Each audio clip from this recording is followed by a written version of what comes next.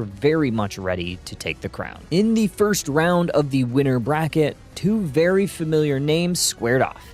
Sugar Rush, led by Pirate King and Gemixity, took on the adorable Wolves. Game 1 got off to quite a favorable start for Sugar Rush. Off the back of Venusaur, Urshifu, and Crustle, they found themselves oftentimes in the driver's seat of these games. However, once Groudon appeared, Sugar Rush was caught out of position. All of Adorable Wolves moved to siege the T1 goal zone, and Urshifu was ambushed. This allowed the Adorable Wolves to find a few KOs and take Groudon, just barely squeaking out a W in Game 1. In Game 2, it was much closer between these two teams. Adorable Wolves even found themselves ahead for a majority of the match, doing a great job guarding their goal zones to hold on to those leads. Although it was Sugar Rush that found a lead at Groudon with a sneaky Talonflame backcap. But an incredible secure from Aegislash's coup de grace ensured a 2-0 sweep for the Adorable Wolves, and Sugar Rush was dissolved down to the lower bracket. In Winners Round 2, we saw one of the North America representatives at the World Championship Series Version 1 take on Fulminous. Early in game number 1,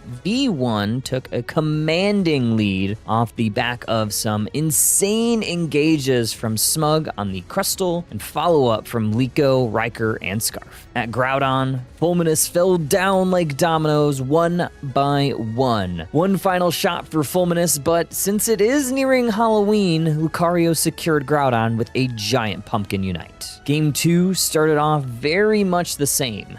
V1 got off to a very quick start, but Fulminous showed great perseverance. Then, during Groudon, a great play by Cinderace helped KO 3 members of Fulminous. V1 went for the rip. Pyro Ball was lined up to secure, but the critical hit B-Press from Inteleon helped keep them in the match, allowing Fulminous to take game number 2. In the deciding game 3, version 1 didn't let it get away from them this time. Playing with determination, they pressed forward, but again, Fulminous came to play. Inteleon stole the first basement objective, but V1 ended up winning that war of attrition. It was still close throughout, but Scarf's Garchomp started coming alive in this game. V1 had a massive lead going into Groudon, found 3 KOs defending their Tier 1 goal zone, and held on with no Groudon needed. In the winners quarterfinals, we saw Exodia take on Ian. It was a quick series, but it was jam-packed with excitement. Game 1 was all Ian. And then in game number 2, Ian got off to a very quick start and found themselves up by 200 points by the halfway point. Ian was always consistently punching back anytime that Exodia would find a bit of leverage. But then at Groudon, Ian found themselves in a little bit of a pickle, losing 3 Pokemon while Exodia had every single one up. They needed a miracle to try to get this 2-0 sweep, but why ask for a miracle when you have Anysus? One of the best players at Worlds this year showed everyone exactly why they're one of the best to do it. Stealing Groudon 1v4 and salvaging the series for a 2-0 victory. Then, in the winners semifinals, version 1 moving forward looked to take on Dynasty. After the scare in that winners round 2, they did not want to be in a similar situation. This meant Liko was able to grab the Inteleon and ran with it. Riker on the Serena was also nothing to sleep on. During Groudon in game 1, you saw exactly why version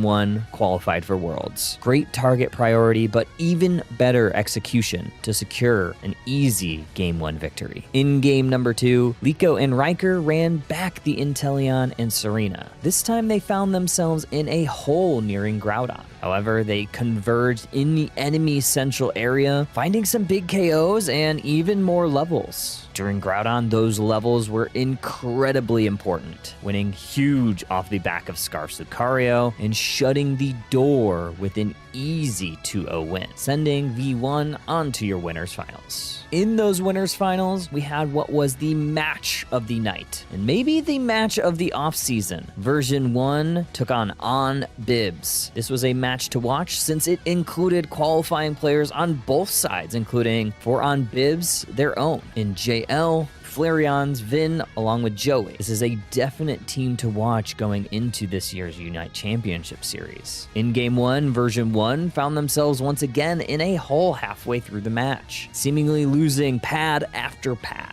However, eventually it was the Zoroark Comfey combo that found some footing and got some KOs, including a large one right before Groudon for the Regice Secure. At Groudon, they ended up winning that team fight in an ever-important battle, giving themselves a bit of a cushion which they would need. And that's because in game number 2, Bibs had a fire underneath themselves. They made sure to put a chokehold on this game, leading nearly 300 points at one point, forcing V1 to play from behind. At Groudon in Game 2, they played it patiently. There was a great chance for Version 1 with a 3-person Trevenant Unite from Smuglax, but it was on Bibs that picked them off one by one this time to ensure a Game number 2 victory. In a very important Game number 3 for Version 1, they went back to the Well of Comfort, allowing Riker to pick the Serena, Scarf to grab the Leafeon, and Smuglax to grab the namesake Snorlax.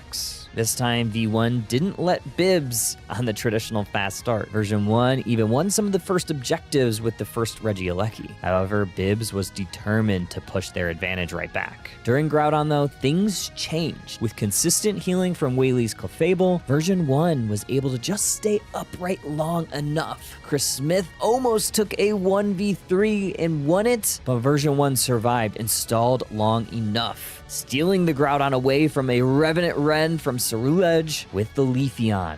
Version 1 was heading to your grand finals. In the lower bracket, we had a bedtime disqualification for Bibs, which meant that Ian be heading to your grand finals to take on Version 1. In your grand finals, Version 1 started with a 1-game winner's side advantage in the best of 3. They needed just a singular game to crown themselves Underdunk 61 champions. In what could be the final game of the night, Ian looked stumped by V1 for the first half of the match. Down nearly 300 points, they could not find any sort of footing. That was until a few KOs at a Registeel fight. They were even able to steal a Regieleki towards the end, scoring some goals and starting to chip into that score lead. Ian was determined to come back, finding a couple of KOs at Groudon and moving towards the rip. They had the damage to do it, and they even had the zoning from Snorlax along with Wigglytuff. However, they did not have a Liko. Shedding a Cute Charm, Stun, and the Snorlax, he threaded the needle to ensure Version 1 was crowned your champions, and that was all she wrote. V1 crowning themselves for Underdunk number 61. What a week we had last week for Underdunk number 61.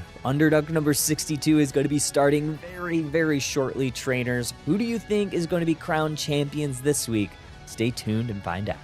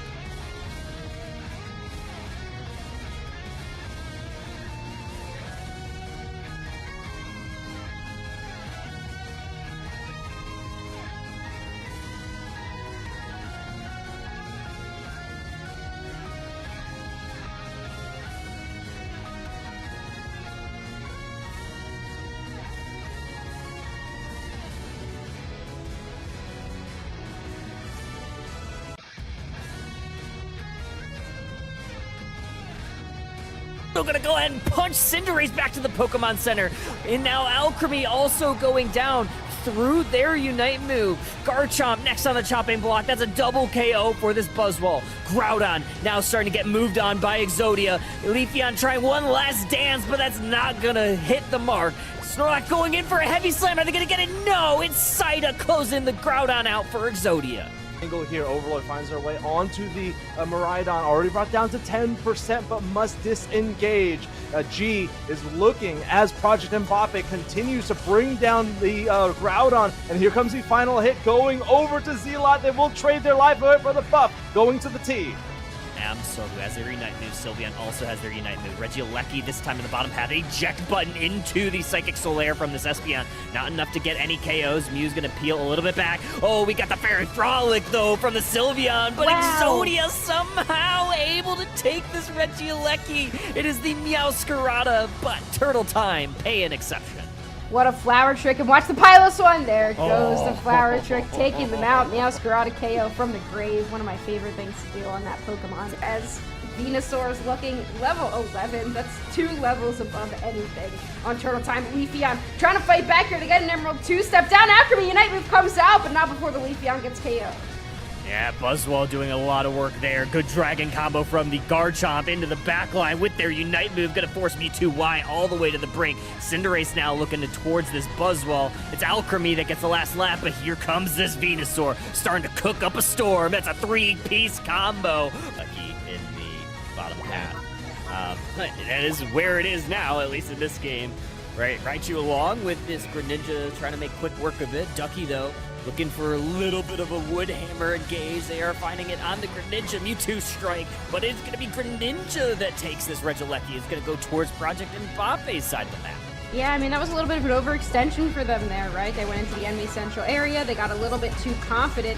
Here comes Bats and the Zoroark. They're looking for a KO. They get mean-looked, caught, and nobody will end up going down. Mew finds the Alolan Ninetales in the bush. Blaziken will be able to get back, but what a return KO.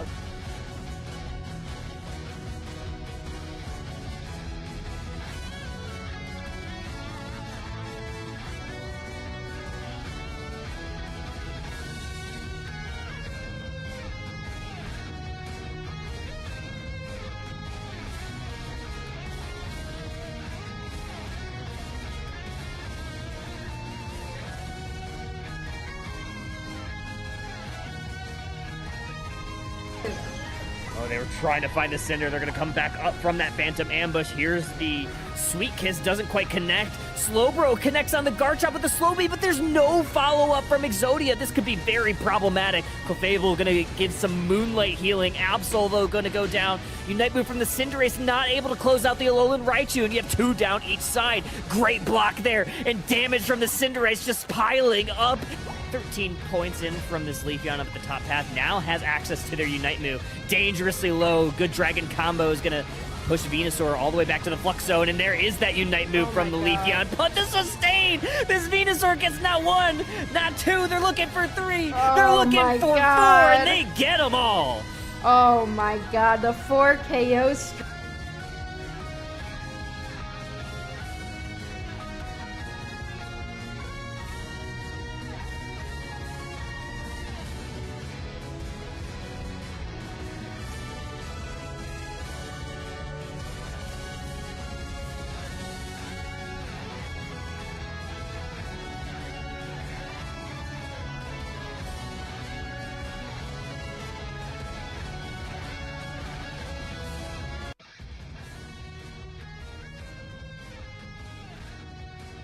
Look for a rip here on Groudon. It's getting close to half. Yeah, it's already at half. Very low. Here comes a fly from Talonflame. They're going to look for it, but the coup de grace! It's going to be Aegislash that secures it. Now Sugar Rush is getting absolutely dissolved. 4 KOs. Snorlax going to be the next to fall. Adorable Wolves. They're going to win this set 2-0.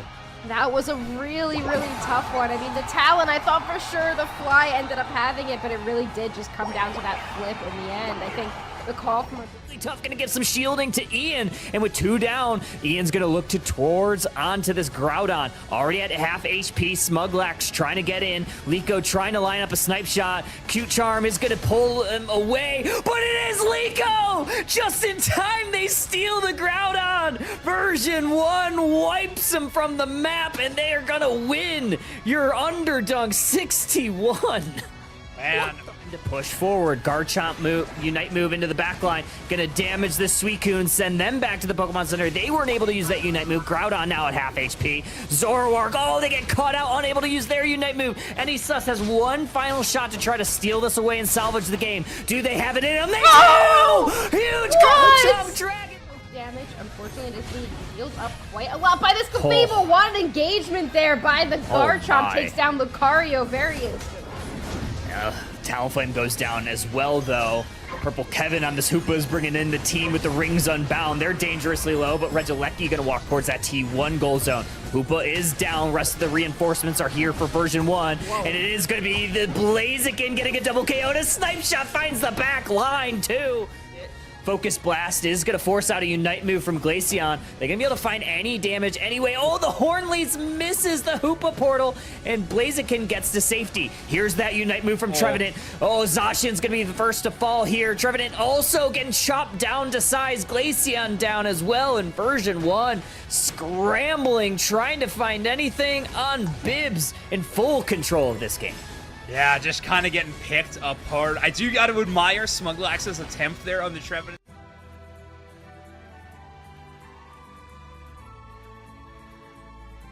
Last week, during Underdunk number 61, we had 22 teams compete in the double elimination bracket, with the two-time defending champions, Project Mbappe, taking the week off. That meant, though, that we would have a new champion of Underdunk, and the teams were very much ready to take the crown. In the first round of the winner bracket, two very familiar names squared off.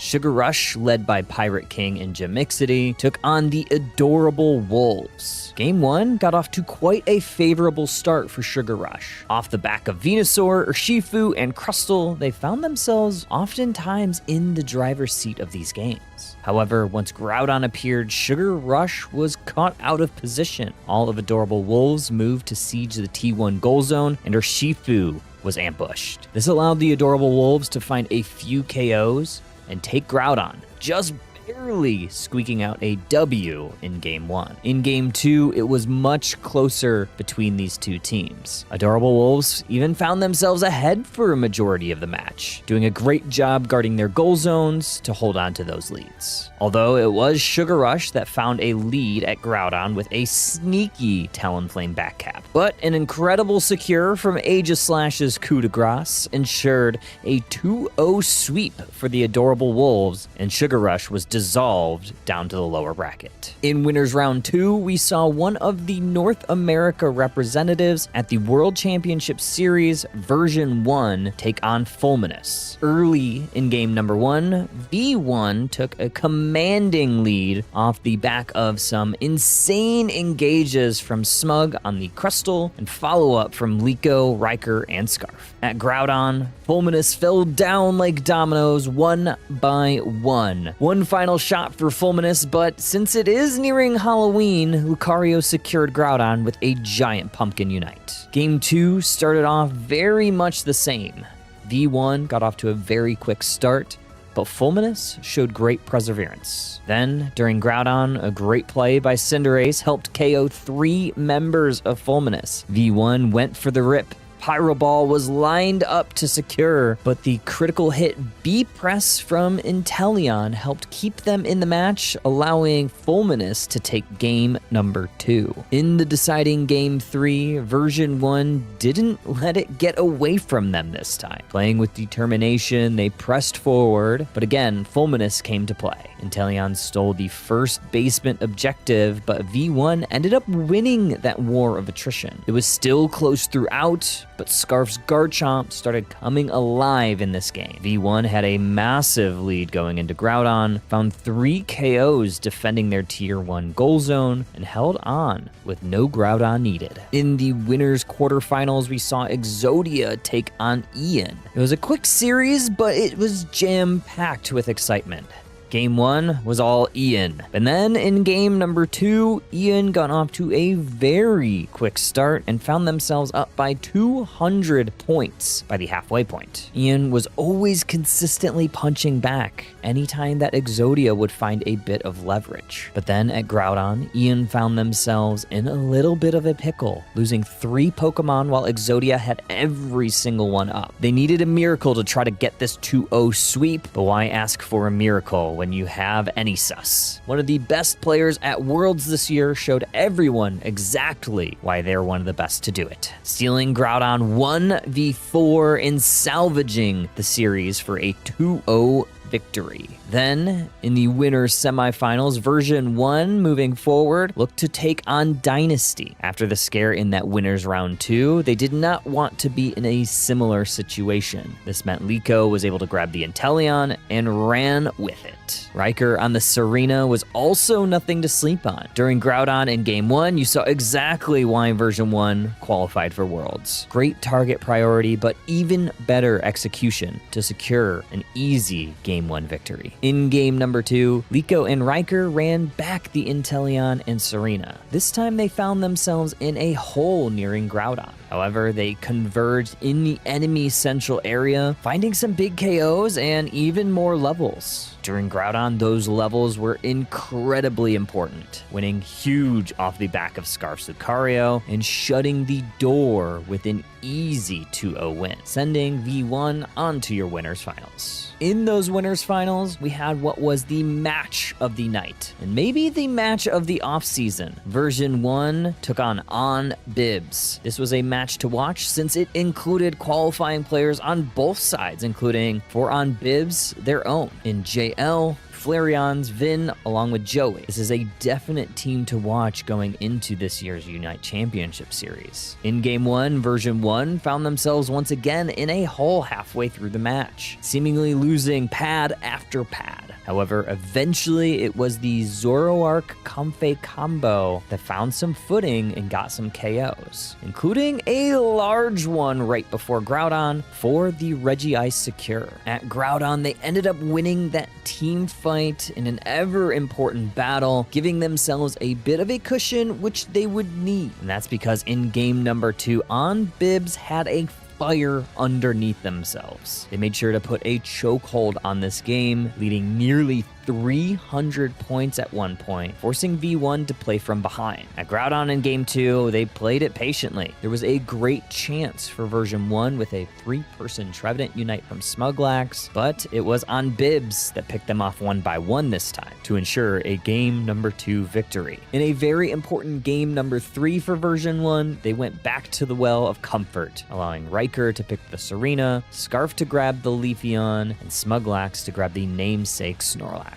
This time, V1 didn't let Bibs on the traditional fast start. Version 1 even won some of the first objectives with the first Regieleki. However, Bibs was determined to push their advantage right back. During Groudon, though, things changed. With consistent healing from Whaley's Clefable, version 1 was able to just stay upright long enough. Chris Smith almost took a 1v3 and won it, but version 1 survived and stalled long enough, stealing the Groudon away from a Revenant Ren from Ceruledge with the Leafeon. Version 1 was heading to your grand finals. In the lower bracket, we had a bedtime disqualification for on Bibs, which meant that Ian would be heading to your grand finals to take on version 1. In your grand finals, version 1 started with a 1-game winner's side advantage in the best of 3. They needed just a singular game to crown themselves Underdunk 61 champions. In what could be the final game of the night, Ian looked stumped by V1 for the first half of the match. Down nearly 300 points, they could not find any sort of footing. That was until a few KOs at a Registeel fight. They were even able to steal a Regieleki towards the end, scoring some goals and starting to chip into that score lead. Ian was determined to come back, finding a couple of KOs at Groudon and moving towards the rip. They had the damage to do it, and they even had the zoning from Snorlax along with Wigglytuff. However, they did not have a Liko. Shedding a cute charm, stun, and the Snorlax, he threaded the needle to ensure version 1 was crowned your champions, and that was all she wrote.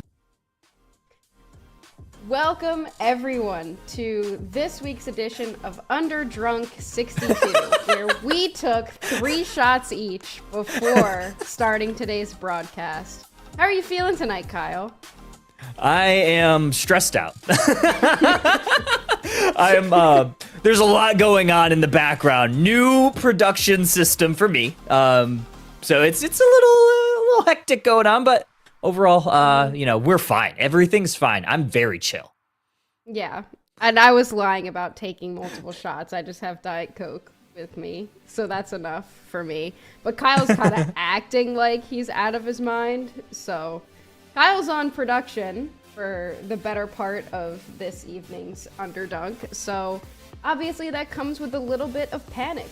But hang in there, chat, because we've got some Pokemon Unite for you today. We sure do. Yeah, last week, version 1 crowned themselves the champions of Underdunk 61. And this week, they're not playing. So there's going to be a new champion of Underdunk for the second straight week.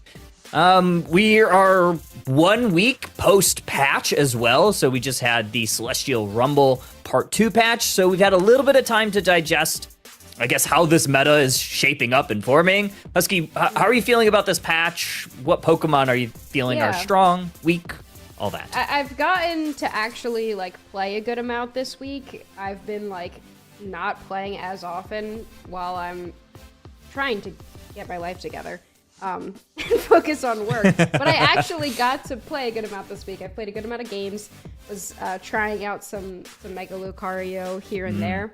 And the meta seems pretty focused on Empoleon right now. That kind of is just still a little bit dumb. I feel like even if Empoleon released at the way that it is currently after the emergency nerf, we would still think that it's absolutely busted and one of the most busted releases of all time. It's really stupid. Draft makes it a little bit better, but that does mean it has to be banned every single time. And if it's not banned, obviously we see it being picked. Mega Lucario also is the most recent release. It is banned for tonight's tournament, so we will not get to see it. But overall, that seems pretty good. Otherwise, I feel like the meta is pretty all-rounder centric, if I'm going to be honest. I feel like some of the most powerful Pokemon in the game currently are all-rounders, which does make sense because the last couple releases that we've had have been all-rounders. Yeah, okay, sorry, I just got a note from production that I'm gonna keep my hands off the wheel. Apparently I messed something up already, so my hands are not on the wheel. Yeah, I fully agree. Lucario seems like it's very strong. I played it a total of 1 game. We won Groudon, and then I inted because that's what I do on all-rounders, and then ended up losing the game because of my inting. But very fun Pokemon. It's obviously not a completely new kit, a little bit reimagined with some of the changes to the passive and the Unite move into the Mega form. Close combat seems incredible, especially with the amount of cooldown reduction that gets. You pretty much have it up completely. Like you said, I've also played quite a bit of Empoleon, and that thing is, like you said, absolutely. Yeah, I played 3 or 4 games on it just because, not only for feedback, but oh my god, no one's gonna play it. Someone has to play it because it's just that busted. And you don't even have to be good at this game for it to do a ridiculous amount of things. So I imagine, because that's not banned tonight, correct? I'm double checking. I believe it's still technically in the 2-week moratorium ban. I didn't know if it was 1 or 2 Oh no, it's available today. It's available today. That has been updated. Yeah, when I checked earlier, it said just Mega Lucario. Just Luca. I assume that the Penguin will have to take up a ban slot for every single game. Currently tournament mode is still 2 bans, old draft system. That's kind of just what we got right now. We're not really sure still what the competitive season is going to look like. But I feel like we should be figuring this out pretty soon because LAIC is coming up. It is not that far away. It's not. It's a month and some change at this point. Maybe a month and a half at least. But yeah, it's at end of November if I'm not mistaken. So maybe 2 months. Who knows? Who's counting? But yeah, LAIC definitely coming up. imagine that we'll probably get some news if we are going to have that extra ban. I think an extra ban would just make so much of a massive difference in the competitive landscape. Not only do you have a little bit more room to maybe target ban an opposing player if there's, a couple of Pokemon that you think are must bans right now with the 4, you might not be able to do that. So a couple target bans could be potentially game changing for a lot of teams. I think there's some talks about people wanting it to be like the League of Legends format with, you have the 2 pre-draft bans, and then you pick, I think, like 2 Pokemon each side or something like that. And then there's a mid-draft ban, which I think could be really interesting. Yeah, that's how they do it in Dota as well, with games with very, very high character pools. A lot of times it makes drafting that much more interesting and also that much more strategic. I would love to see a system like that in Pokemon Unite. I wonder if at this point they're just not ready for something like that, but mid-draft bans would be awesome. Because imagine like picking your support core and then they see, you picking up Clefable, and then they're like, oh, okay, well, we can just ban some of the other things that would really synchronize well with Clefable. Like you don't want a Buzzwole to be walking around with a Clefable, so now, we can ban that instead. So I would love to see something like that, just because I love the draft phase. I love casting the draft phase and watching it. I think it's so interesting. I think that's where you get a lot of information about the team's mindsets and where you learn about the teams. I would love to see them make draft more interesting in that way, but it's Pokemon Unite and they don't usually do things that we ask them to do, so I honestly doubt it, but it would be awesome. It certainly would be. I think as we are ramping up, I mean, obviously they're releasing new Pokemon in mega forms at I wouldn't say alarming rate just yet, but at least an increased rate, 2 per month. It's alarming. I'm alarmed. I'm scared, but it's a lot right now. I mean, 2 per month for the remainder of the year. That's like a huge increase from not only the beginning of this year when they were like, we'll do 1 a month.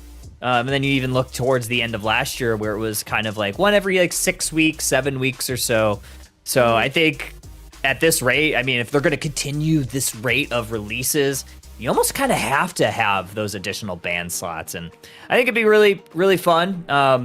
One day, I would love to see 5 on each side. So like each player gets a choice, and I think that could be really interesting to see if like teams are like, no, we're just not gonna ban anything. I mean, you could definitely see stuff like that happen, but I think that would be really cool if we could eventually get to a spot like that, but who knows.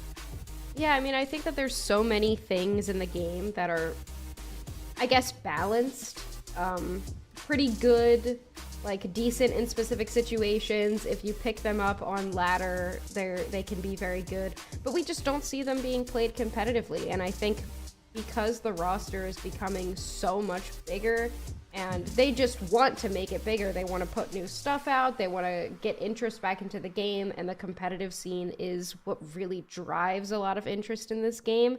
So I think if the roster is continuing to get bigger, especially at the rate that it is, moving toward more dynamic team strategies would be that much more interesting. And I also think that would help them, because there's so many Pokemon on the roster, and over half of them we hardly ever see actually get play competitively or actually get to be showcased. So more situations where we get to see like more Pokemon being showcased, and oh, look at the cool things you can do with like this Pokemon, I feel like could also drive some more interest to the game, especially in terms of all-rounders, because they are a very specific class, and a lot of them seem to do kind of the exact same thing. So it really just depends on, not on the kit or the strategy, but which all-rounder is just more broken at the time for what actually gets to be on the team. Yeah, there's so many different things that you can do, and like you said earlier, I really love the drafting aspect of the game, because it changes how people think about the game, how they interact with the objectives. It changes how the end game goes, and you can really start to like dissect how a match is going to go even before it starts. And even in the ban phase, like if you see someone that is banning, something like a slow bro, then okay, well, maybe they're looking to have some sort of, oppressive speedster. So you then, as you're seeing someone ban that, you're like, okay, what else can I do to maybe slow down some sort of like heavy speedster composition, maybe with a Comfey. So I don't know. We're getting into today's bracket, right? Talking pivoting. Good pivot, right? Underdunk 62. We are the 62nd version of Underdunk. We are 7 away from the crop top Underdunk. And we have 9 teams in this bracket, so not a huge tournament, but we do have some notable names. So as we are trying to get everybody in the lobby for the first one, we're going to see EXP Share Gengar versus Ban Slowbro. So 2 very different team names. Have you seen anybody on these teams? But like, besides that, I think the favorites of this bracket are going to be Barrel of Monkeys, which, no stranger to Underdunk. They've won a few. But do you think any of the other 8 teams today have a shot to maybe dethrone the Barrel of Monkeys as probably, I think, the only other team that has won an Underdunk? Yeah, I'm looking at some of the rosters. It seems like, the teams that I'm not familiar with have specific players on them that I'm familiar with, and it's just, the names of them. Yeah. Like Ban Slowbro has the coding, EXP has Reggie's team. So, right out the gate, this could be really interesting. It seems like that they're just like pickup teams of stacks, but I recognize a lot of the names as well. So it should be interesting. I mean, Barrel of Monkeys is a team that we're familiar with, but a lot of these teams do have players that are very prominent in the competitive scene, or at least have been in the past, that are known to be really strong. So it could be interesting. Okay. Very interesting stuff. We're trying to get a game going.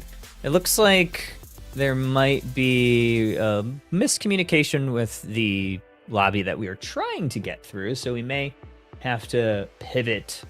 Instead of just pivoting into a different conversation, we may have to pivot to a different match, is at least what I'm seeing. Going very smoothly so far tonight.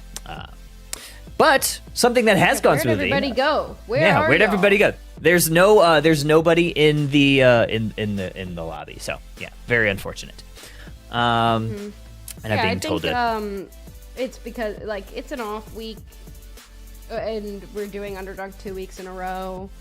Oh, true. Which is something we don't usually do. Oh, on Unga Bunga P20 is back. I haven't seen him play. Ooh, yeah. I'm literally just clicking on the rosters and looking at them. Yes, I don't know anybody on that team. But yeah, pretty chill Underdunk this evening. I think, again, because we're doing it 2 weeks in a row, we don't usually do that, and because the squad is busy next week, so we're doing it 2 weeks in a row and then not next week instead. Yeah, it's funny because Bina and Lordy are both out next week, and then the week after, I'm out because I'm going to a concert, and it's Kelsey's birthday, so we're going to do some of that. So we have 2 weeks of this week, and then we'll have 2 off weeks, and then we'll be back on the 23rd, so a little bit of time in between, so we want to make sure we at least run something in the meantime. But yeah, I'm trying to think what else is going on. I was very, very preoccupied right up until when we were starting. For any baseball fans out there, the Cubs did clinch the next round, so they won their series against the Padres. So I'm a very happy fan. They're going to probably lose to Milwaukee. And then I'm probably hoping that the Phillies win, and I'm sure that you probably are feeling the same. This is basically a Phillies jersey. I honestly was looking at it to be like, are you wearing a Phillies jersey? But I don't know how people wouldn't know at this point that I'm a huge Philly sports fan, and we've been pretty good. And somehow we always figure out a way on any team that it is to be pretty decent and lose.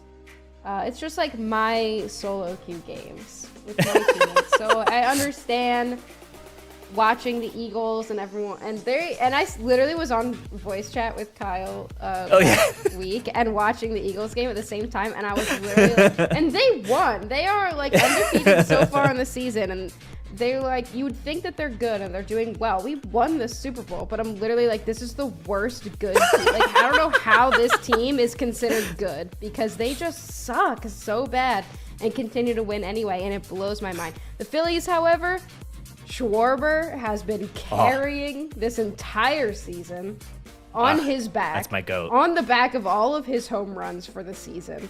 And I am so looking forward to Red October. Me too. He's incredible in the playoffs. I can vouch for that. When the Cubs won in 2016, that was the jersey that I ended up buying because I was like, I need to buy a jersey with like the patch or whatever because I have plenty of other jerseys, but you kind of have to have the jersey with the patch when they win. But yeah, he's insane. So maybe I'll wear that at some point just to double root for the Cubs and the Phillies. One of my best friends is also a big Phillies fan. For his bachelor party, we went to the is it Citizens Bank? Is that the name of the stadium? Yeah. Okay, sweet. There? Yeah. You've been there? Yeah. Mm-hmm. Yeah, we went for his bachelor party. Look at us. Who would have thought? I was I think 3, but I have been there. All right. Okay. Looks like teams are ready. Holy cow. We are actually going to be jumping into game 2 because teams, I guess, forgot to use Start GG. So make sure that you do, if you are a competitor, use Start GG for your communications so that if we do need to broadcast you, we have access to that. Yes. Start GG is broken. In a good way. All right, let's get into our first draft. And I'm going to press the right buttons. And we did it. We so did it. I don't know if these are the right teams. I might have to think those are. I might have to click the switch sides button, but I believe we are in the right way. Yeah, let me check the rosters. Reggie, Anti-Hero, Van Slowbro, Popsy. Oh, look at us, we did it! We so did it. Yeah. Let's go. All right, so first ban out is Absol. EXP share Gengar chooses not to ban anything, and we have banned Absol and Tinkaton. So I don't know what's going on. This is very interesting. It's not a strategy that I have ever seen before. Is the double no ban on the left side. So I mean, it could definitely work. Maybe they are really wanting this Trevenant, which I don't blame them. Have played with a lot of Trevenants. One specific Trevenant recently in Bina, and I will say it is probably is that just an immediate ban? I'm confused. Can they play Mega Lucario? Oh yeah, they're not allowed to play Mega Lucario. That's certainly illegal. Maybe someone disconnected and they're just being goofy silly. Yeah, I would I don't know who is in contact with them, but yeah, they can't play that Pokemon. You can't do that. I don't think these teams are very aware of the rules. I mean, they could have potentially done a handshake agreement, but I need to check Start GG. Oh, okay. It looks like they had a player on the wrong side after saying ready. So we are going to redo it. Oh, my Lanta. Okay, we're going back to us then for the time being. I guess, yeah. You know, we'll see what happens.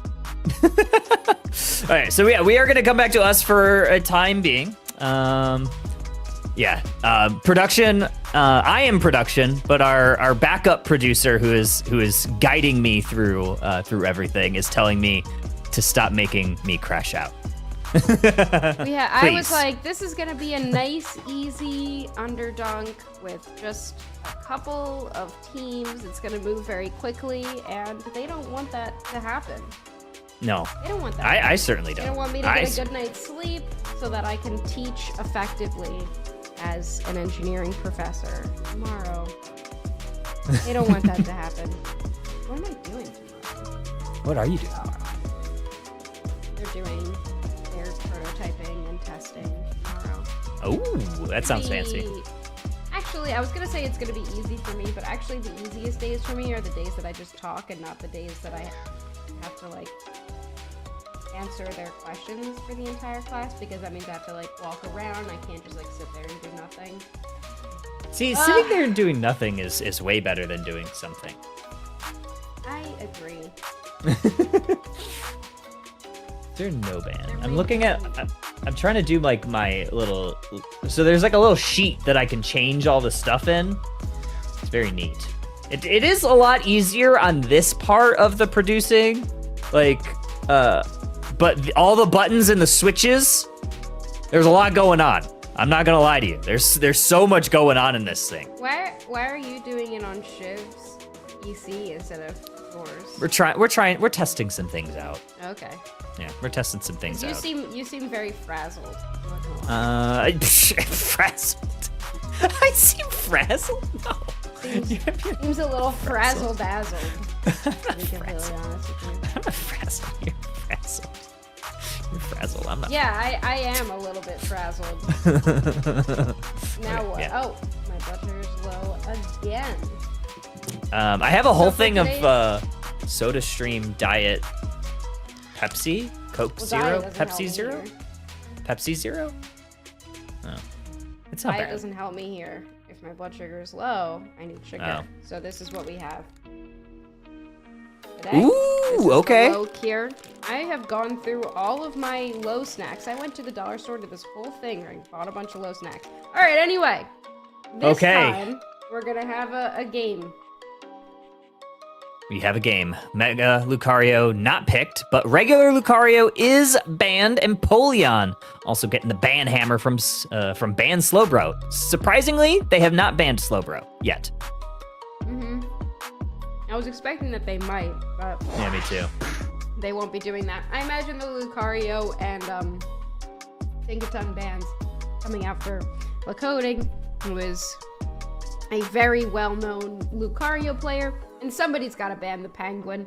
Darkrai ban, not super sure about, but you know, Reggie plays all the speedsters, so I guess that's just the one that they least want to have to deal with when Reggie picks it up. Suicune first pick does not surprise me at all. That is still super busted. Yeah, okay. Yeah, I mean, yeah, I think I saw a tweet from somebody, might have been Pina actually replying to Spraggles now that I'm thinking about it, when Spraggles asked, like, what Pokemon's more yeah, I saw broken, that too. Mega Lucario or Empoleon? And she said, it's actually Suicune. And he said, yeah, you're right. And I agree with that. I think in current state, in most of my ranked games, I'm just like, I'm banning Suicune. I hate playing against that thing. Empoleon's definitely up there, but Suicune just annoys me. I banned Buzzwole because Buzzwole? I not only think that it's ugly and I don't want to see its face, but I also think it's super annoying to play against. We do have the Crustle being locked in, currently wearing the Amulet coin.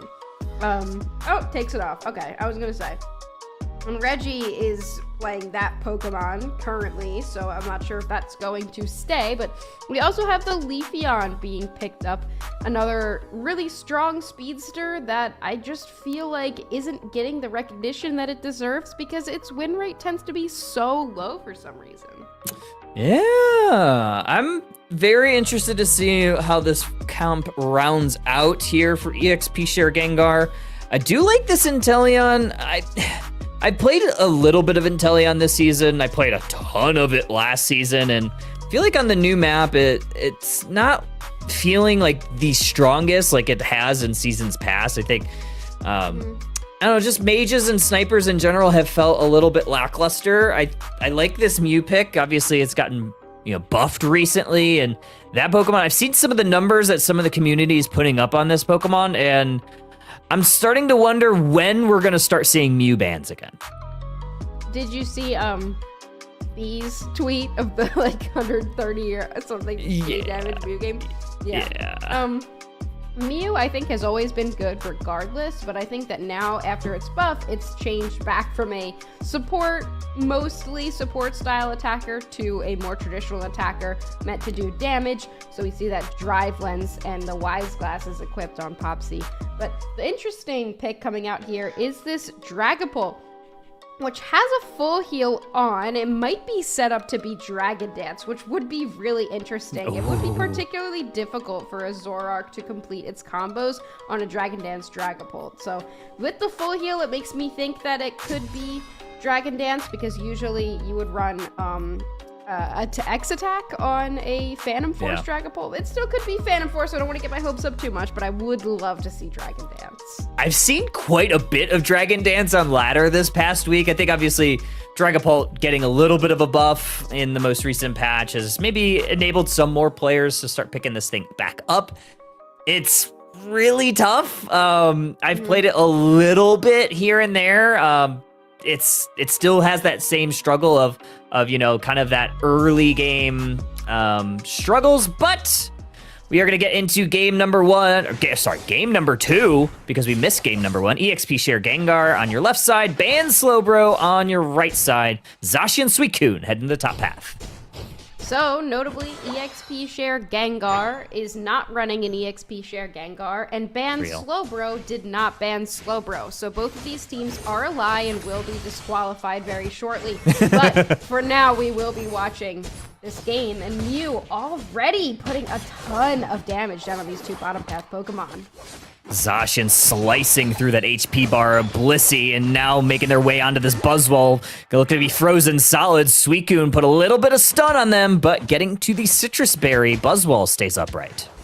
I mean, you take down the Chansey, but it's still really difficult to take down a Buzzwole even before it gets that level 5, and I feel like that's one of the most frustrating things. Because it doesn't evolve, it just always ends up getting level 5 no matter what you do to it, even with that KO from the Suicune onto that Buzzwole. 14-6-11 going in for EXP Share Gengar as they take advantage of this top path. Jolteons on the Leafeon getting up and getting forward, but this Zoroark coming down to the bottom path looking to do some damage into the back line, and now it's Dragapult retreating back onto that goal zone. I wonder if we will see Dreepy start to take the central area because of Leafeon needing that level 4, but now that it has it, it might not. As soon as it gets level 6, it might be able to give up some of that central area. And we do look like to see Dreepy start to head in there just to get a little bit more experience, because that Pokemon, probably the roughest laner out of all of the auto attackers, in my opinion. It is tough. Laner, I hardly know her. Natu's getting chopped down from the Zacian Suicune. Buzzwole and a Chansey, still no Blissey online, and now Jolteon's making their way, gonna engage on the Chansey, forces an eject button out, and now they're gonna go into the Buzzwole, but Buzzwole gets a nice combo, breaks through this Leafeon, but here comes Zoroark, gonna try to damage the Speedster. Speedster on Speedster crime, Zoroark takes the KO. Yeah, I mean, you can't be overstaying on top of a goal zone with a Zoroark on the other side, because that can make really, really quick rotations. And I think that's one of the things that makes Zoroark probably the strongest early game Pokemon that exists. As soon as it gets that level 5, it can just start rolling through enemy Pokemon. Almost picks up another KO right there, but for now, Ban Slowbro will back up. I like that teamwork right there, but who needs a team when you have a Emerald two-step from the Leafeon taking out that Zoroark? A little bit of revenge. Best served on ice. There's that Suicune now taking out the Buzzwole. Points are going to rain in. This Crystal doing a little bit of a dance before scoring their 11. Crystal just wants to dance a little bit, wait to see what the team wants to do, how they want to score, if they want to break or not. But 105 points to 0 makes me wonder how EXP Share Gengar lost that first game. I would love to have seen it. Level 8 now on this Dracloak, not quite level 9 when it really, really gets going, but it has scaled pretty decently for a bottom path auto attacker. Regieleki in the bottom path, and Ban Slowbro immediately going towards it. Crustle hiding in the tall grass, looking for a Rock Tomb. Might be a little bit late as Zoroark takes that Regieleki for EXP Share Gengar in the top path. Zacian able to take a rock for EXP Share Gengar. They do let this walk in, it will be an even break, but Blissey is going to get 1 point at least before that does hit. So 1 point over cap there for Ban Slowbro in that basement tier 1 goal zone, but 5 members of EXP Share Gengar starting to move toward this tier 1 goal zone, picking up the Snorlax and might just go for a push here. And Blissey might be getting caught between a Crustle and a hard place. Goal zone down. EXP Share Gengar breaks their first one, actually second goal zone of the match, and Zoroark getting a couple extra stacks down in that T2 goal zone, so a little bit of a trade back and forth between these squads. And, I mean, yeah, regardless, even though EXP Share Gengar has gotten off to a pretty decent score lead, Ban Slowbro has brought that right back. It was an interesting call there from the Zoroark to just go for tier 2, knowing that EXP Share Gengar was going to be pushing. Wow, Lazy 3 almost going down here. The Bliss Assistance will save them, but no KO just yet. Oh, Zoroark comes in for the rescue. Now Suicune's gonna also fall here. That's a triple KO. Ban Slowbro now migrating towards this T1 goal zone. Gonna hide in the tall grass, make sure that no ghosts are hiding, and there is that Dragapult. Slows down the Leafeon, but not for too long. Leafeon pressing forward, and now gonna retreat back into her own central area, and it's this Crustle that is looking for vision. Not gonna really find a whole lot as Dragapult still looking for KOs.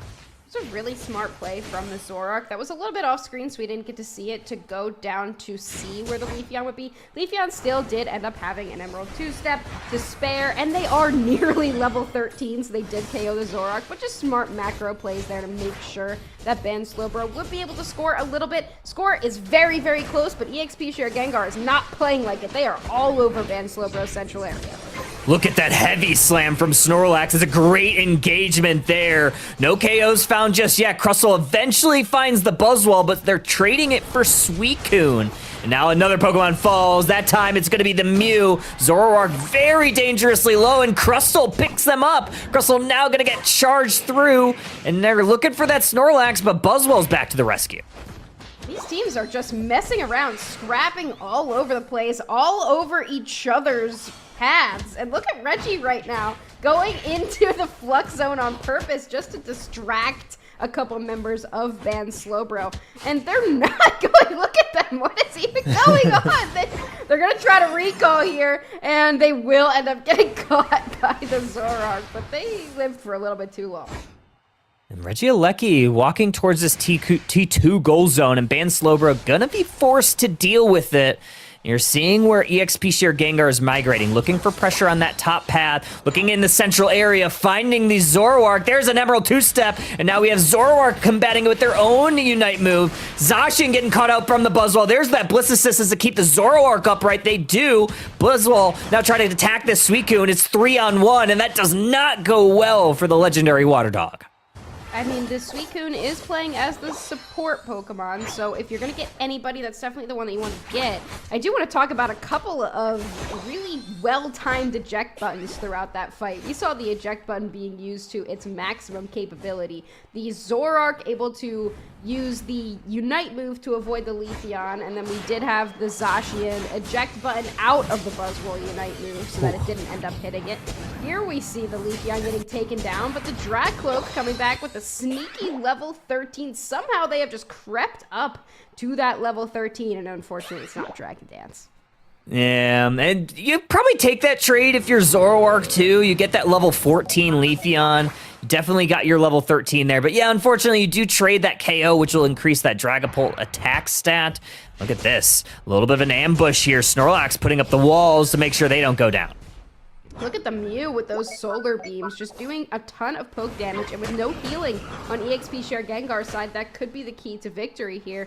Even though the scores are very, very close, we only have, what, a 10, 11, 12, 13, 14, I'm trying to do it in my head, 14-point differential between these two teams. It's going to see that we have a close battle. The levels are definitely in favor of EXP Share Gengar. Look at this, 2 level 14s on that side, the Leafeon and that Dragapult, who I really haven't seen do too much throughout the game. They have just been sneakily farming. Mew's bush checking with those solar beams. A little bit of a cooldown reset or reduction is going to know that they did hit somebody in that tall grass. Crustle grabbing some vision on the right side of this area. And now Jolteon's hiding in the tall grass, looking for one of these squishier attackers. Maybe this Mew. Solar beam just a little bit wide, does not connect. Snorlax going to force to use their Unite move. There's that Emerald two-step. They go for the Blissey. Blissful assistance onto the Mew. Might have been looking for that Zoroark, but they don't connect. Still no KOs found just yet. Zoroark going on in. They're gonna go find the Dragon. Sorry, they found the Suicune. Now Crustle gonna be forced to use their Unite move, perfectly timed. Shields up. Blissey down. Zoroark down. Dragapult with the double KO. Buzzwole gonna use their Unite move on Leafeon. That's a double KO that way. 4 members though are down for Ban Slowbro. Wow, I mean, Buzzwole really carrying that fight there for Ban Slowbro, but the rest of EXP share Gengar is up besides Leafeon. Crustle on very low HP, but they have a Dragapult on their team. They can very easily take this, and that is exactly what they're going to do here. They do have the Groudon buff, but now everybody from Ban Slowbro is starting to come back. Buzzwole does go down, which is fantastic for EXP share Gengar if they want to get some points in here. They are up, so they don't necessarily need to get all the points in, but they are going to try to battle first, and they do. Suicune takes care of the Mew. Heavy slam from the Snorlax, not going to do a whole lot. Dragapult also taking out the Snorlax. A little bit more than a 100-point lead here, and EXP share Gengar going to bolster their score lead and take game 2. Yeah, okay, so then we will be going to a game 3, so at least we are going to see 2 games out of this Hell set. yeah. I could just Let's go. assume that first one didn't even happen, and now we are going to 1-1 for these 2 teams. I would have loved to see what happened in that first game because I feel like EXP share Gengar played this fantastic, especially with this Dragapult, which is a really unique pick that we tend not to see, and I love when teams pull out stuff like that. Yeah, 583, 171 going to be your final here in game number 2. It's going to even up the score between these 2 teams. Looking at the overall stats, 7 KOs from that Dragapult, a big impact player. Yeah, 7 KOs, 5 assists. I feel like looking at this Zoroark, it did have 6 KOs, and it did do pretty well, but I feel like a Zoroark you'd expect to be absolutely ripping through something like a Dragapult, especially with Phantom Force. As it comes out, you just go for it, easily takes down Leafeon, but I feel like the Crustle is just such a counter to speedsters because of how much it can slow them. I was seeing the coding consider a Dodrio pick, and I feel like you just cannot pick Dodrio into a Crustle, and there's very few speedsters that do well into this Pokemon, and Zoroark is definitely not one of them. Crustle is just so good, and I feel like teams honestly aren't using it enough. Like, I don't know if teams just don't realize how broken Crustle is, but it's so good. It's very good. I'm liking it as well. I think it's a very powerful Pokemon. It's one of the defenders that I play a decent amount of when my team needs a defender. I play a lot of that. I also play a little bit of Lapras here and there, but I think defender needed. But I feel like the one that I pick the most is going to be Crustle. Of those true defender, the green background Pokemon, I'd probably say Suicune probably is the one I pick the most as far as that gets played in that tank role. But man, Crustle feels so back, especially with a lot of brawling on the opposite side. Yeah, Crustle is one of the defenders that I play that I have a badge on. Lapras too. I feel like those are like Lapras is also my favorite defender, but Crustle, my win rate on it is ridiculously high for mainly solo queue defender. I haven't played it a lot recently, but as I was collecting all of the clips and things and rewatching basically all of Worlds to put together those compilations, Crustle's so good. Crustle's so broken. Crustle's so good. It just reminded me of how good Crustle actually is in that defender slot, because we would see it picked when Snorlax wasn't available, but then in some of these games, especially in those finals with Draken with Crustle, it was just so strong. And I think that it really does just delete speedsters, because either you trap them with Rock Tomb or you slow them, and then you can reposition with X Scissor. And I just feel like that's such a strong asset to have. Woodhammer on Trevenant does something something similar with repositioning. You can run Horn Leech as well for that repositioning, but in terms of the slow that Rock Tomb provides and just like the walling off, a lot of Pokemon cannot react quick enough to a situation like that. I guess there's my rant about how good Russell is. I made a whole video about it. I'm like you. When I went back to watch Worlds, I watched every game that was on stream, either the A stream or the B stream where Crustle was picked. And I just remember saying like, holy cow, this Pokemon does so much. Not just the stuns with X-Scissor, those boosted autos are crazy too. They offer an incredible slowing effect. So it's just really hard to do anything if you're a speedster, like you said, especially Dodrio, that needs to be fast. So those increased slows, or I guess, increased slows that Crustle gives on the opposing Pokemon. There's probably a better way to say that, but it's just incredible. It's a great Pokemon. I'm shocked that more people don't pick it. I just checked on my API and my Crustle win rate is 60%. That's my goat. Which my Suicune win rate is 58%. So keep in mind. Suicune, even though it's considered to be super broken, I'm better with Crustle. See, mine's like 50 something, but I was a Crustle believer when I first started this game. So I played it at the very beginning, and I was a Shell Smash, X-Scissor, score comp Crustle, where you had the score shield, you had the goal getter, and you deposit like 300 points every game because you could just combo the Unite move, the goal getter, the score shield, and essentially you would not be able to be stopped unless everybody on the opposing side could lock you down, and maybe then the 100 points doesn't go through because it was quite broken. Yeah, word. Word. Sorry, I was trying to remember which members of the team were on which sides, and I was like, wait, did they accidentally switch players again? But it's fine. Alright, so bans. I would cry. We've got Blissey, Leafeon. They didn't want to see Leafeon again on EXP Share Gengar. Jolteon's had a great game with it, really impactful. We also have the Blissey ban. I don't want to see that one again. And Polion, obviously, I imagine we're going to see that thing banned. And then still banning out Lakoting's Lucario, which makes sense, but it does give banned Slowbro access to that Suicune. Yep, they're going to pick it up. I think that was probably the strategy that they had in mind. If it's available, you get that Water Dog. They're going to grab a second legendary Pokemon in that Zacian. They also have this Eldegoss, so they have kind of their support core lined up with Suicune playing that more tank role.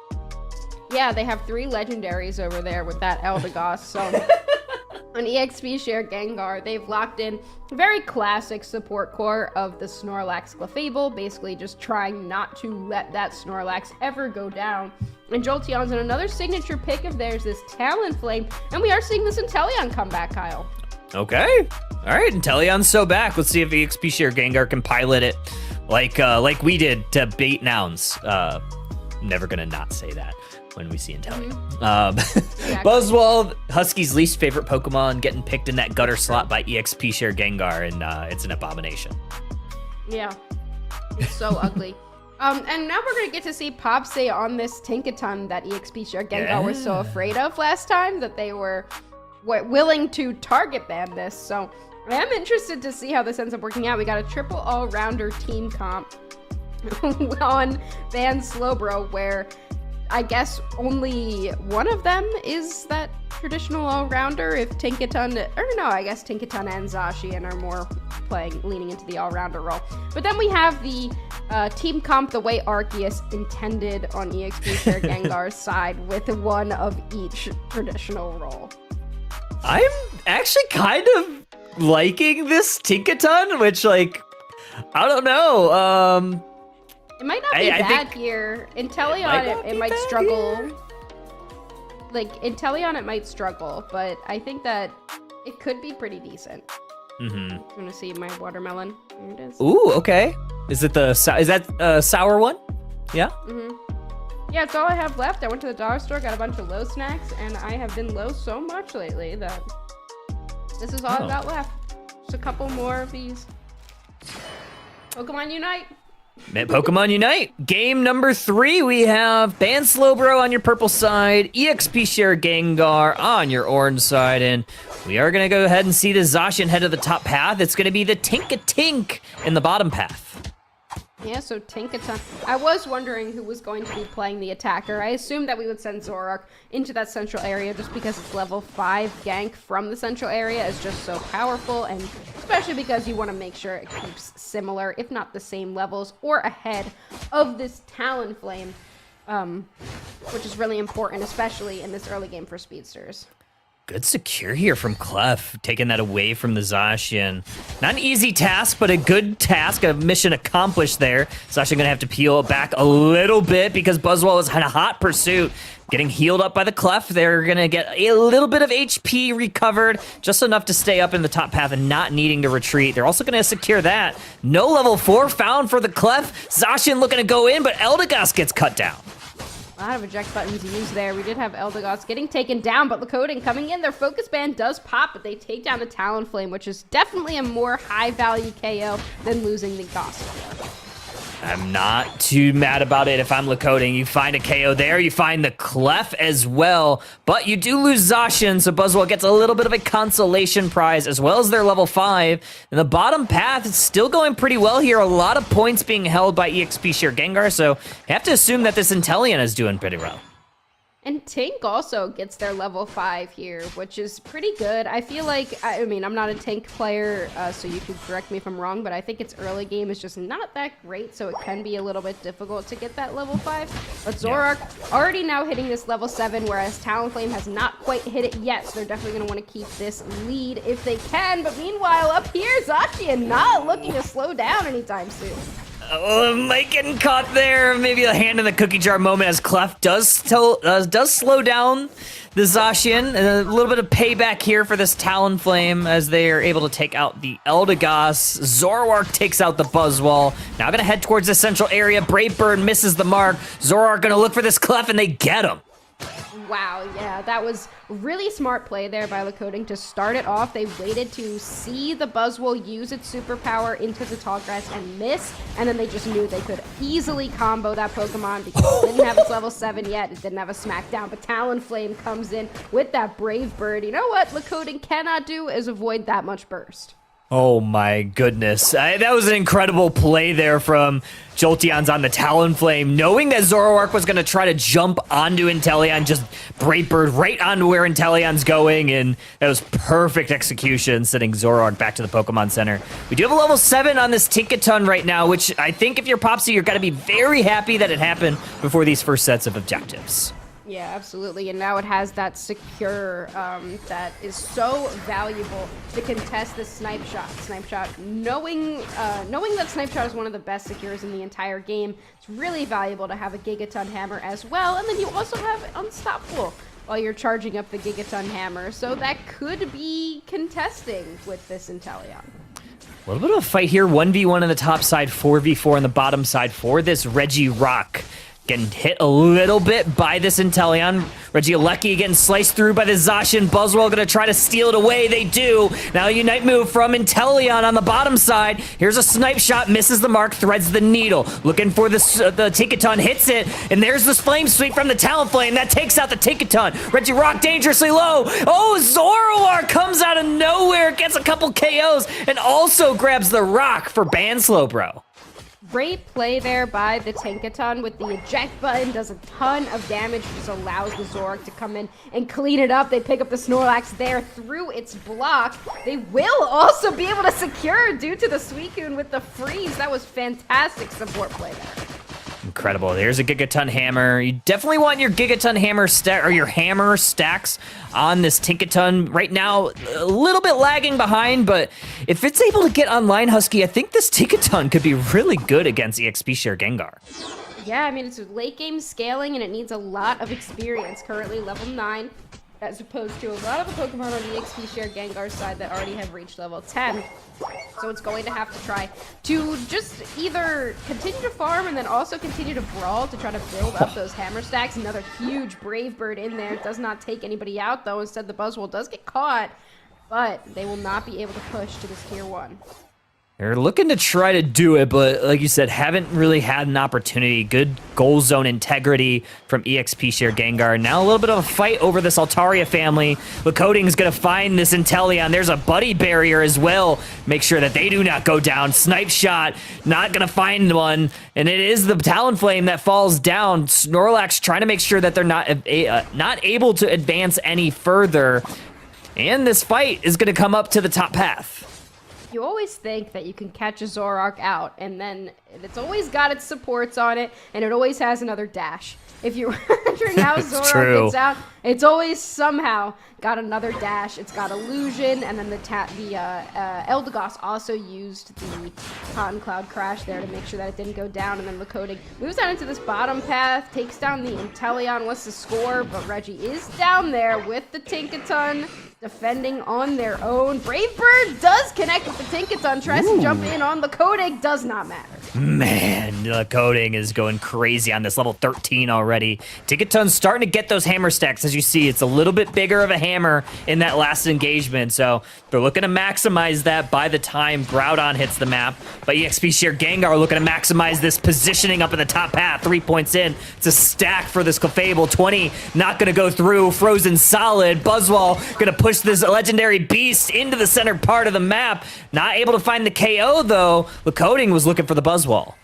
Suicune is just so dumb of a Pokemon, the amount of stuns that it has, and Zoroark does clean up the Buzzwole as well, so it will be Ban Slowbro who actually does get to push here into this top path, and Buzzwole did try to score in this bottom path, but Zacian was able to stop them, now trying to fight against multiple members of EXP Shared Gengar. The Snipe Shot looking for him, does not find it, but the Heavy Slam eject button does, not enough damage though, at least for the time being, while Tinkaton comes in for the save. Oh, big Gigaton Hammer combination there for Tinkaton. Takes out the Inteleon.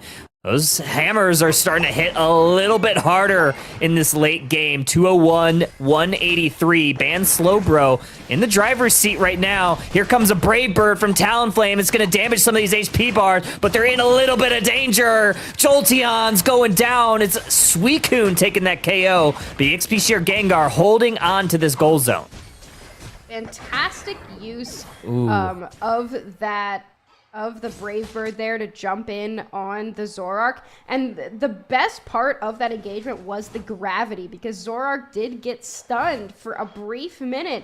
But still, Zoroark's always got another dash, and having Suicune on the team as well just prevented anyone from finishing off that KO. But Zoroark did lose their focus band in that fight, so that could be a little bit of a squishier opening here for EXP Share Gengar. But they will need to make sure that this Zoroark does not go unchecked in this final fight.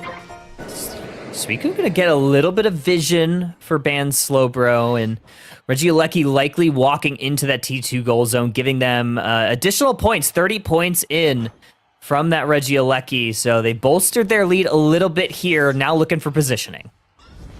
We do have the opportunity for Inteleon to do a lot of poke damage, but the Eldegoss can heal the team up using that Pollen Puff.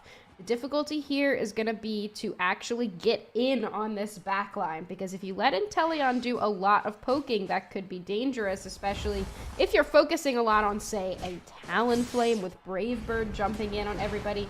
Inteleon will start chipping at this Groudon, potentially to try to bait them in, because nobody knows where Zoroark is. He is just sitting on this goal zone pad to see if anyone's going to go for a back cap, specifically that Talonflame.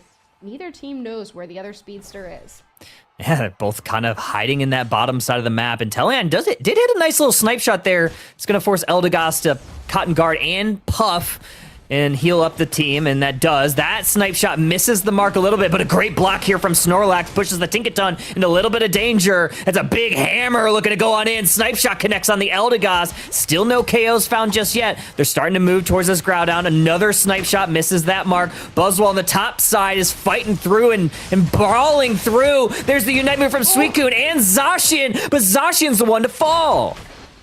Zacian did get a lot of damage, though, with its Unite move. A Buzzwole comes in, finds the Suicune. The Brave Bird doesn't connect because the Buzzwole threw the Suicune out of the way. Popsy is still up, but they are getting chipped down very quickly by the Snipe Shot, and then Buzzwole finishes off with a triple KO. Zorar comes down, try to defend here against this Clefable. Will there be enough time for them to score, Kyle? I don't know. We're going to see this 40's looking to go in. EXP Sheer Gengar gets 80 points in. That's going to give them the lead, and they're going to win it at the buzzer. Ban Slowbro going down to the lower side. Wow, the buzzer beater score there. I feel like that Ray fight was not a long time. The second I looked back, I was like, wait, why are there 10 seconds left in the game? I thought we were it just kept at the going. 2-minute mark. I was like, wait, hold on. We never actually did anything. But yeah, Groudon does not end up going down in this fight. Instead, it was just a standoff from the start of that 2-minute mark until the end. But it is going to end up being that 80 points from DeLowen that went in at the last second to put EXP Share Gengar ahead, and they will be taking this set 2-1. Insane end game there. Just not enough damage. The 3-person push was too much for Lakota, and you got to give it to Reggie for that, right? I mean, perfect Snorlax blocks there, sectioning off that Clefable, making sure that they're not able to stop or interrupt those scores from going on in, and that was obviously the winning play. But obviously a lot happened in that Groudon fight before it, but also maybe not a lot happened. It was a very long time before anybody really engaged on anybody. Yeah, it was like I said, I didn't even realize that we were so deep into the game because I just thought that the Groudon fight started, but it really never did. The Zoroark and the Talonflame just kind of stood around for a while, try to see where the other one was, and nothing ended up happening for that entire time until they did end up getting that catch. The Buzzwole, big triple KO there to allow the team to advance and get a couple scores in.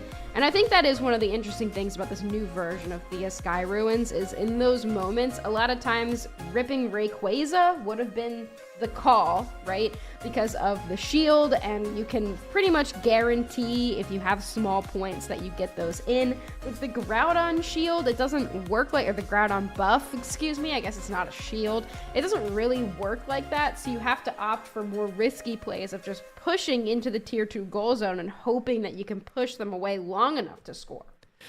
Which is, I think, probably why you saw Lakota just kind of hanging out on that home on the jump pad for so long. I think it was, I don't remember if I counted how long, but it seemed like he was there for at least like 30 to 45 seconds, knowing that the Talonflame was likely going to try to maybe take the lead with a cap or maybe reduce the deficit. I'm not sure exactly how much they were holding at that time, but either way, I mean, I'm liking, I don't know about you, but not only for the competitive environment, I like the new map, the new way things are working, but I love it for solo queue or duo queue most of the time.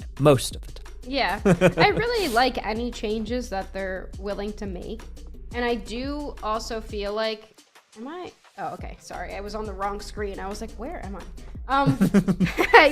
I think that, especially because of the last couple of days when I was like rewatching all of the Games and Worlds, so many upsets were just due to like some lucky Rayquaza secure. And though it should give an opportunity for teams to come back, like there should be this comeback mechanic at the end of the game, I do think that so often we see one games completely lost in that Rayquaza moment, but I think that Groudon provides more interesting end games because it was really like the end game was the Ray fight and that's it. Like the Ray fight is the end of the game, and you know, 80 maybe 90% of the time whatever happens in that fight determines who ends up winning that game. And I think that Groudon does make things a little bit more interesting. It's still a priority. Teams still are prioritizing going to Groudon, looking for opportunities to secure the objective, but it's not the end-all be-all of the game. There are other options, and the end game is just way more interesting. True. I'm loving it. It seems like it's been, I think the response for the community has been pretty good for it too. So we'll see how it evolves over the next couple of months, weeks, years, who knows. But either way, we are going to take a quick break, get set up for your next matchup, which is going to be the Barrel Monkeys versus To Be Determined. We're going to figure out who's going to come out of that one, but don't go too far, folks. More Underdunk will be back very, very shortly. V1 crowning themselves for Underdunk number 61. What a week we had last week for Underdunk number 61. Underdunk number 62 is going to be starting very, very shortly, trainers. Who do you think is going to be crowned champions this week? Stay tuned and find out.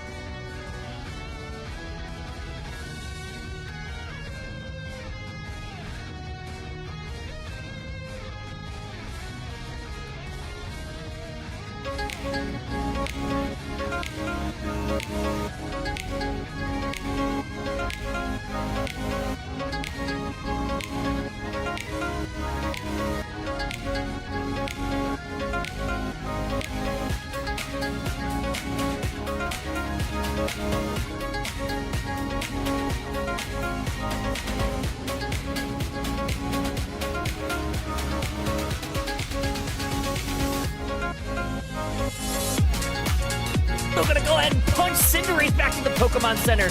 And now Alchemy also going down through their Unite move. Garchomp next on the chopping block. That's a double KO for this Buzzwole. Groudon now starting to get moved on by Exodia. Leafeon trying one last dance, but that's not gonna hit the mark. Snorlax going in for a heavy slam. Are they gonna get it? No, it's Saida closing the Groudon out for Exodia. Here, Overlord finds their way onto the Miraidon, already brought down to 10%, but must disengage. G is looking as Project Mbappe continues to bring down the Groudon, and here comes the final hit going over to Zealot. They will trade their life away for the buff, going to the T. Absolutely, has their Unite move. Sylveon also has their Unite move. Regieleki this time in the bottom half. Eject button into the Psychic Solaire from this Espeon. Not enough to get any KOs. Mew's gonna peel a little bit back. Oh, we got the Fairy Frolic though from the Sylveon, but Exodia somehow able to take this Regieleki. It is the Meowscarada, but Turtle Time, pay an exception. What a flower trick, and watch the Piloswine. There goes the flower trick, taking them out. Meowscarada KO from the grave. One of my favorite things to do on that Pokemon. As Venusaur is looking level 11, that's 2 levels above anything. On Turtle Time, Leafeon trying to fight back here to get an Emerald 2. Step down after me, Unite move comes out, but not before the Leafeon gets KO. Yeah, Buzzwole doing a lot of work there. Good dragon combo from the Garchomp into the backline with their Unite move. Gonna force Mewtwo all the way to the brink. Cinderace now looking towards this Buzzwole. It's Alchemy that gets the last lap, but here comes this Venusaur. Starting to cook up a storm. That's a 3-piece combo. That is where it is now, at least in this game. Right, Raichu along with his Greninja, trying to make quick work of it. Ducky, though, looking for a little bit of a wood hammer engage. They are finding it on the Greninja. Mewtwo strike, but it's going to be Greninja that takes this Regieleki. It's going to go towards Project Mbappe's side of the map. Yeah, I mean, that was a little bit of an overextension for them there, right? They went into the enemy central area. They got a little bit too confident. Here comes Bats and the Zoroark. They're looking for a KO. They get mean-looked, caught, and nobody will end up going down. Mew finds the Alola Ninetales in the bush. Blaziken will be able to get back, but what a return KO.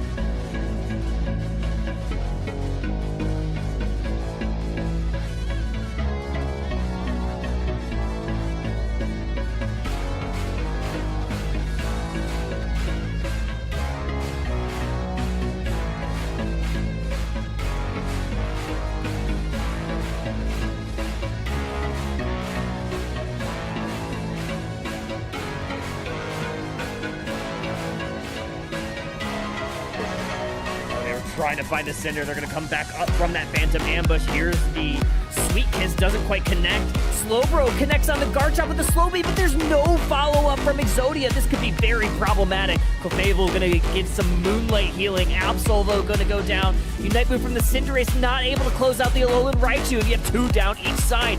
Great block there, and damage from the Cinderace just piling up.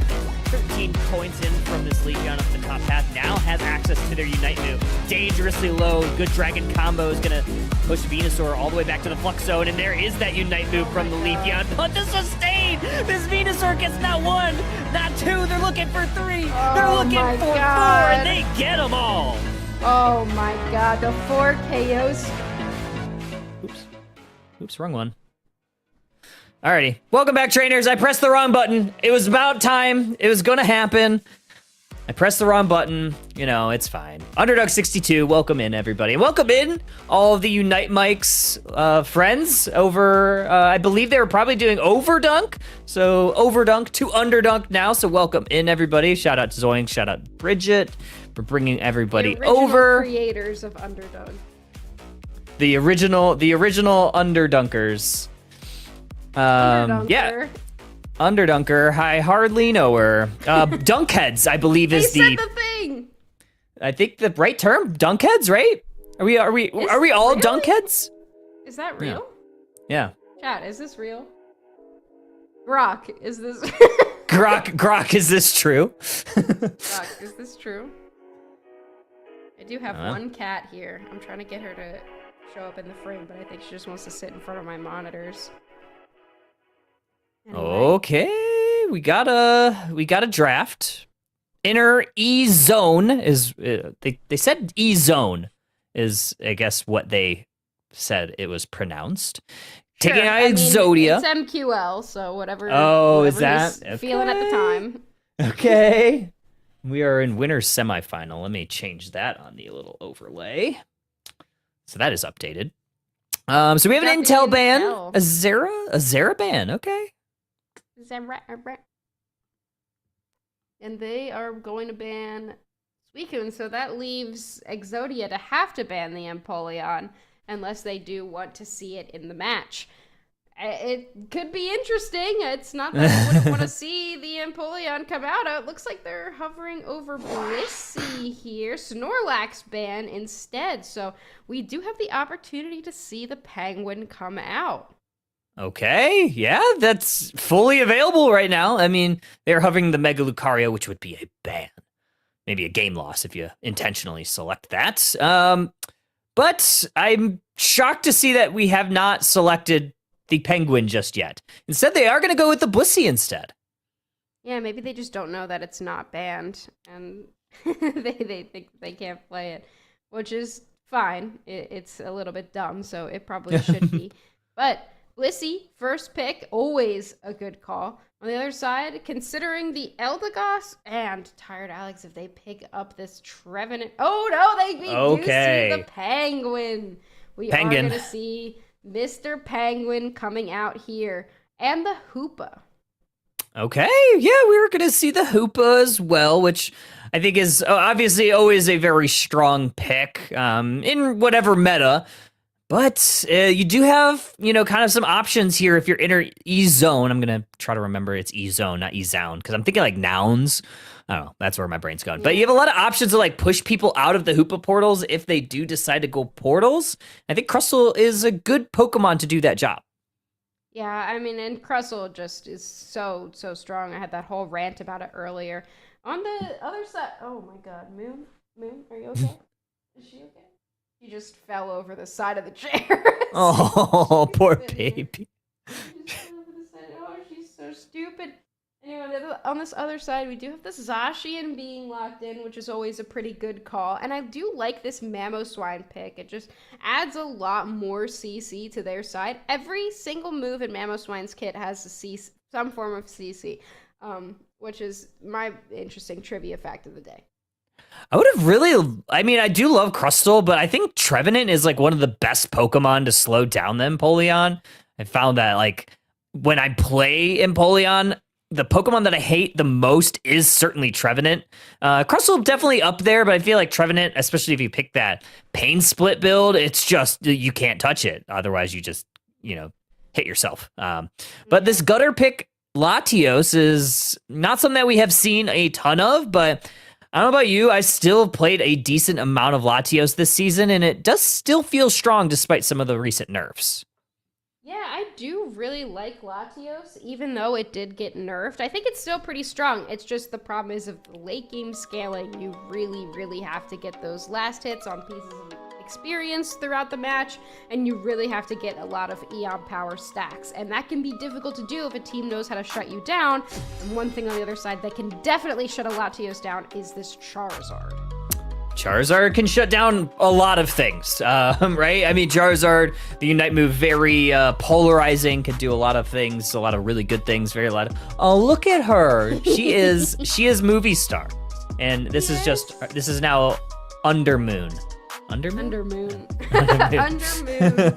Yeah, she's here. I don't know what she exactly wants, but yes, I agree. I completely agree. Some would say. All right, well, this is going to be game one. Inner E-Zone versus Exodia. This is your winners semifinals. We are going to go ahead and see this Blissey head to the top path. Lucario also monitoring them as MQL going in the central area as this Charizard.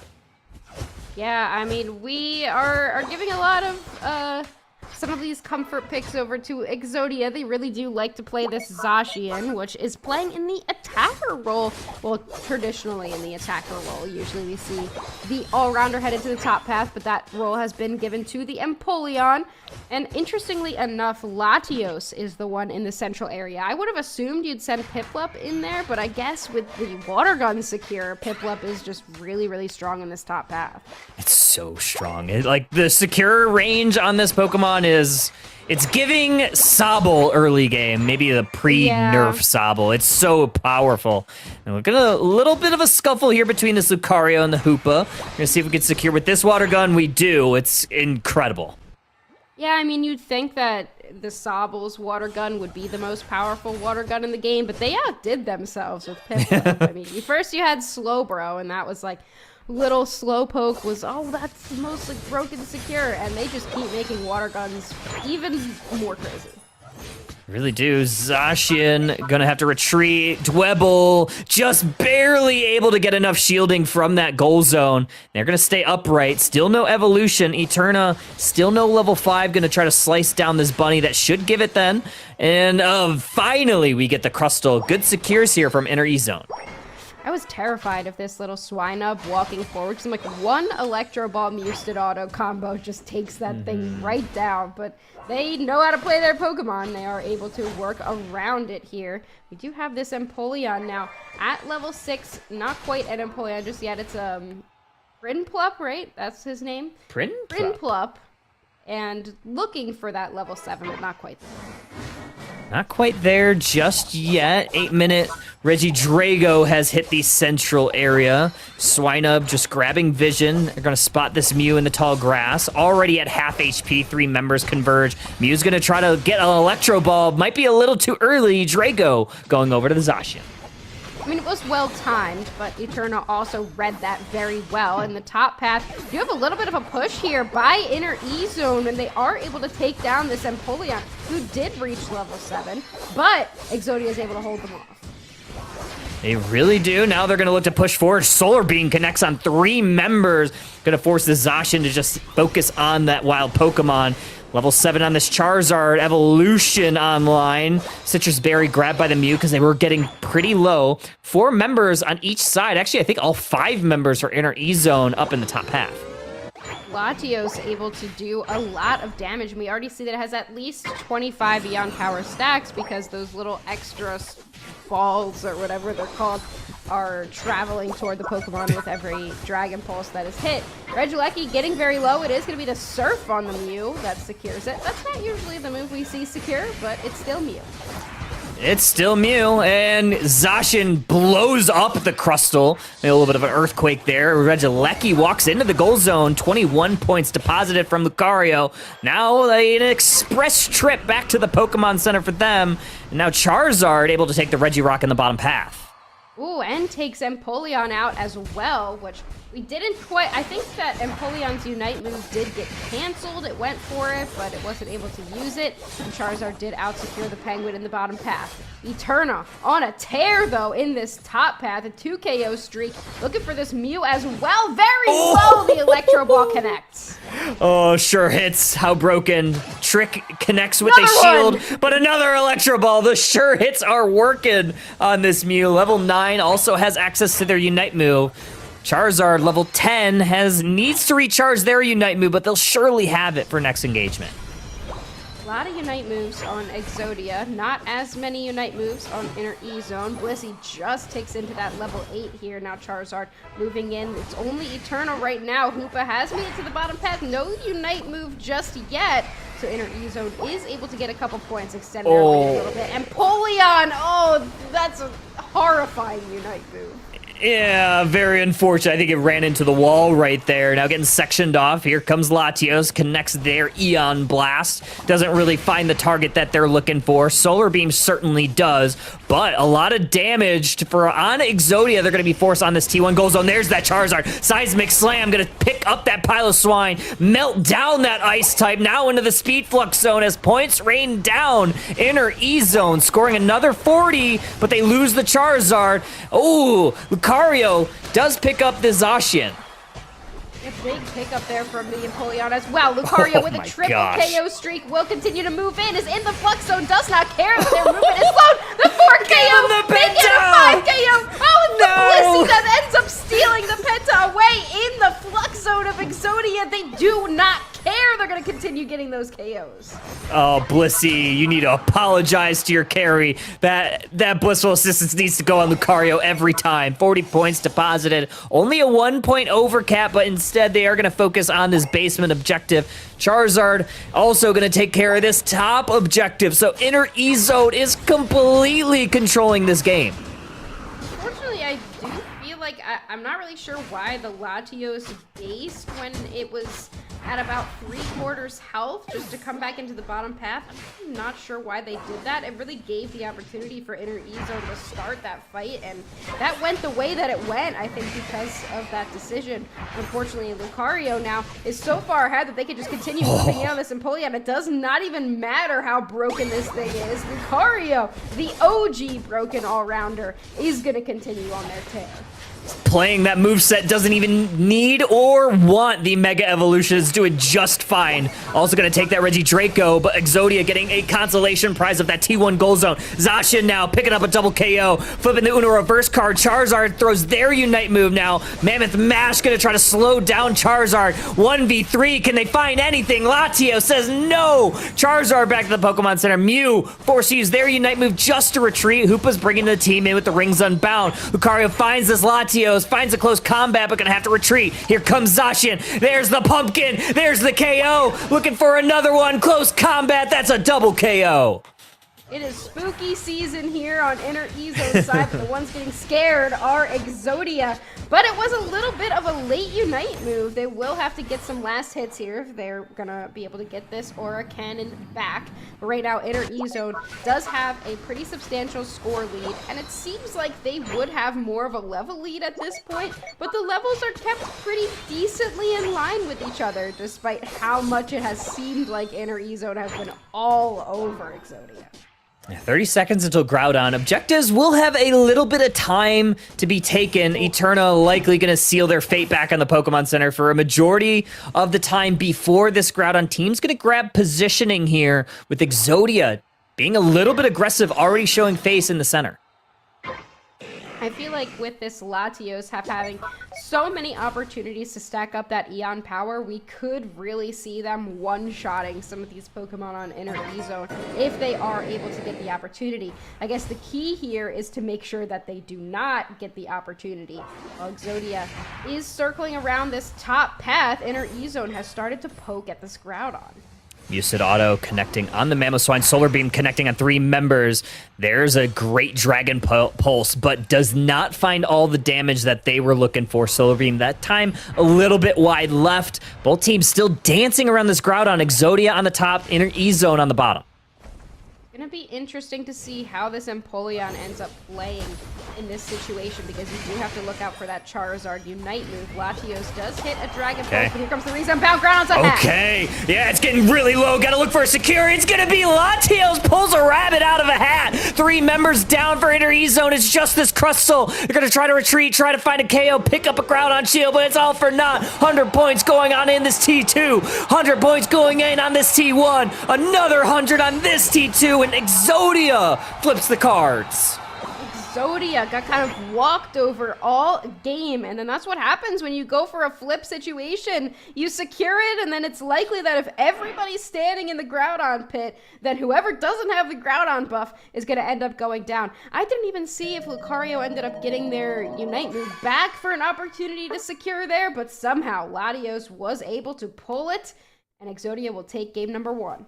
Insane work. Exodia taking that game 1. Very important stuff for them. And honestly, I mean, it's just super tough for Inner E-Zone, who is controlling that map top to bottom, left to right, all over, start to finish. Well, maybe not to finish, but start through Groudon. Just an unfortunate situation. They get wiped there. I mean, man, this Lucario pick was making me think that maybe we don't need Mega Lucario in the game. Yeah, it is unfortunate to have such a strong moment like that Lucario did in the mid-game and then end up losing that game. And honestly, Empoleon did not seem super overwhelming. I feel like it acted as more of a distraction, and it's not like it really did too much. I feel like it did some, decent damage, but I feel like it just wasn't the foreboding presence that you would have expected it to be. But regardless, Exodia was able to pull out that win, and I feel like it was really off the back of the late game Latios. Like, inner E zone just couldn't shut it down hard enough throughout the early and mid game. Yeah, just kind of unfortunate situation, right? But they are going to have, obviously, plenty of opportunity to stay in this upper side of the bracket. Obviously, they have to win game number 2, right? If you're inner E zone, stay up in this bracket, you're going to have to win game 2. You're going to have to win a game 3. But Exodia, I mean, we saw, if I'm not mistaken, we saw MQL's team, which I believe is majority of the same squad, if not all, do a very similar thing last Underdunk, or might have been the Underdunk before, where they lost game 1 after controlling it the entire game, but then they won game 2. They won game 3 in similar fashion. So I think it's just calm down, buckle down for Groudon. Yeah. You know how to do it. You've been in this position before. Just lock in, get game 2 one step at a time, and yeah, lock in. Lock in, they're scary. The rip and flip situations are always tough, and not that I think that necessarily was. I just think that a lot of the damage ended up going onto Groudon, and by the time either team realized it, it was already at half. But those types of situations are difficult to kind of play around because you want to have something with good secure on your team. But I feel like, just in my experience with the number of Pokemon Unite games that I watch and play in and experience, it's the better secure doesn't always get it. Like, the thing that's supposed to, I feel like it's only about like maybe 65% of the time does the best secure on either of the teams actually end up hitting that secure. And it just has to do with the timings for damage, and even if it does have really good secure, you are predicting the movements of 9 other people on the field, and that can be difficult to do. So in those situations where there's just so much damage at once, I don't really think it matters as much who actually has the best secure, because we didn't see Lucario get it, and instead we saw Latios get it, which is not a bad secure traditionally, but it's not necessarily great either. Yeah, it's a decent amount of burst damage, at least with the first blast of Dragon Pulse. The second part of it, not as much, but it is some consistent damage. I'm not sure. Unfortunately, no replays tonight. It does shred. It certainly really shreds. Especially late game. Late game, it's so fun. I really did. Like, yeah, it was broken on release, and then it was still broken for a bit, and they have nerfed it a couple times, and they have buffed Draco Meteor a little bit as well, but I do still feel like Dragon Pulse is the build, and I do still feel like it's very strong, but it's just more in line with a lot of other options, so we're not seeing it as often. We're certainly not. We are going to see the Suicune ban again. I think this is very similar to what we saw in game 1. If I'm not mistaken, we saw, I'm looking at it right here. Yeah, I'm controlling all the bans. And it does look like it was very similar. We had the Zeraora ban, we had the Suicune ban. And likely, maybe we'll see a Blissey ban this time, because I do think Blissey was incredibly powerful. Yeah, the Blissey is definitely still really, really strong, but we might end up seeing Snorlax instead. Interestingly enough, we see the Umbreon ban come out, and that Pokemon was not played in the last game, so I wonder if this is just, we want to give you more options to have to pick from because we are getting that first pick, and they are going to go with that Blissey. So, if they banned the Snorlax, then that means Exodia would be able to ban that Blissey. Instead, you kind of leave that open for them. But we are seeing the Blissey first pick again. They're not prioritizing the Penguin. Instead, they're going to give it back to Exodia, and they're actually going to take that Latios early. Okay, yeah. I mean, Latios again. I mean, they picked it in the last slot in game number 1. They're picking it early here in game 2. Meaning that Inner E-Zone will probably have some opportunities to maybe grab a Speedster to maybe slow down the Latios. I think it's incredibly tough as a Latios to play into Speedsters, but we'll see. I think this draft so far, I think favors Exodia. Yeah, they did end up grabbing this Zacian again. Interesting that a prize went for this Mamoswine because that's what Exodia played in that last game. Right? Did they? Yeah, and they played Crustle. So they're taking that Mamoswine away, just making them have to think a little bit more, and Miss Eterna going to grab this Eldegoss, which has been a support that I feel like is not talked about enough, but it's still played quite a lot.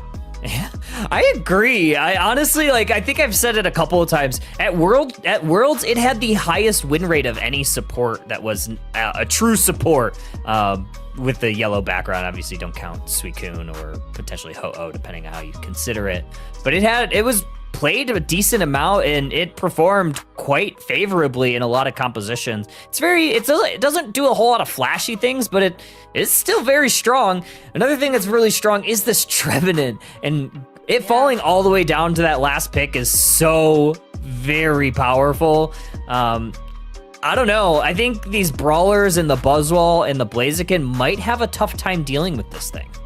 Yeah, I really, really like this Trevenant pick. It does so well against some of these frontline heavy all-rounders. And you did mention that a Speedster would be good here, but no Speedster has been picked up for either side. So it's going to be a very brawl-heavy match. And I think that kind of has to this Buzzwole, Blaziken, gutter picks. I feel like that really has to do with trying to deal with Eterna's Zacian as well as Meow's Empoleon on those front lines as well. So you're just kind of having a poke battle in the back between Latios and Mew, and then just seeing if you could out-brawl the other all-rounders instead of looking for burst damage and then likely get exploded. True. Yeah, I'm also kind of liking this Blissey because of the Trevenant, because I think Safeguard would work pretty well into it, not only if it goes the grass build or the ghost build. Either way, it could be really powerful that way. But we'll see. This is game number 2. It's going to be Exodia on your right side, Inner E Zone on your purple side, Blissey and Buzzwole heading into that top path, and it's going to be the Blaziken central area. Very classic pathing here for Inner E-Zone, sending the Torchic to the central area just to make sure that it gets that level 5 and then letting the Buzzwole handle that top path. I wonder how Piplup is going to fare against that Buzzwole, because it does still have the better secure, but Buzzwole is still just such a strong Pokemon. It's very easy to get to level 5. Big eject button onto that Mew does not quite find the damage it needs. Big eject button. And you did force out the focus ban on that Trevenant, though. I believe I saw that getting procced. And the Piplup playing very far forward with a pretty much full HP bar thanks to this Eldegoss topping them off. Blissey healing in the early game, not quite as good. Yeah, I mean, notice, though, that Buzzwole is getting quite a lot of secures. It has a little bit higher of a level. Here comes Combuskin, though, looking for an opportunity to pull Piplup away. The bottom path, Swinub gets a KO, and Inner E-Zone is able to move in just a little bit, but here comes Latios to the top path, 3-on-3 up there. Zacian was looking for a way in, unable to find so, and Sarah up here on this Latios getting bullied by the Buzzwole, gonna be forced onto their own goal zone, grab a little bit of an Eon stack, but that's all they're grabbing. Good push here from the Combuskin, putting a couple members in harm's way, but Combuskin's the one that's getting chopped down. Empoleon, now a Primplup, and now we have another KO. Latios grabbing that one. It was a fantastic engagement there from Combuskin, but Exodia was ready for it, and I think also you have Eldegoss there with those early moves that provide more healing than any other support does in the game, with that early synthesis and the early pollen puffs as well are just so powerful. I don't think enough people talk about, like, how good Gossifleur actually is from, like, all the other supports. Because, like, you think about, like, playing so many other supports. Yeah, Chansey has a good secure, but I think, like, the consistent damage from Eldegoss is so fun to play. I love that Pokemon. It's one of my only gold badges. But as we start to get into this one, we have the Electro Ball onto the Trevenant, and another one is going to send them back packing. But the Regidrago up for Inner E-Zone. Interestingly, the Trevenant is playing Curse, which more traditionally Defender Trevenant will play the Woodhammer build just for some extra CC, but I guess they just want to do more brawling in that front line with the Buzzwole and the Blaziken and then the Mamoswine as well that are likely going to be up there, so they just want some more consistent damage. Up in the top path, though, it looks like Inner E-Zone's looking for a fight. Good Ice Fang there to section off this Empoleon, put them into the Buzzwole, put them into the Blaziken, finding a KO, finding the goal zone break. Maybe not the largest overcap, but they're happy to have it. Now they're gonna have a little bit of space for this Regieleki. Exodia paying their attention down to the bottom path where this Regirock is, and Mew unable to get in. Good zoning from Exodia. Yeah, I mean, the Zacian Rip is just so strong. Definitely one of the best in the game. But Inner E-Zone looking to get that Regieleki in the top path, so an objective trade, but they're still looking to defend in this bottom path. Big engagement there, and the Blaziken able to grab the Trevenant, forces Exodia backwards. That was the Solar Beam and the Musted Auto doing a lot of heavy lifting there. Now Exodia dealing with the Regieleki in the top path. Buzzwole, Blissey gonna retreat and maybe pay a little bit of attention down that bottom path, look to score. Buzzwole is holding 30 points, but they see this poor, lonely Eldegoss, but you have to wonder what Pokemon is also there, and they find him. Empoleon and Trevenant, Buzzwole gonna smack down, or sorry, superpower them away just to keep them away from this goal zone. 4 members for Inner E-Zone defending T1. This Mew is just hitting those Electro Balls, and it's an annoying amount of damage. Not a ton, but it's annoying enough. Overheat comes out, does not hit anybody. All 5 members of both teams want to fight at this top path. Oh, and that Mew Solar Beam, the cooldown reduction is looking pretty good right now. 3 members of Exodia back to the Pokemon Center. Eldegoss might be next on the chopping block. Good crowd control from Buzzwole. Instead of KOing, they're just going to look for the score. Are they going to get it? Egg Bomb is going to help make that dream a reality. And Buzzwole also grabbing the Eldegoss, and now you have a Unite move from the Empoleon. They're going to take out the Blissey, but Buzzwole able to get to safety. What an Egg Bomb there to prevent the Eldegoss from being able to do anything to that Buzzwole. Big Eon Blast, though, the bottom path comes down, will take out the Mew, while the rest of Exodia has moved towards this top path, but right now, Inner E-Zone is dominating in terms of score. Oh, they're going to get the KO there. Dragon Pulse does the job. No Luster Purge needed on that one. They had just enough damage with just the Dragon Pulse. There's that Solar Beam from Muse. Going to connect, but not stall out the scores just yet. Eldegoss going to Pollen Puff themselves, heal up a little bit. Another Solar Beam splits a couple of Pokemon. Unable to find a KO. Here's that Metal Claw. Gets a secure on the wild Pokemon. There's an E-Ball into Exodia. And now they're going to be forced all the way back. Trevenant, the first to fall. Then now Zacian going to be next to go down. That's a double KO for Blaziken. Empoleon gonna try to defend, but a lot of scores going in. Is just a 1-point overcap. Yeah, they're gonna have to back up here, and once again, Inner E-Zone just dominating this mid-game. The Trevenant in that last fight had a fantastic Unite move. Hits 4, I don't know how much better you could ask for, but unfortunately, it was just too late in the fight for Exodia to be able to follow up. Blaziken will be able to secure this Regirock, and in the top path, Buzzwole trying to catch some Zacian. I'm gonna look for him. Zacian just able to get away. Here comes Empoleon. Here comes the Blissful Assistance. And that is gonna go on to the Buzzwole. Try to keep them upright. That is gonna enable this double KO. There's that Solar Beam from Mew. Gonna connect. There's the Musted Auto into the Buzzwole. Somehow Empoleon stays upright. It's another Solar Beam for good measure, but it doesn't get him. In the bottom path, sorry, in the central area, Blaziken takes care of the tree. Wow, the sustain on that Empoleon. The Buzzwole just hitting combo after combo, and the Penguin still didn't go down, but it does enough to push Exodia away. Mew able to get the secure on the Regieleki, while the rest of Inner E-Zone can just get some more wild Pokemon experience, while Exodia has to deal now with that Regieleki. Here comes Mamoswine, gonna Earthquake onto the Trevenant. Curse is gonna keep them upright. Blissey now gonna try to hold and give some healing over to the Mamoswine. Another stack 3 for the Eon Blast or sorry, not the Eon Blast, but the Dragon Pulse for the Latios. They also earned that level 13, so that's very important as we get nearing Groudon. 45 seconds until that fight. I remember when Buzzwole was released and it was like so bad that it was unplayable. It was so bad. I missed that. Now instead, Buzzwole up at the top path, trying to take on 3 members of Exodia, and will be able to sustain for long enough to do a lot of damage, but not long enough to get any KOs. And Eterna just gonna continue that momentum. 2 KO streak for them. Huge surf though. Man, that's a lot of damage, and 3 members are down in the Pokemon Center. Make it 4, and Latios gets a double KO, grabs that Mew. Now it's just this Blaziken that's up, and Zacian's gonna try to 1v1 them. Metaclaw into the Speed Flux Zone. That's gonna do a lot of damage, force them center, and Exodia gets a lot of value. They break that T1 goal zone. Buzzwole did get caught out there, but it's not enough for Exodia to just turn and do a rip onto Groudon, nor is it enough to put them in a score lead. No Unite moves have yet to be expended. What a solar beam. That was insane. You try to get healed up, Buzzwole's back.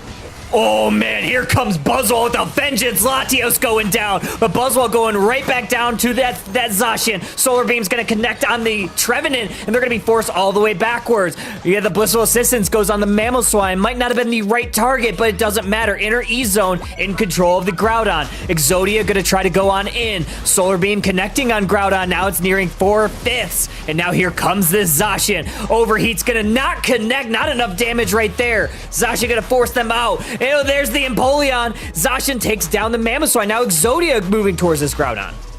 Wow, the team's just going and pivoting back and forth onto the Groudon. Exodia now peels away from it. Latios is back, and it did use its Unite move. It's a double place, and they will go down. Trevenant also in the backside picks up 1, and Exodia is going to start ripping on this Groudon. Will the Blissey be able to get there in time? No. Zacian with the security. Okay, now they just need to deposit their points, but that is a little bit more difficult than Rayquaza. But with 3 members down, might be a pretty easy task. They're going to double up the score, 88, followed by a Hundo Burger, served fresh.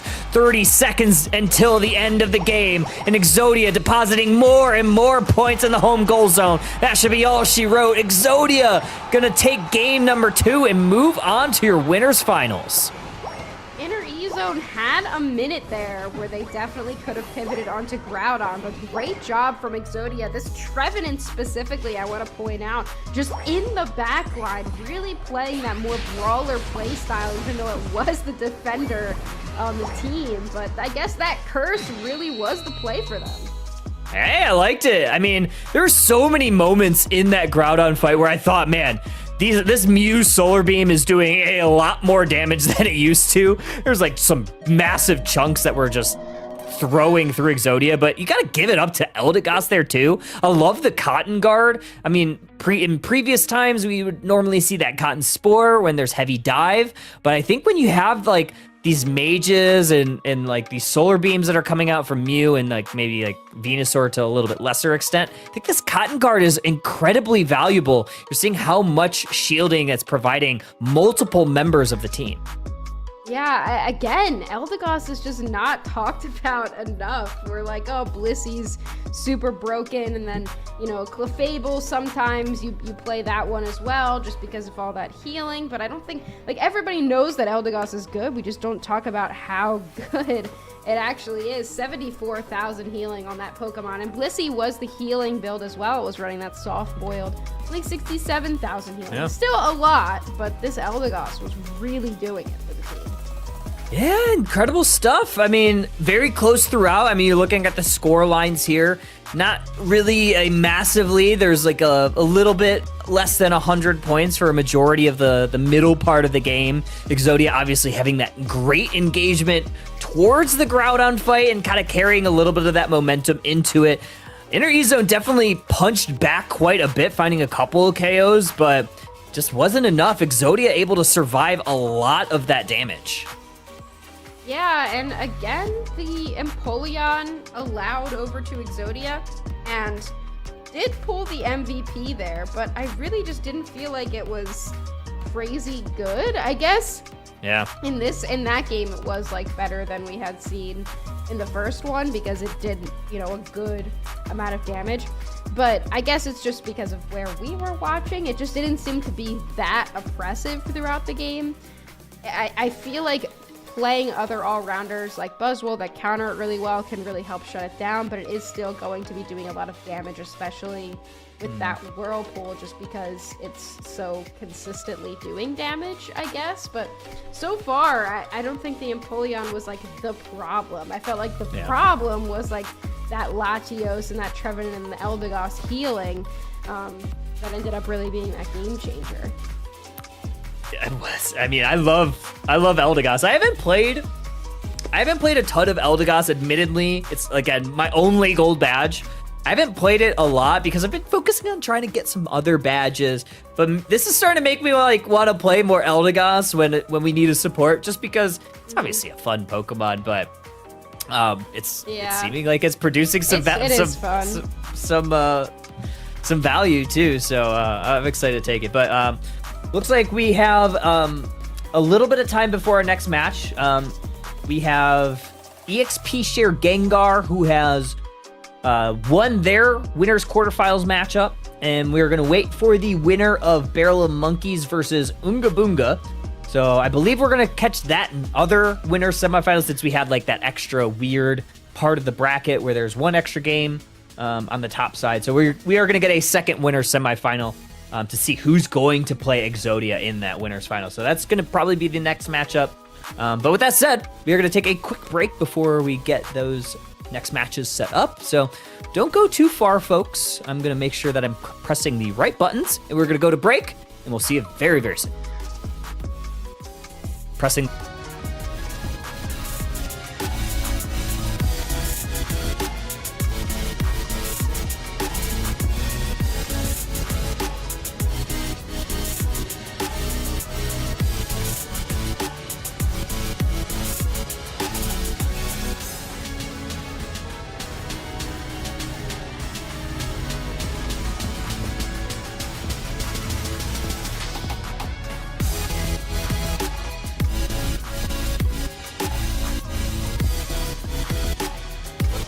Here on Groudon, it's getting close to half. Yeah, it's already at half, very low. Here comes a fly from Talonflame. They're gonna look for it, but the corner cross! It's gonna be Aegislash that secures it. Now Sugar Rush is getting absolutely dissolved.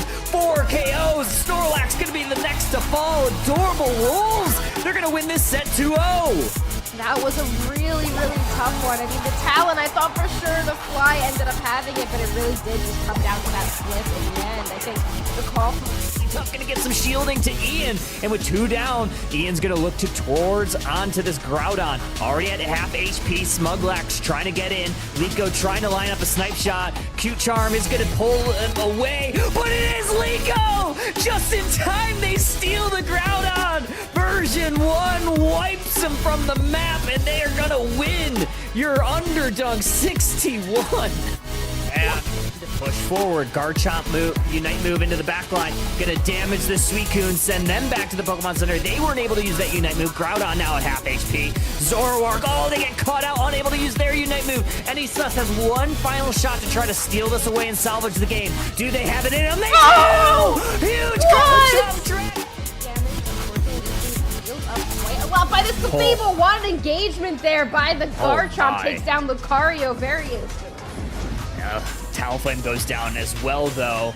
Purple Kevin on this Hoopa is bringing in the team with the Rings Unbound. They're dangerously low, but Regieleki gonna walk towards that T1 goal zone. Hoopa is down. Rest of the reinforcements are here for version 1, and it is gonna be the Blaziken getting a double KO, and a Snipe Shot finds the back line, too. Focus Blast is going to force out a Unite move from Glaceon. They're going to be able to find any damage anyway. Oh, the Hornleys misses the Hoopa portal, and Blaziken gets to safety. Here's that Unite move from Trevenant. Oh, Zacian's going to be the first to fall here. Trevenant also getting chopped down to size. Glaceon down as well in version 1. Scrambling, trying to find anything on Bibs in full control of this game. Yeah, just kind of getting picked apart. I do got to admire Smuglax's attempt there on the Trevenant.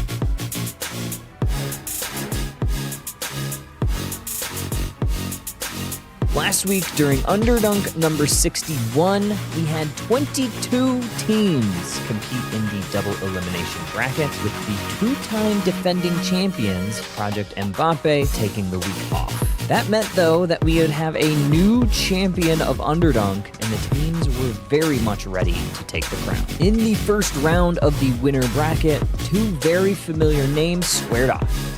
Sugar Rush, led by Pirate King and Jamixity, took on the adorable Wolves. Game 1 got off to quite a favorable start for Sugar Rush. Off the back of Venusaur, Urshifu, and Crustle, they found themselves oftentimes in the driver's seat of these games. However, once Groudon appeared, Sugar Rush was caught out of position. All of Adorable Wolves moved to siege the T1 goal zone, and Urshifu was ambushed. This allowed the Adorable Wolves to find a few KOs and take Groudon, just barely squeaking out a W in Game 1. In Game 2, it was much closer between these two teams. Adorable Wolves even found themselves ahead for a majority of the match, doing a great job guarding their goal zones to hold on to those leads. Although it was Sugar Rush that found a lead at Groudon with a sneaky Talonflame backcap. But an incredible secure from Aegislash's coup de grace ensured a 2-0 sweep for the Adorable Wolves, and Sugar Rush was dissolved down to the lower bracket.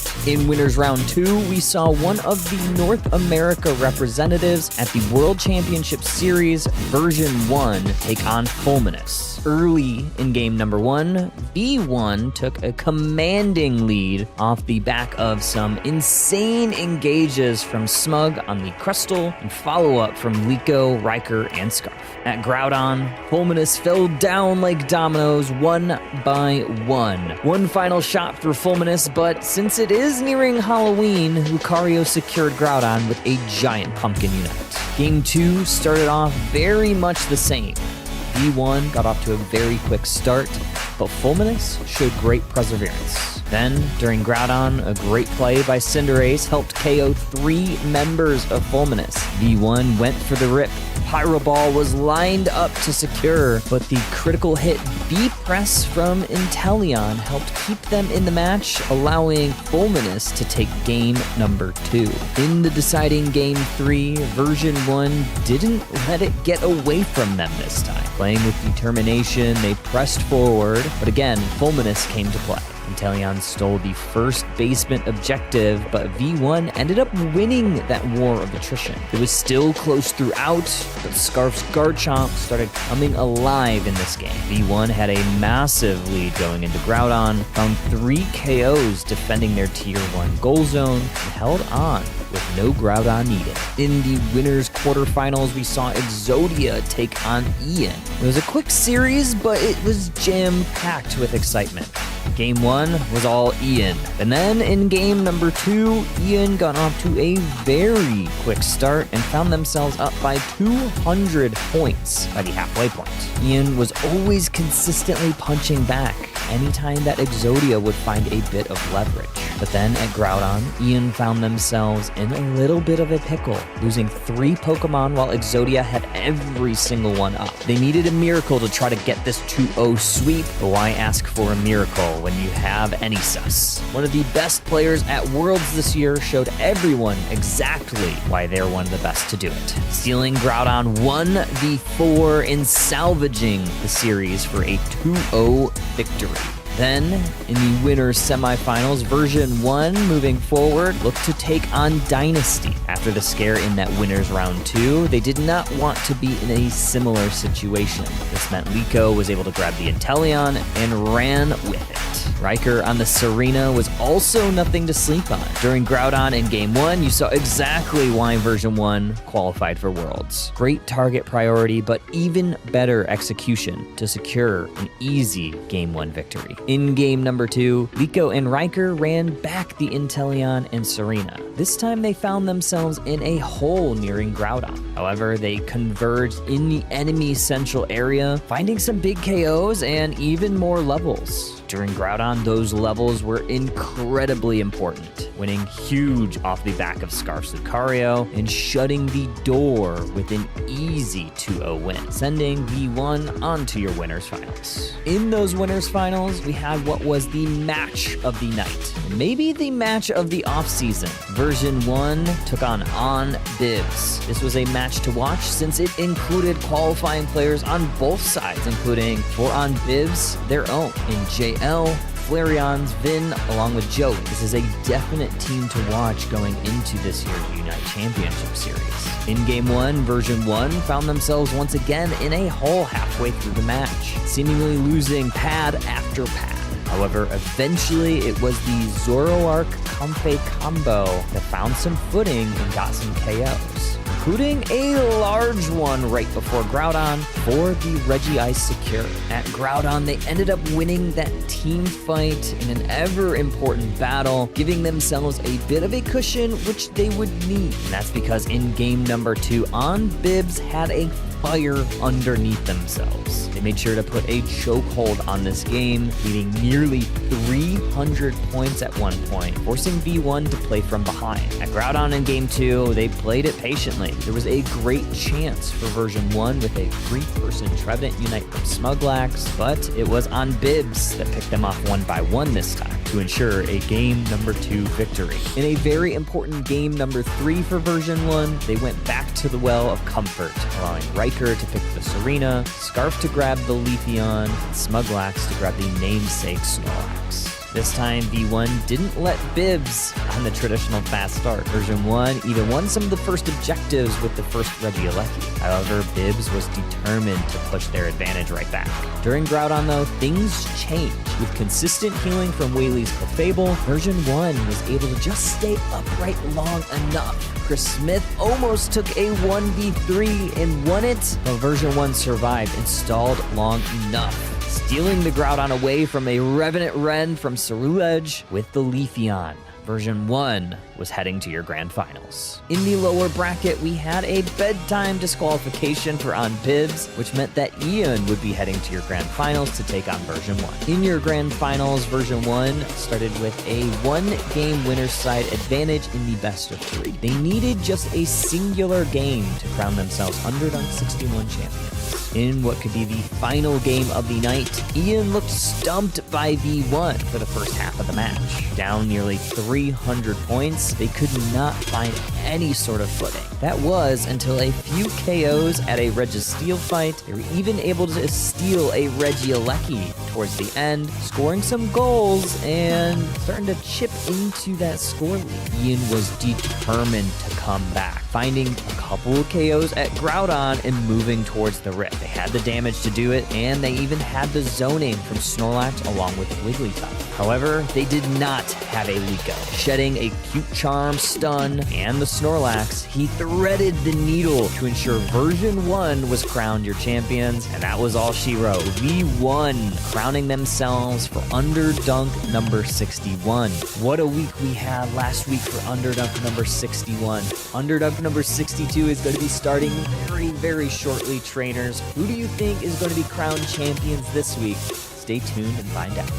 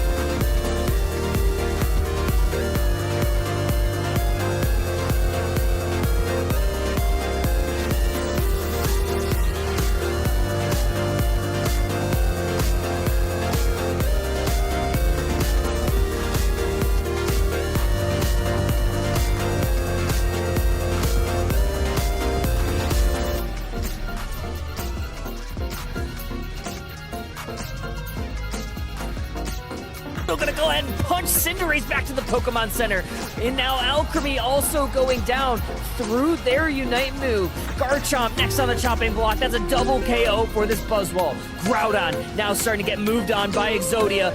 Leafeon trying one last dance, but that's not gonna hit the mark. Snorlax going in for a heavy slam. Are they gonna get it? No, it's Saida closing the Groudon out for Exodia.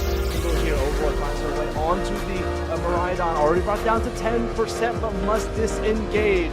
G is looking as Project Mbappe continues to bring down the Groudon, and here comes the final hit going over to Zealot. They will trade their life away for the buff, going to the T. Bottom path, eject button into the Psychic Solaire from this Espeon. Not enough to get any KOs. Mew's gonna peel a little bit back. Oh, we got the Baron Frolic though from the Sylveon, but Exodia somehow able to take this Regieleki. It is the Meowscarada, but Turtle Time, pay and accept. What a Flower Trick, and watch the Pilot one. There goes the Flower Trick, taking them out. Meowscarada KO from the grave. One of my favorite things to do on that Pokemon. As Venusaur looking level 11, that's 2 levels above anything. On Turtle Time, Leafeon trying to fight back here to get an Emerald 2. Step down after me, Unite move comes out, but not before the Leafeon gets KO. Yeah, Buzzwole doing a lot of work there. Good dragon combo from the Garchomp into the backline with their Unite move. Gonna force me to Y all the way to the brink. Cinderace now looking towards this Buzzwole. It's Alchemy that gets the last laugh, but here comes this Venusaur. Starting to cook up a storm. That's a 3-piece combo. In the bottom half. That is where it is now, at least in this game. Right, Raichu along with his Greninja trying to make quick work of it. Ducky, though, looking for a little bit of a wood hammer gaze. They are finding it on the Greninja. Mewtwo strike, but it's going to be Greninja that takes this Regieleki. It's going to go towards Project Mbappe's side of the map. Yeah, I mean, that was a little bit of an overextension for them there, right? They went into the enemy central area. They got a little bit too confident. Here comes Baz and the Zoroark. They're looking for a KO. They get mean-looked, caught, and nobody will end up going down. Meanwhile, Cielo with Ninetales in the bush. Blaziken will be able to get back, but what a return KO.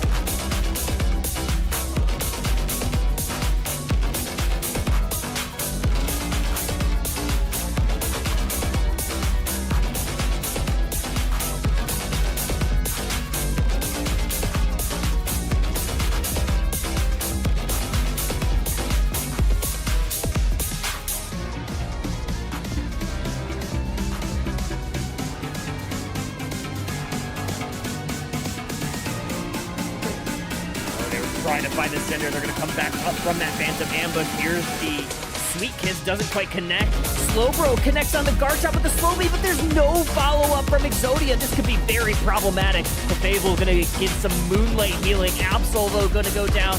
Unite move from the Cinderace, not able to close out the Alolan Raichu, and you have 2 down each side. Great block there, and damage from the Cinderace just piling up.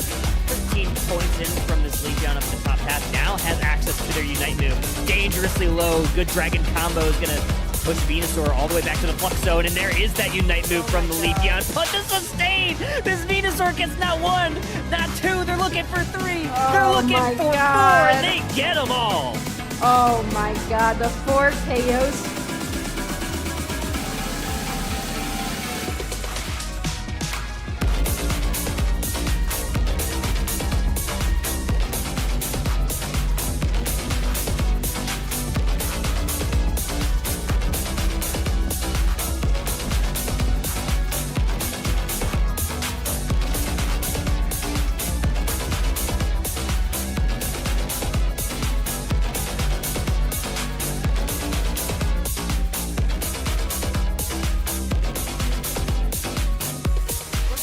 Here on Groudon, it's getting close to half. Yeah, it's already at half, very low. Here comes a fly from Talonflame. They're gonna look for it, but the coup de grace! It's gonna be Aegislash that secures it. Now Sugar Rush is getting absolutely dissolved. 4 KOs. Snorlax gonna be the next to fall. Adorable Wolves. They're gonna win this set 2-0. That was a really, really tough one. I mean, the Talon, I thought for sure the Fly ended up having it, but it really did just come down to that flip in the end. I think the call from Tough gonna give some shielding to Ian, and with 2 down, Ian's gonna look towards onto this Groudon. Already at half HP, Smuglax trying to get in. Liko trying to line up a snipe shot. Cute Charm is gonna pull him away, but it is Liko! Just in time, they steal the Groudon! Version 1 wipes him from the map, and they are gonna win your Underdunk 61. Man.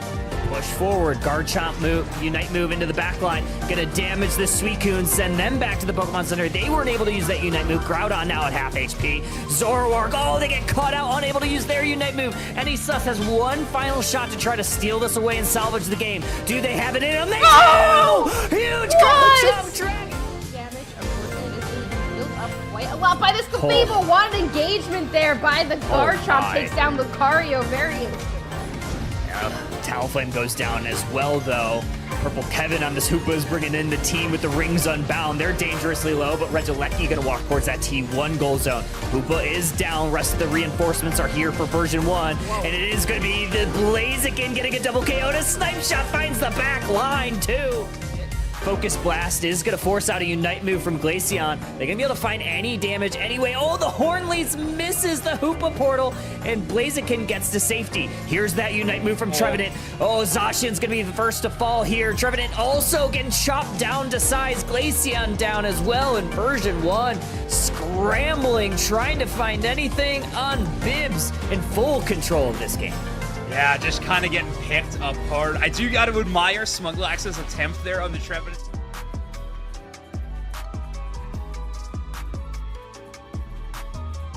Last week, during Underdunk number 61, we had 22 teams compete in the double elimination bracket, with the 2-time defending champions, Project Mbappe, taking the week off. That meant, though, that we would have a new champion of Underdunk, and the teams were very much ready to take the crown. In the first round of the winner bracket, 2 very familiar names squared off.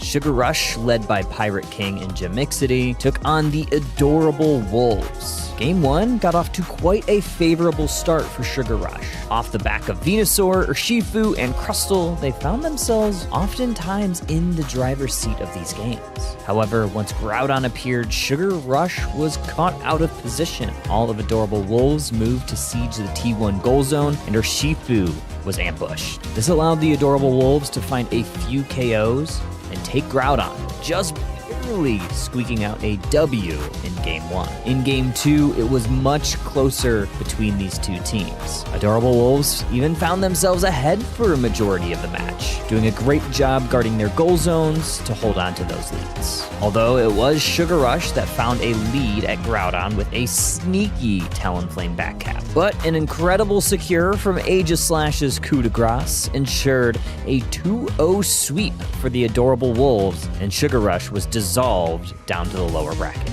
In Winners Round 2, we saw one of the North America representatives at the World Championship Series Version 1 take on Fulminous. Early in game number 1, B1 took a commanding lead off the back of some insane engages from Smug on the Crustle and follow-up from Liko, Riker, and Scarf. At Groudon, Fulminous fell down like dominoes one by one. One final shot for Fulminous, but since it is nearing Halloween, Lucario secured Groudon with a giant Pumpkin Unite. Game 2 started off very much the same. V1 got off to a very quick start, but Fulminous showed great perseverance. Then, during Groudon, a great play by Cinderace helped KO 3 members of Fulminous. V1 went for the rip. Pyro Ball was lined up to secure, but the critical hit B-Press from Inteleon helped keep them in the match, allowing Fulminous to take game number 2. In the deciding game 3, version 1 didn't let it get away from them this time. Playing with determination, they pressed forward, but again, Fulminous came to play. Inteleon stole the first basement objective, but V1 ended up winning that war of attrition. It was still close throughout, but Scarf's Garchomp started coming alive in this game. V1 had a massive lead going into Groudon, found 3 KOs defending their Tier 1 goal zone, and held on with no Groudon needed. In the winners quarterfinals, we saw Exodia take on Ian. It was a quick series, but it was jam-packed with excitement. Game 1 was all Ian. And then in game number 2, Ian got off to a very quick start and found themselves up by 200 points by the halfway point. Ian was always consistently punching back anytime that Exodia would find a bit of leverage. But then at Groudon, Ian found themselves in a little bit of a pickle, losing 3 Pokemon while Exodia had every single one up. They needed a miracle to try to get this 2-0 sweep, but why ask for a miracle when you have Anysus? One of the best players at Worlds this year showed everyone exactly why they're one of the best to do it, stealing Groudon 1v4 and salvaging the series for a 2-0 victory. Then, in the winners semifinals, version 1 moving forward looked to take on Dynasty. After the scare in that winners round 2, they did not want to be in a similar situation. This meant Liko was able to grab the Inteleon and ran with it. Riker on the Serena was also nothing to sleep on. During Groudon in game 1, you saw exactly why version 1 qualified for Worlds. Great target priority, but even better execution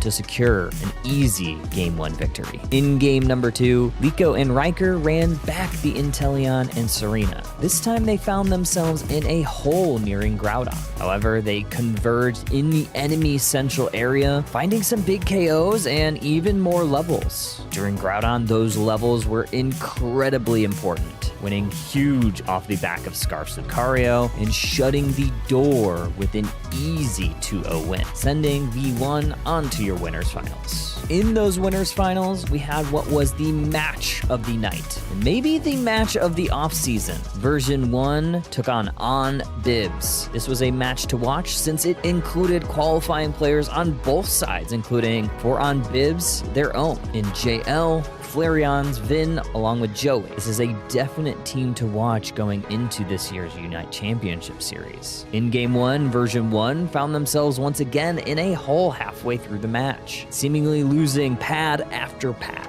However, eventually it was the Zoroark Comfey combo that found some footing and got some KOs, including a large one right before Groudon for the Regice Secure. At Groudon, they ended up winning that team fight in an ever important battle, giving themselves a bit of a cushion which they would need. And that's because in game number 2, Bibs had a fire underneath themselves. They made sure to put a chokehold on this game, leading nearly 300 points at one point, forcing V1 to play from behind. At Groudon in game 2, they played it patiently. There was a great chance for version 1 with a 3-person Trevenant Unite from Smuglax, but it was on Bibs that picked them off 1 by 1 this time to ensure a game number 2 victory. In a very important game number 3 for version 1, they went back to the well of comfort, allowing Riker to pick the Serena, Scarf to grab the Leafeon, and Smuglax to grab the namesake Snorlax. This time, V1 didn't let Bibs on the traditional fast start. Version 1 even won some of the first objectives with the first Regieleki. However, Bibs was determined to push their advantage right back.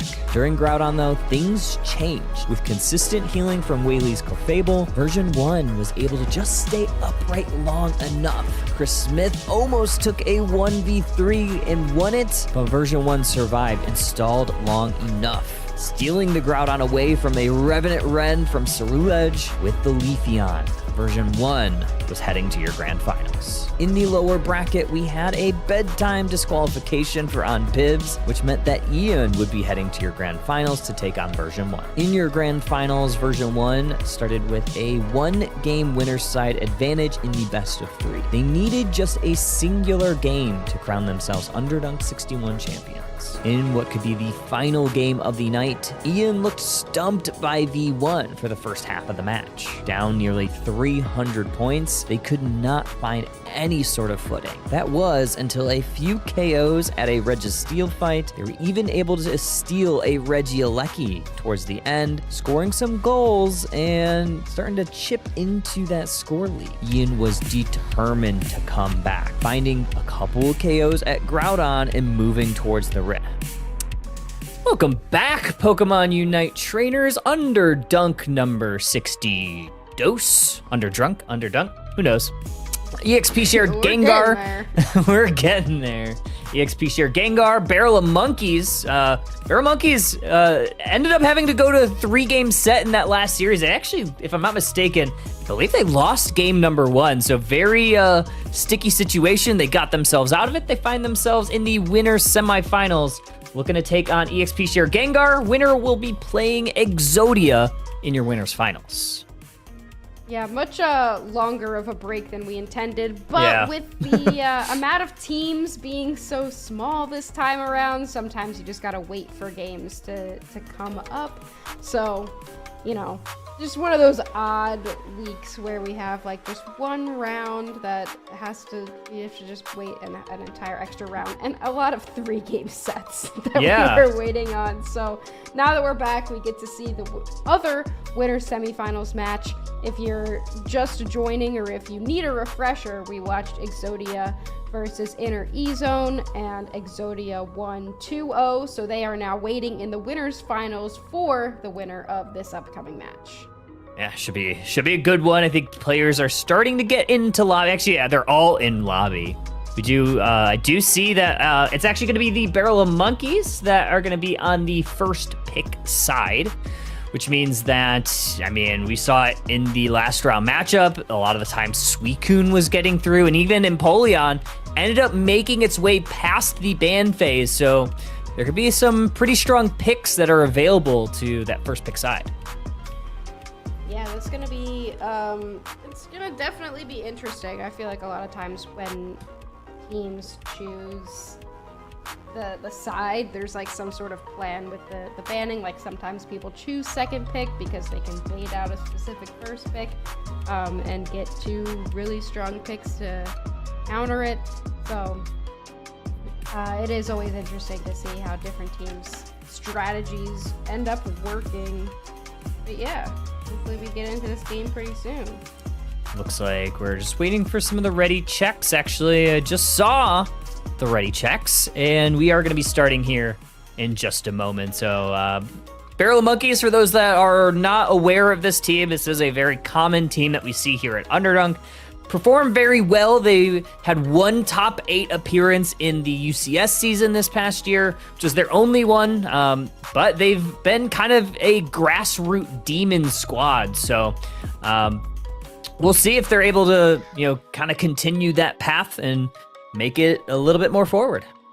Yeah, I always do love seeing a team stick together throughout, like a team that's being pretty consistent and doing a lot of grassroots tournaments. That's kind of how like we got V1, So I do love seeing things like this. But EXP shared Gengar has also had quite a run so far, and by quite a run, I mean they won the 1 set that they have played so far tonight. So they're looking to continue that momentum. Double supporter ban here for Barrel of Monkeys. They know what they want, and it's not to see any of the pink blobs. Nope, I would not want to see the pink blobs either.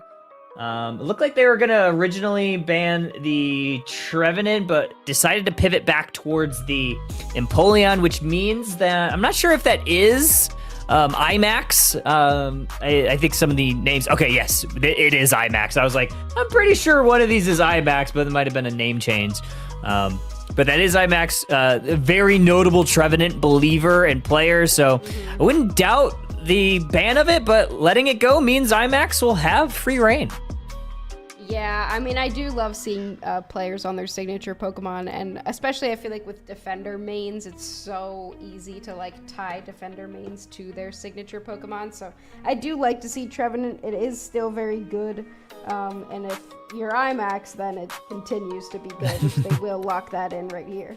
This is a lot of crowd control from Barrel Monkey along with the Suicune as well.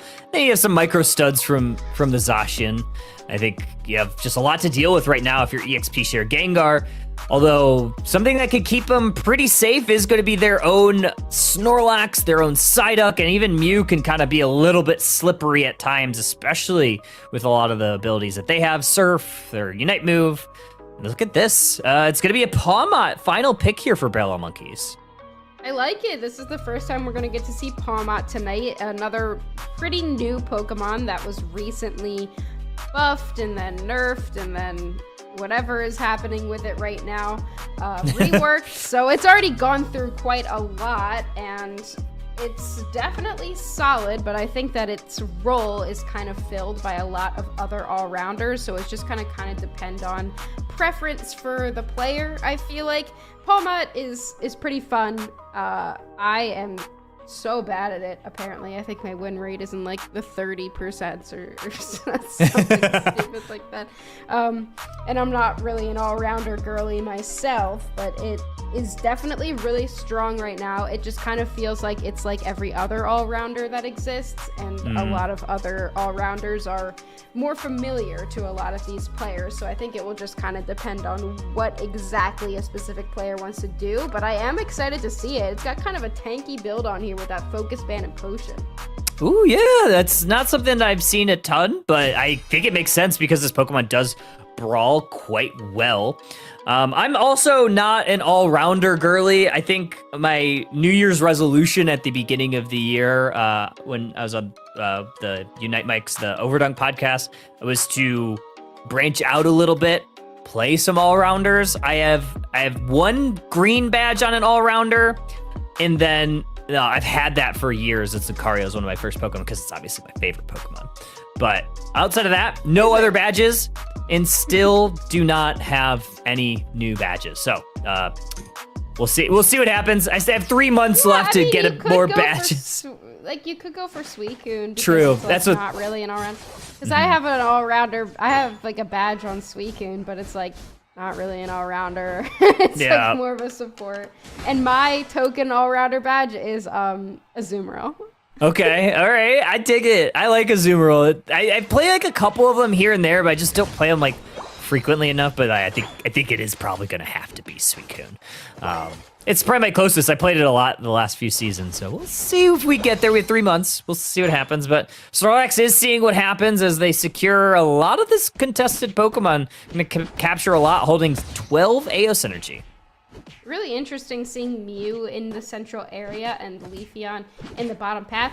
We would expect Leafeon would go get that level 4 as soon as possible. They are going to be able to get it here anyway, so I guess it doesn't matter that much, but I guess they really want that Mew online.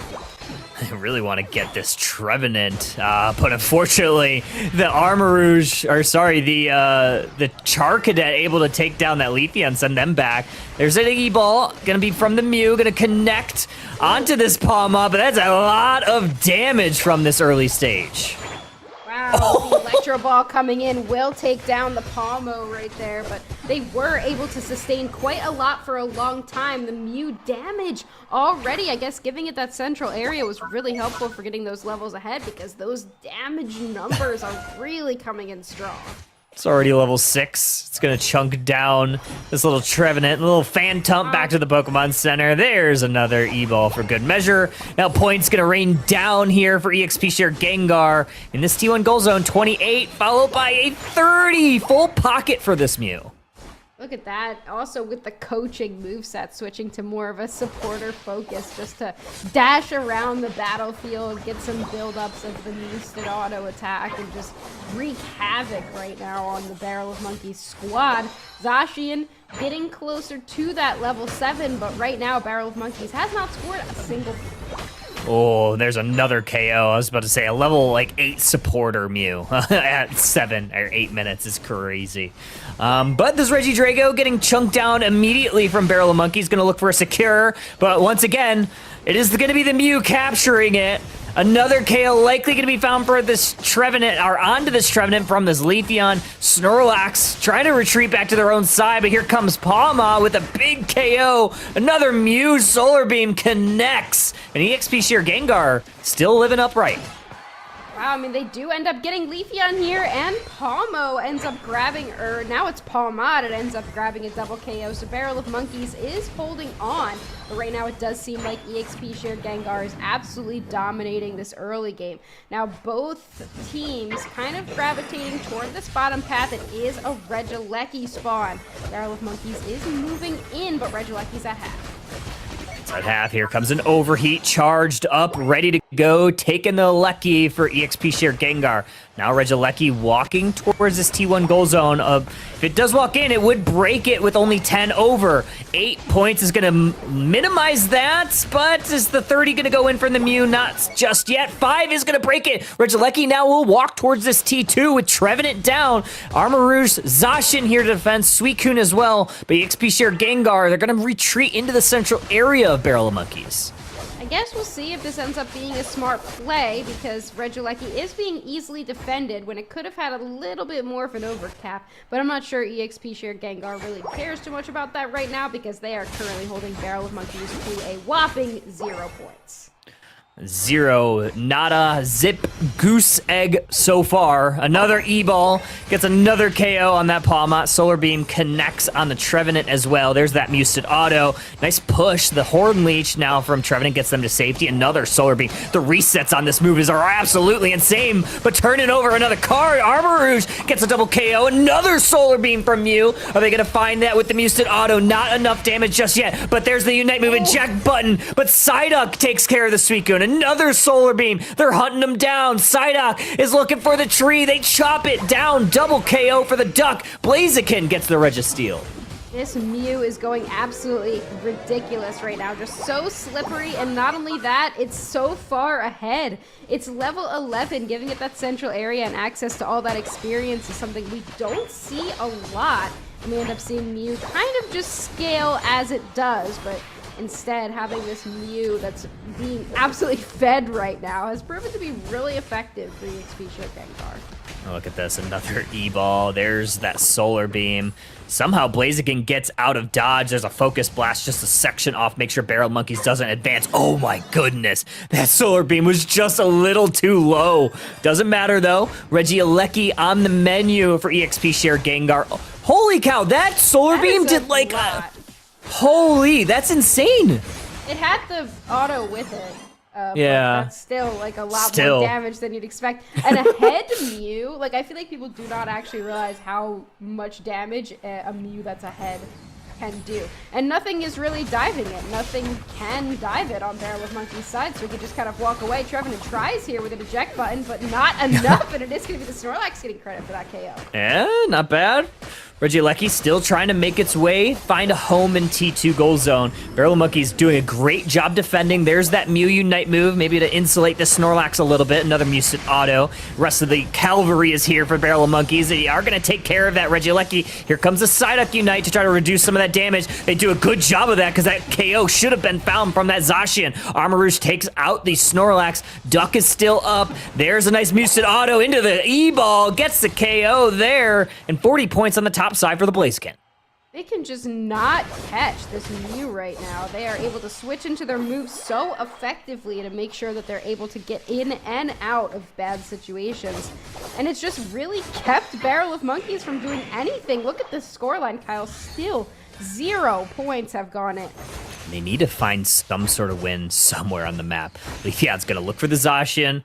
Zacian gonna retreat, right? It's kind of been a story as old as time right now. They're low, like only level 12, but I mean, they are starting to catch up. They have a lot of wild Pokemon that they've been able to catch. Looking for finally their first scores down here, but the Psyduck doing a good job of defending. There's that headache gauge, 50 points, looking to go on in, but Mew is able to stop it. Muted Auto, unable to get there. There it is. That's going to take out the Armarouge. And on the top side, 20 and 50 is going to break this goal zone. No, good stop here for Palma. They're going to try to pull in this Leafeon. Big HP bars on it, but it is going to be EXP Share Gengar getting out of that situation.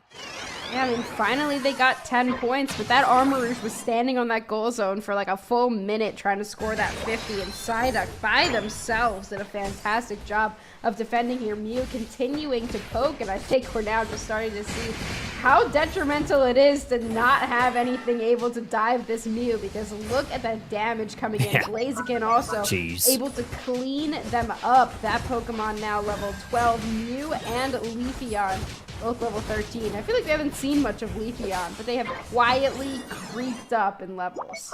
3 level 13s here for EXP Share Gengar as Groudon has joined the fray. Central area, final stretch, and it's a massive lead here for EXP Share Gengar, over 250 points. They're going to add a little bit more with that Regieleki making its way in that T2 goal zone. Heavy slam onto the Trevenant, frozen solid though from the Suicune, and now we're going to have a refight.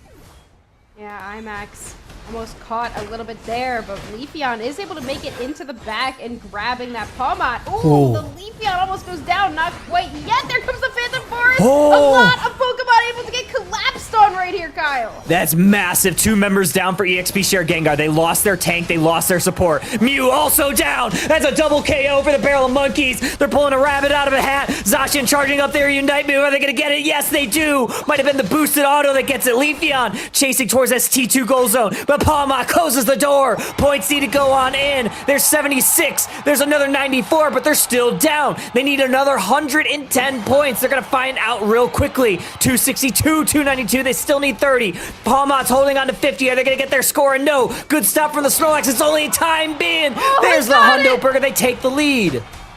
He got it. Was able to put in that 50. To get that 100 to pull EXP Share Gengar ahead, but if they force a fight here, they could potentially grab a couple of those Groudon buffs and make it back across to the other side. But what a fight there for Barrel of Monkeys, able to collapse off the back of IMAX's Unite move on that Trevenant. That's why I was praising that pick previously, because it really can just turn the tides of the fight. Let's see what EXP Share Gengar does here.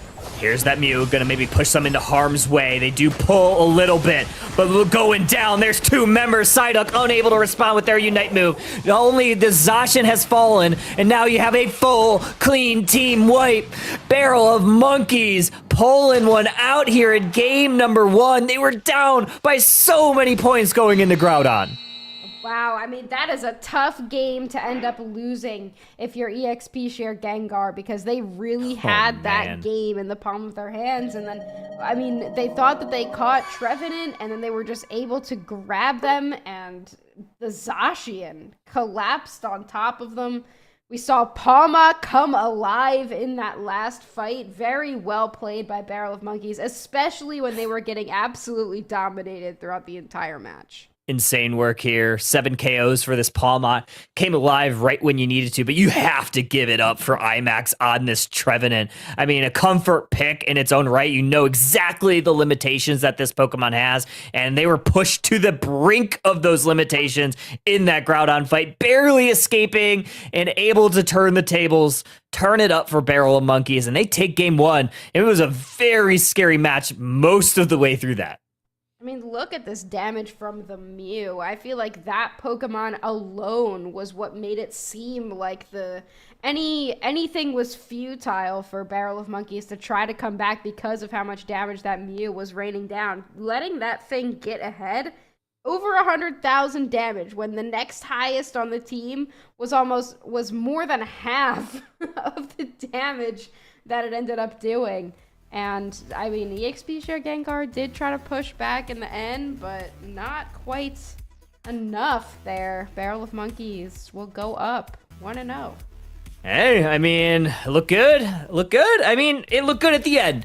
There was a very tough match there for 8 minutes of it, maybe even 8.5 minutes. It was definitely looking a little scary. But, you know, you need maybe 1 or 2 KOs at the right time, and they found them.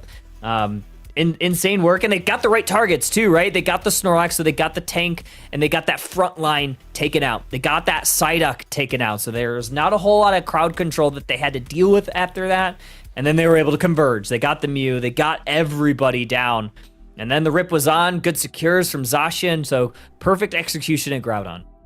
Yeah, they just played it so perfectly well in that last fight. Like, they did what they could throughout the match, knowing that they were behind, and they waited for a little bit of an overextension and took advantage of it in that last fight. So it was really, really well played. I wonder, though, what we will see them do in this next game. It looks like they are switching sides here. So EXP Share Gengar is going to end up being that first pick slot. So that could really change the way that both of these teams approach the draft.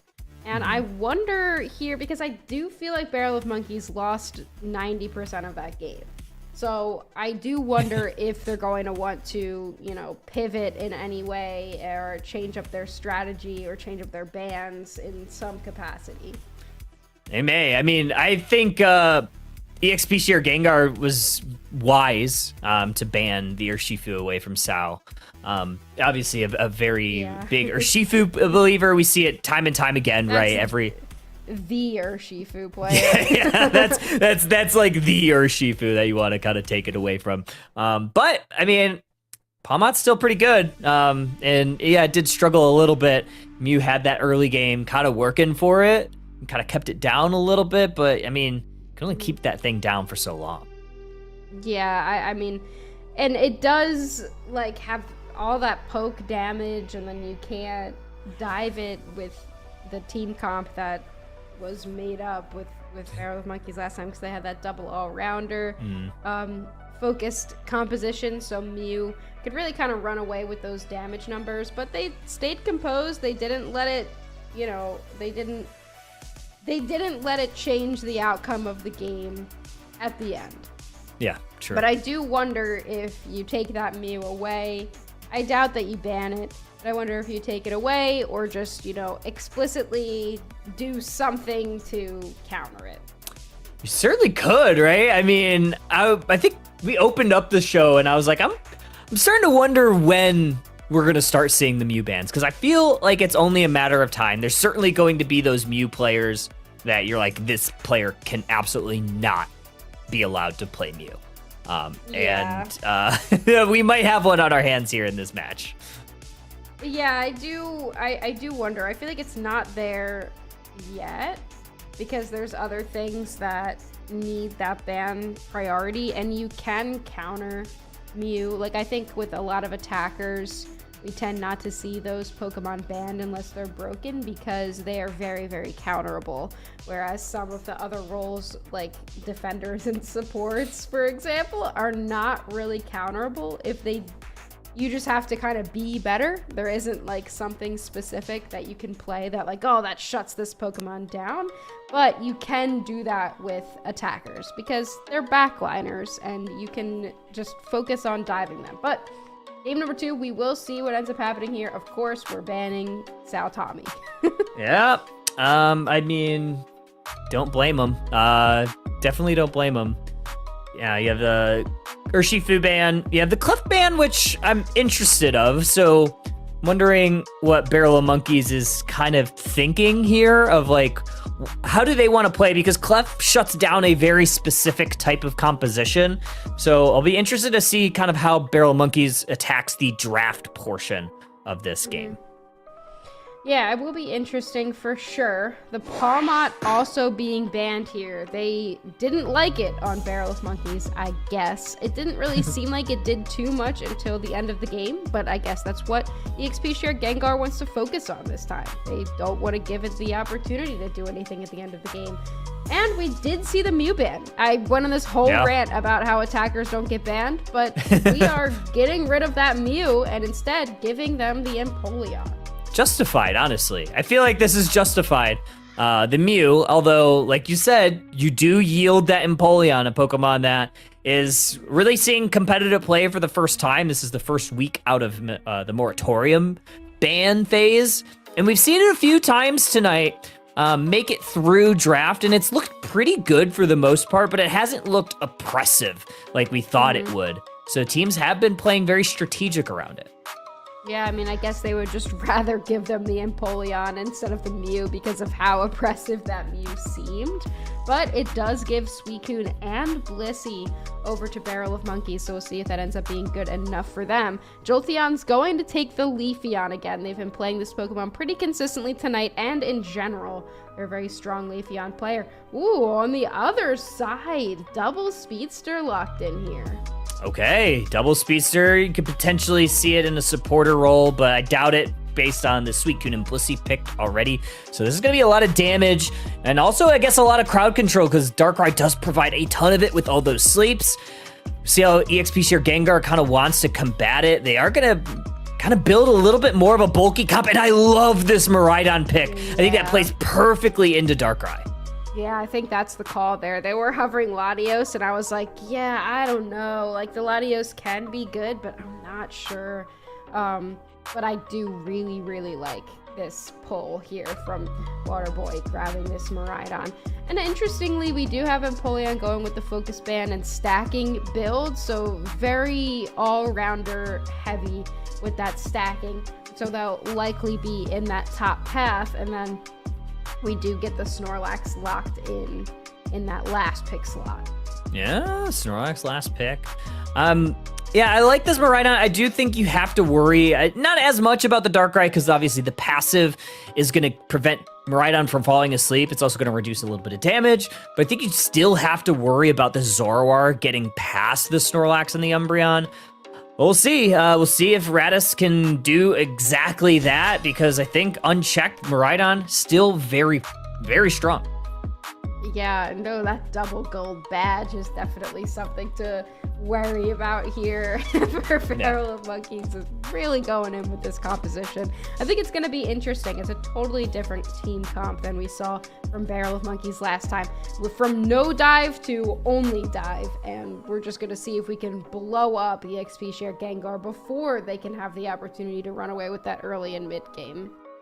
It's going to be the name of the game. Otherwise, EXP Share Gengar, they'll be going down to that lower bracket, and Barrel of Monkeys will be moving forward, because it is 1-0 EXP Share Gengar on your purple side. Barrel of Monkeys is going to be on your orange. And we've got the Eevee lane, so sending both of the Eevees up to the top path. And this time we will see Empoleon go into the central area. So my prediction was, of course, wrong. Obviously, it would be wrong. What do I know about this game? I just assume I see a stacking item and we're going to lane. But, you know, never mind. So we're going to see Piplup come out as a Prinplup, and we'll see how they approach this jungle gank. I wonder what will happen here, because Zoroark is also going to be coming out at level 5, which is a very tough one to deal with. Looks like both teams traded those bunnies in the bottom path. Natu's earned by Barrel of Monkeys up in the top. And now this Chansey, along with the Darkrai, pressing a little bit forward, but it's going to be a tension down in the bottom path as Zoroark finds the back line like we hoped that they would. And there we go. And now we're going to go on to this Miraidon as well, but Buzzwole getting 17-point score in right away. A little bit stunned there, but still, the Zoroark was able to make it happen. They don't go in for the Miraidon. Instead, they are considering looking for the Prinplup, who is just heading into the central area instead.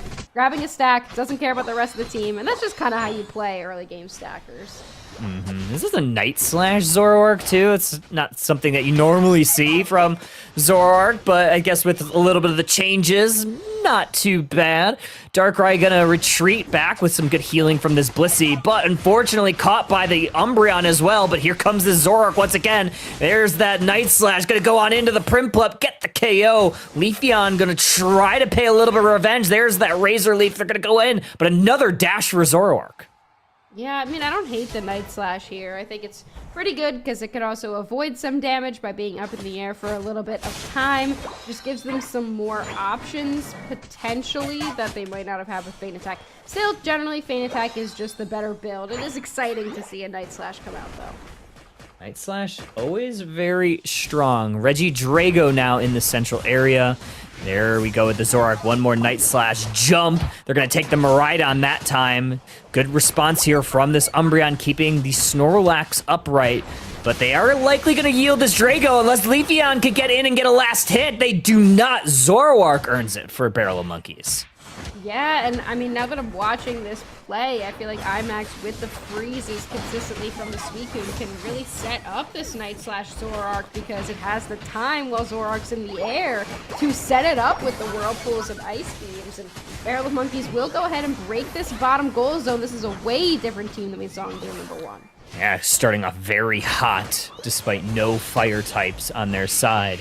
Leafeon pressing a little bit forward, but they're going to pay attention to this Regieleki that has appeared in the bottom path. Zoroark once again going on in full tempo, looking to take down the Leafeon. They do. No one fall just yet for Barrel of Monkeys, and that Regieleki is moving towards the XP share Gengar side. Very well-timed Unite move there from Radis, able to use that very effectively. Tries to jump in on this Empoleon, but there is enough sustain on the Penguin, and they will be able to take down the Zoroark. They will go down themselves shortly thereafter, but that is a good KO for EXP share Gengar to grab. Good, great even. 141-16.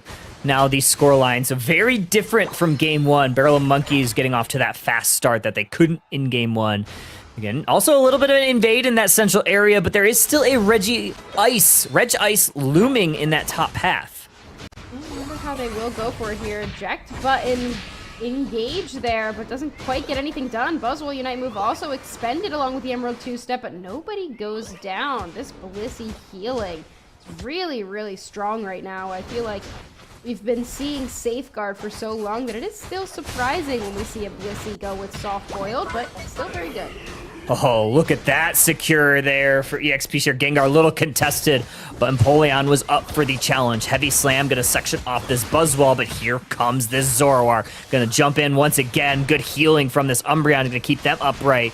Empoleon making sure they don't advance any more forward. Miraidon passive to shield that goal zone, but Barrel Monkey sees that writing on the wall. They're gonna dash on away, but that's not for too long. Zoroark looking to go on in once again with a Night Slash, but a good Unite move from that Umbreon. They stay upright for the time being, but Empoleon, oh, they almost get it, but it's gonna be Suicune with a great Unite move to ensure a couple KOs for Barrel of Monkeys.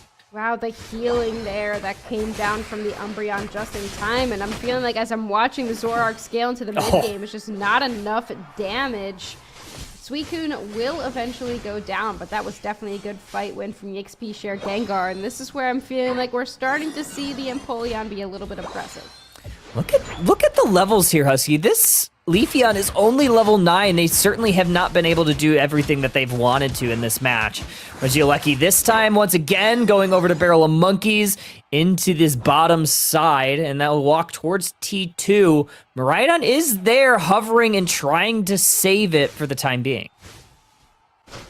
Yeah, sorry, I was yawning. Oh, sorry. Tired. My bad.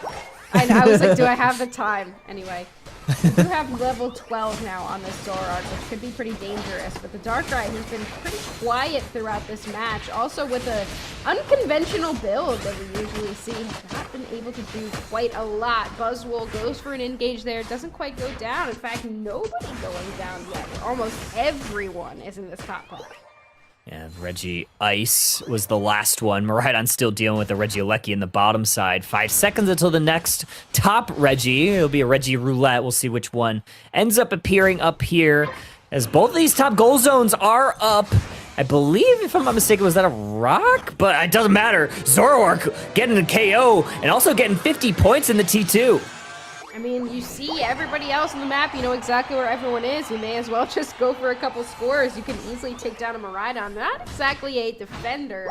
Meanwhile, the rest of Barrel of Monkeys going for an engagement here. Big Ice Spikes comes down the Snorlax. Never-ending Ice Spikes, never-ending nightmare now onto this Umbreon as they try to close out this T1 goal zone. They do.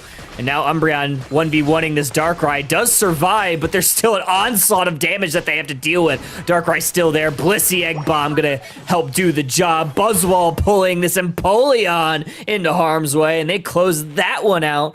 Top Regi Rock still up for the taking.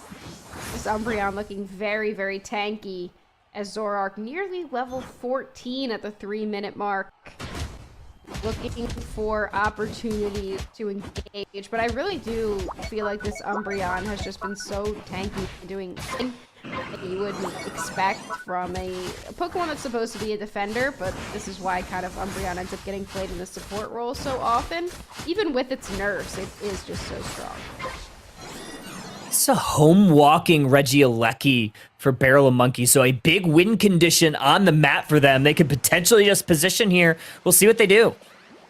I mean, we do have 4 members of EXP Share Gengar just trying to rip this down before it has any opportunity. It was a smart play for them, but that does give the opportunity for Barrel of Monkeys to station up in this central area and get the optimal positioning. But the interesting thing here is both of those outer goals available, meaning Barrel of Monkeys has to spread out a little bit more to defend them. And then they are going to guard a little bit on the bottom side, a little bit on the top side. Zoroark looking for a flank up there. Buzzwell also hiding up there.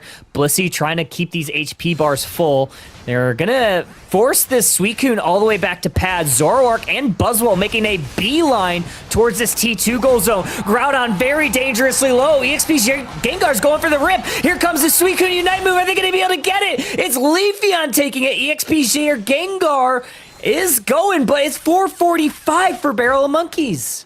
All right, will Barrel of Monkeys be able to defend is the question. Suicune just going to back off here because they do have pretty substantial point lead, but they are pushing as 5 into this tier 2 goal. Okay. Yeah, there's a Zoroark. Let's see, Unite move does not hit the mark. They're starting to fall down like dominoes. Still, EXP Gengar fully upright. 2 members down for Barrel of Monkeys. Make it 3 as the feed's starting to give out on my end. I'm trying to pick up what's going on. There's that Blissey Unite move. Are they going to be able to section off? Still a lot of points to be found for EXP Gengar. They're still down 30 more points from this Gengar. 372, 445. No, they're down, dropping more points. Down. There's a 50. That's going to do it, Barrel of Monkeys. Oh, no. There it is, with only 30 seconds left. I don't think Barrel of Monkeys is going to be able to get back there in time. That was a really, sorry, but god-awful decision to go for a back cap in that situation when the entirety of EXP Share Gengar was up and able to secure the Groudon. When you're far enough ahead, you can take that risk, but I don't think you can in a situation where you're not that far ahead and you're also, and everyone's up. They didn't KO a single member of EXP Share Gengar before they left for that back cap. That was not the best decision there for them. But EXP Share Gengar are going to tie us up at 1. Okay. Yeah, very peculiar push. I would have liked to see, like you said, maybe everybody, because I think there were a couple Pokemon that stayed by the Groudon. Obviously, Suicune was retreating. It's like one of those situations like everybody has to go to make sure that you have enough points to, make that play. So it's just unfortunate. I guess they also thought that they could defend a little bit longer than they did. It's unfortunate that the Blissey Unite move was maybe a touch late and Zoroark just got exploded. Yeah, I mean, you also have both of those outer goal zones to worry about. Maybe you can make that play when you just have one outer goal zone because then you can send everybody there. But they had to send somebody up into that top path to make sure that they were all moving S5 before they left. And that can be dangerous. It's just those couple seconds that it takes for I believe it was the Darkrai that was up in the top path to actually come back down. Ends up being the difference maker in some of these cases. Yeah, very, very unfortunate, but now we have a tie series, winner take all. Well, maybe not all, but winner will be going on to those winners finals to take on, I believe, did we say it was Exodia, correct? Yeah, so Exodia going to be on the next, for one of these squads, either EXP Share Gengar or Barrel of Monkeys. But either way, I think these games have been very evenly matched. Yeah, I mean, I thought this was going to be an early night because of the limited number of teams. Of course. I was wrong. Everything going to 3 games, apparently. But yeah, we will be able to see a game number 3 here. And my phone is dying, and I can't let it die because it tells me if I'm living or dying. So I'm going to run and throw it on the charger. Okay, yeah. Go charge your phone. I'll handle this for now. We are going to get into our draft here in game number 3. Let me get this moving on forward. And already we are going to see that Urshifu get banned over. We're going to see potentially Clefable once again. I wouldn't be surprised if we see the Mew either. Let me make sure I update all these overlays. Looking good. Yeah, Clefable, Urshifu. Not super surprised here. Obviously, you want to try to keep that Urshifu out of Saotami's hands. Clefable think we talked about it in the previous game. Clefable's really good into very specific compositions. So Barrel of Monkeys, typically I don't see them playing. Okay, hi. A ton of like burst, or I guess like mages. So like I don't know how good this Clefable ban is, but we'll see. Okay, so yeah, pretty standard bans. The Clefable one, I guess, like you said, is the only one that's pretty interesting. Seeing the Blissey first pick, not a surprise here. But we will see Barrel of Monkeys pick up that Pawmot, which they banned last time. Right? Wait, who first picked last? No, I think EXP Sure Gengar did first pick last time. Yeah. And they were the ones that banned the Pawmot. So True. now Barrel of Monkeys is going to pick that back up. Interesting priority here. Reggie going to grab the Trevenant away from potentially IMAX, who we know likes that Pokemon, and also the Mew from Waterboy is coming back. Okay, yeah, I mean, no ban on it means that is free to play. We are going to see Alchemy here from Barrel of Monkeys. Not a supporter that we typically see a ton of, but I'm honestly here for it.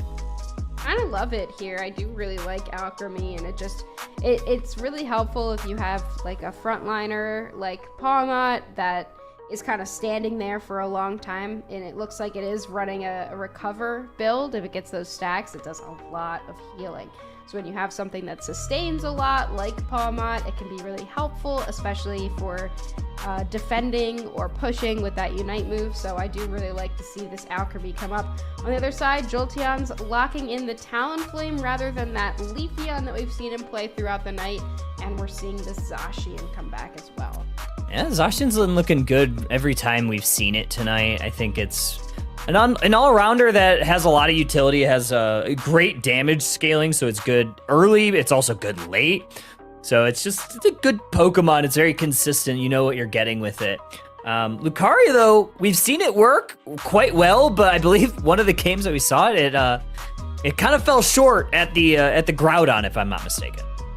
Yeah, we did see Callie get that 4 KO in the enemy Flux Zone, and it was like, wow, I guess I misjudged Lucario. But I feel like, again, Lucario is just one of those Pokemon that everybody knows how to play, and it's consistent enough where you can justify using it. But I also always feel like Lucario is just a little bit boring. Like, it does what it needs to do, but it's just kind of boring. Yeah. And people play it because they know how to play it. And it's like not as hard as some of the other all-rounders, I get. I mean, unless you're playing E-Speed, it's one of the hardest moves probably in the entire game. But true. Like, I feel like always I would rather see Blaziken, but Lucario has the advantage of being a single stage evolution. True. And it has a little bit of a better early game, but, you know, I don't play all-rounders, so... Alrighty, we're getting into game number 3. It was stuck on the loading screen for a second, so I was a little worried that you might have had a disconnection, but we do not. Game number 3, EXP Sheer Gengar on your purple side, Barrel of Monkeys on your orange, and just like we thought, Mew is heading to the central area again. Yeah, they're gonna try with that Snowball Mew that we saw in game number 1. It was the game that they lost, but it was very, very dominant. So now we do have the Leafeon in this bottom path as well, contesting the Talonflame. A couple secures going over to both sides here. Everyone gets very low, but no KOs just yet. No KOs, no scores. 1 Citrus Berry grabbed, make it 2. Gonna eat well up in that top path. Mew starting to migrate that way. Pawmot still clearing out their central area. Fighting over the Natus goes a little bit of a split way, I believe. EXP Sheer Gengar maybe a little bit more ahead in the points. There's a Solar Beam, connects on 2. Musid Auto gonna follow, gonna connect on the Lucario. They switched it over to the E-Ball, and that is a quick wipe once again for this Mew. Wow, yeah, the Mew just snowballing so early. Nobody can really do anything about it. Supercell Slam goes over into the tall grass, but still, look at these Electro Balls and look at the slows on them as well with how hard it's hitting. Focus Band Pop, it doesn't matter. The Electro Balls are coming out like a truck. Not only like a truck, but it seems like it's also an F1 sports car. I mean, they're just coming out one after another after another. They just come out so quickly. And with ferociousness? I don't know, whatever the word is. Either way, it's looking quite good once again. It's a repeat of game 1. But Barrel Monkeys, opposed to game 1, they've actually scored a little bit here, 49 points early on still. Yeah, the ferociousness. Ferociousness, I don't know, it's late, man. Yeah, I'm EBCB. Phantom, still a Phantom, not quite able to make it up to level 5 just yet. Without Ninja able to stack up here this bottom path, nearly hitting that level 8 mark, but EXP Share Gengar does have first hands at the Reggie Drago. Will they be able to get it? They will. The Zacian gets credit for that. Yeah, maybe not the ideal one because you want to use that Eos energy for damage and not always scoring, but we'll see if they decide to push. Right now, it looks like they want to. Zacian gonna have to peel back. Good heavy slam there. Even better, Emerald 2-step gets 2 from EXP Share Gengar. They're also gonna look to hunt down this tree. Good heavy slam once again. Snorlax credited for that one. Now 1 point going on in for this Alchemy. Solar Beam connects on a pair. Gonna try to hold this goal zone. E-Ball onto IMAX, and Barrel Monkeys, they're starting to scale here. 128 points too.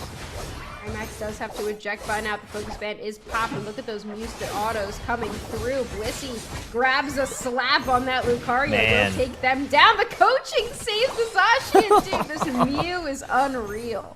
This Mew is absolutely popping off so far.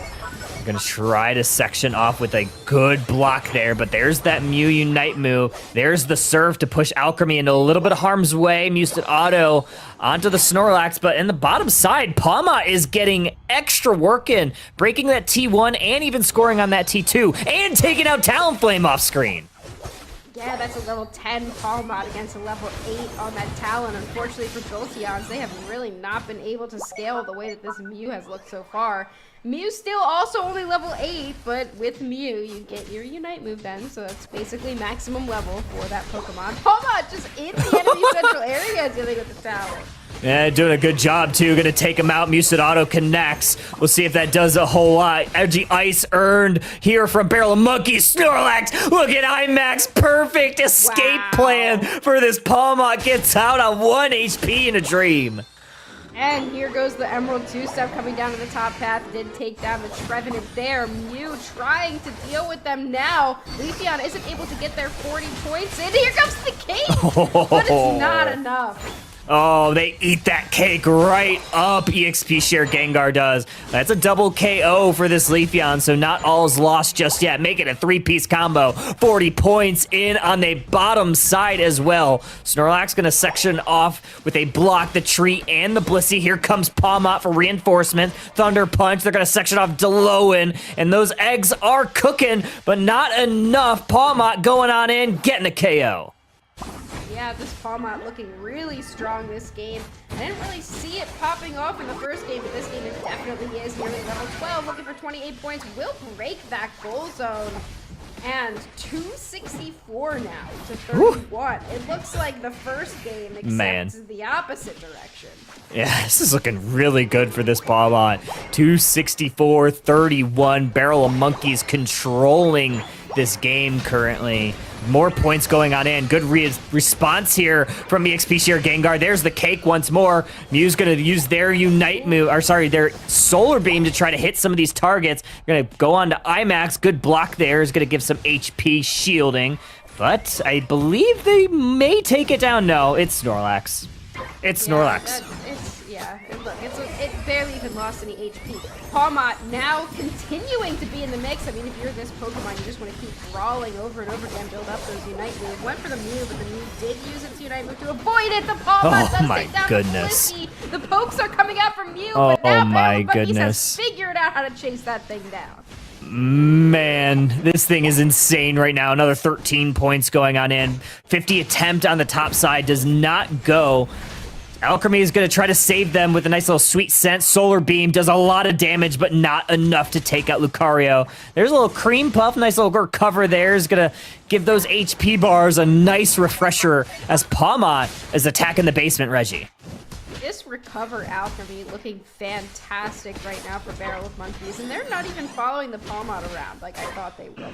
They're just chilling with the rest of the team. Palmot's just been off-laning the entire time, ripping down objectives, brawling to build up those Unite moves, and it has just been dominating. Level 13 on that Pokemon. Level 14 on this Leafeon, who is just, again, quietly, I feel like, creeped up in the levels. I mean, yeah, 13, 14, 13. The supporters are 11, which is the central area Pokemon for EXP Sheer Gengar. So level 11 Mew, probably not the start that they've wanted. I mean, it's been 7 minutes. Hardly call it a start so far. It's been just how the match has gone. 300 points, essentially, separating these two teams with this pressure continually piling on from Barrel of Monkeys. A minute left until Groudon. EXP Sheer Gengar gonna need to find something here. The Mew damage not looking like it once was in game number 1. Just not as much when it's not as far ahead. Reggie getting pushed by the block here. We'll have to use the Horn Leech to get out. 2 minutes and 30 seconds now on the clock. Groudon will be joining us very soon. And this is an almost 300-point lead for Barrel of Monkeys. And this is just a flip from what we saw in game number 1. Very opposite of game 1, but the opposite effect happened, right? Barrel Monkeys pulled one out, and it was the opposite in game number 2. Barrel Monkeys very much ahead, and EXP Sheer Gengar pulling one out. So we'll see how this endgame plays. If tradition repeats itself, EXP Sheer Gengar may get off to a quick start in this Groudon. Look at these recovers as well, just allowing everybody to get so much of their HP back. And Softboiled does have that ability as well. Palma tries to dive right on top of the Mew, forces out the Mystical Mirage, and then just walks away. Really does. They're charging up that Supercell Slam, try to figure out where they want to go. They go directly on that Blissey, completely ambushed in the tall grass. Snorlax closes it out as the first KO of Groudon. Trevenant put in a hard position there. Now 4 members are converging. The close combat does the trick most of the way. Palmont on the backside getting a double KO. Trevenant getting chopped down to size. Now it's only the Zacian upright. Barrel of Monkeys pivoting towards Groudon, and this is going to likely be the game unless Blissey can make a miracle happen. No, not enough time. The Aura Cannon comes out, the Pumpkin hits it, but the Leafeon will get the credit for that secure Alchemy Unite move just for fun, basically. While Barrel of Monkeys makes that secure happen, and they won't see a flip-flop of the last 2 games. It seems like the team that was ahead the entire time is able to secure the Groudon. It was really interesting to watch that fight because the Trevenant had so many opportunities to use the Unite move, but nobody was there, so it wouldn't have mattered. They were just so separated because of how this Palmot was fighting so consistently, and again, so much damage coming onto this thing, but they just kind of walk away. They're just gonna try to damage farm, get those numbers up, make it look a little bit better, but they are holding on to 2 Groudon shields, so now all's lost, but they were gonna have to climb up a mountain here. There's a KO on the Palmot, so you got a couple of shields, a lot of points here. Gonna get 100 points if this Leafeon has anything to say. They might just back away. 50 points, double it up, make it 100. That's 131. Still climbing up a mountain here as they're gonna have a little bit of defense. Yeah, with 10 seconds left, just not enough time to get the number of points in that they actually need. It's like the Lucario. They're gonna be able to put in another 100 just to hammer it home here for them. The Pumpkin to seal the deal at the end as well. And Barrel of Monkeys is gonna pull this one out. EXP Sheer Gengar really did have a chance there throughout the entirety of this series. A Barrel of Monkeys really cemented it with the entirety of this last match, and I really feel like it was off the back of this Palmot. Yeah, Palma looking incredible. But, I mean, 14 KOs from Leafia, nothing to sneeze at either. 14-3, 12-4. I mean, they made this composition look really good. But I think, Husky, we talked about a little bit this Alchemy.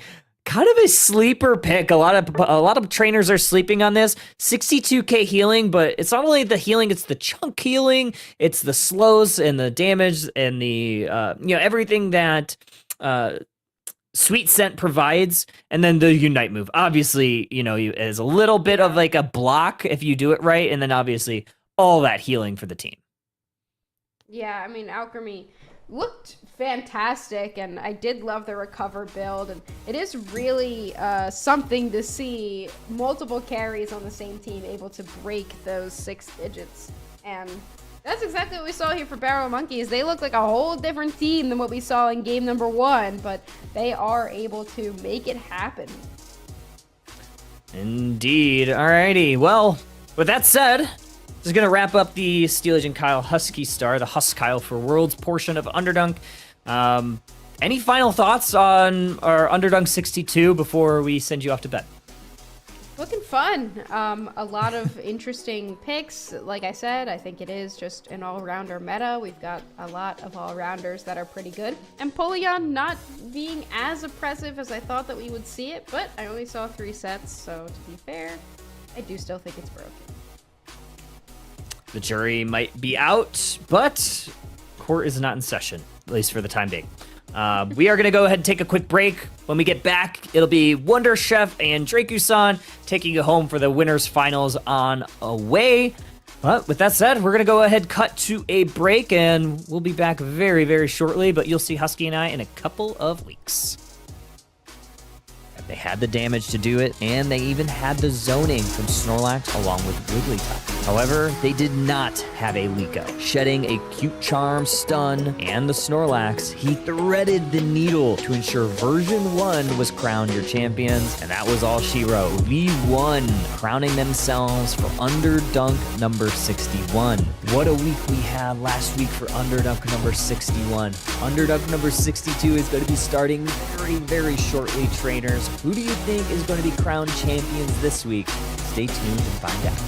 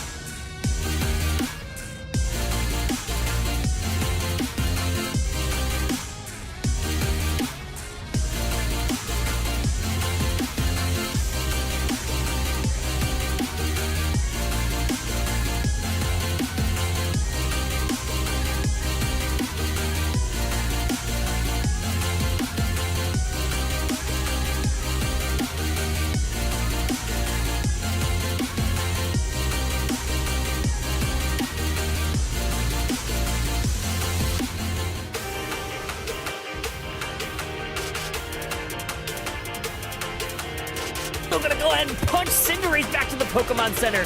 And now Alchemy also going down through their Unite move. Garchomp next on the chopping block. That's a double KO for this Buzzwole. Groudon now starting to get moved on by Exodia. Leafeon trying one last dance, but that's not gonna hit the mark.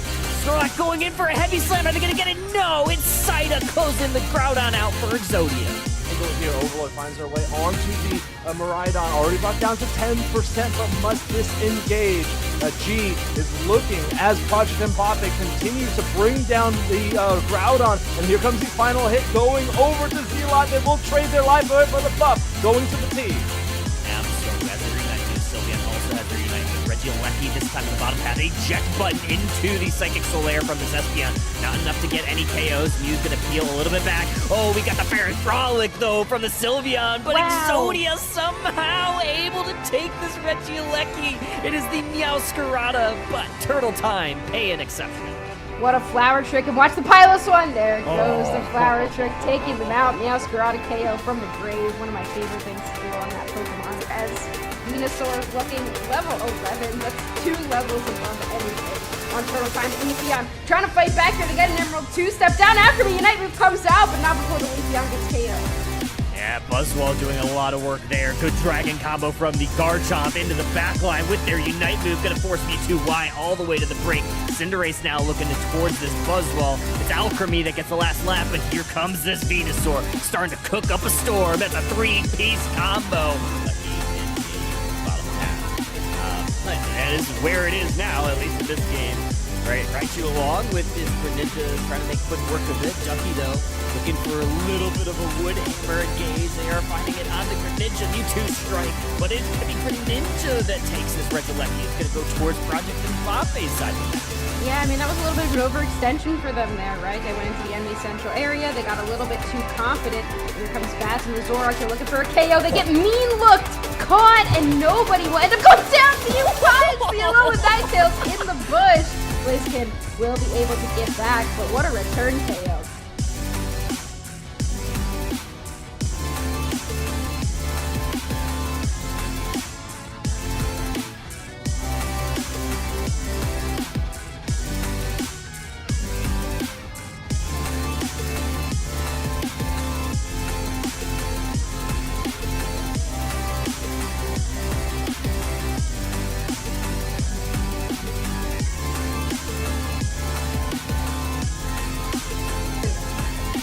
Trying to find the Cinder. They're going to come back up from that Phantom Ambush. Here's the Sweet Kiss. Doesn't quite connect. Slowbro connects on the Garchomp with the Slowbee, but there's no follow-up from Exodia. This could be very problematic. Clefable going to get some Moonlight healing. Absol, though, going to go down. Unite move from the Cinderace, not able to close out the Alolan Raichu, and you have 2 down each side. Great block there, and damage from the Cinderace just piling up. 13 points in from this Leafeon up at the top path. Now has access to their Unite move. Dangerously low. Good dragon combo is going to push Venusaur all the way back to the Flux Zone, and there is that Unite move from the Leafeon. But this sustain! This Venusaur gets not 1, not 2. They're looking for 3. They're looking for 4, and they get them all. Oh my god, the 4 KOs.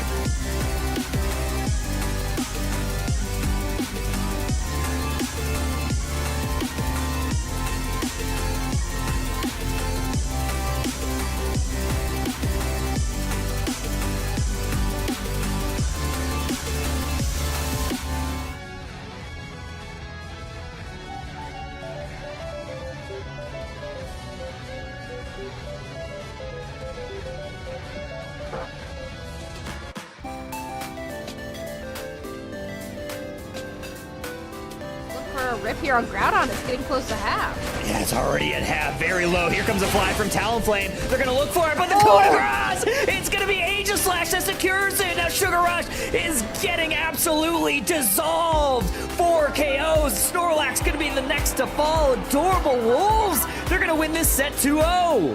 That was a really, really tough one. I mean, the Talon, I thought for sure the Fly ended up having it, but it really did just come down to that flick in the end. I think the call from...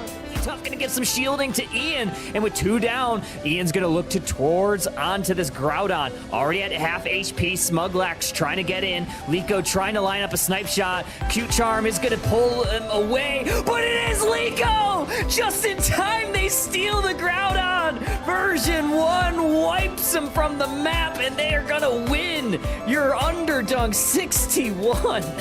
Man. Push forward, Garchomp move, Unite move into the back line. Gonna damage this Suicune, send them back to the Pokemon Center. They weren't able to use that Unite move. Groudon now at half HP. Zoroark, oh, they get caught out, unable to use their Unite move. NA has one final shot to try to steal this away and salvage the game. Do they have it in them? They do! Huge Garchomp Dragon!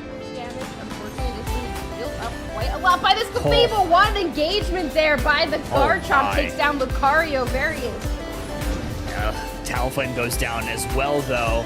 Purple Kevin on this Hoopa is bringing in the team with the rings unbound. They're dangerously low, but Regieleki gonna walk towards that T1 goal zone. Hoopa is down. Rest of the reinforcements are here for version 1. And it is gonna be the Blaziken getting a double KO. And a snipe shot finds the back line, too.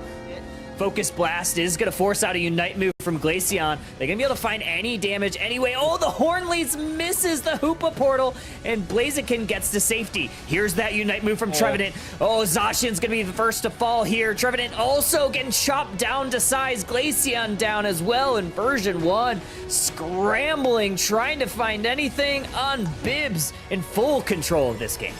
Yeah, just kind of getting picked apart. I do got to admire Smuglax's attempt there on the Trevenant.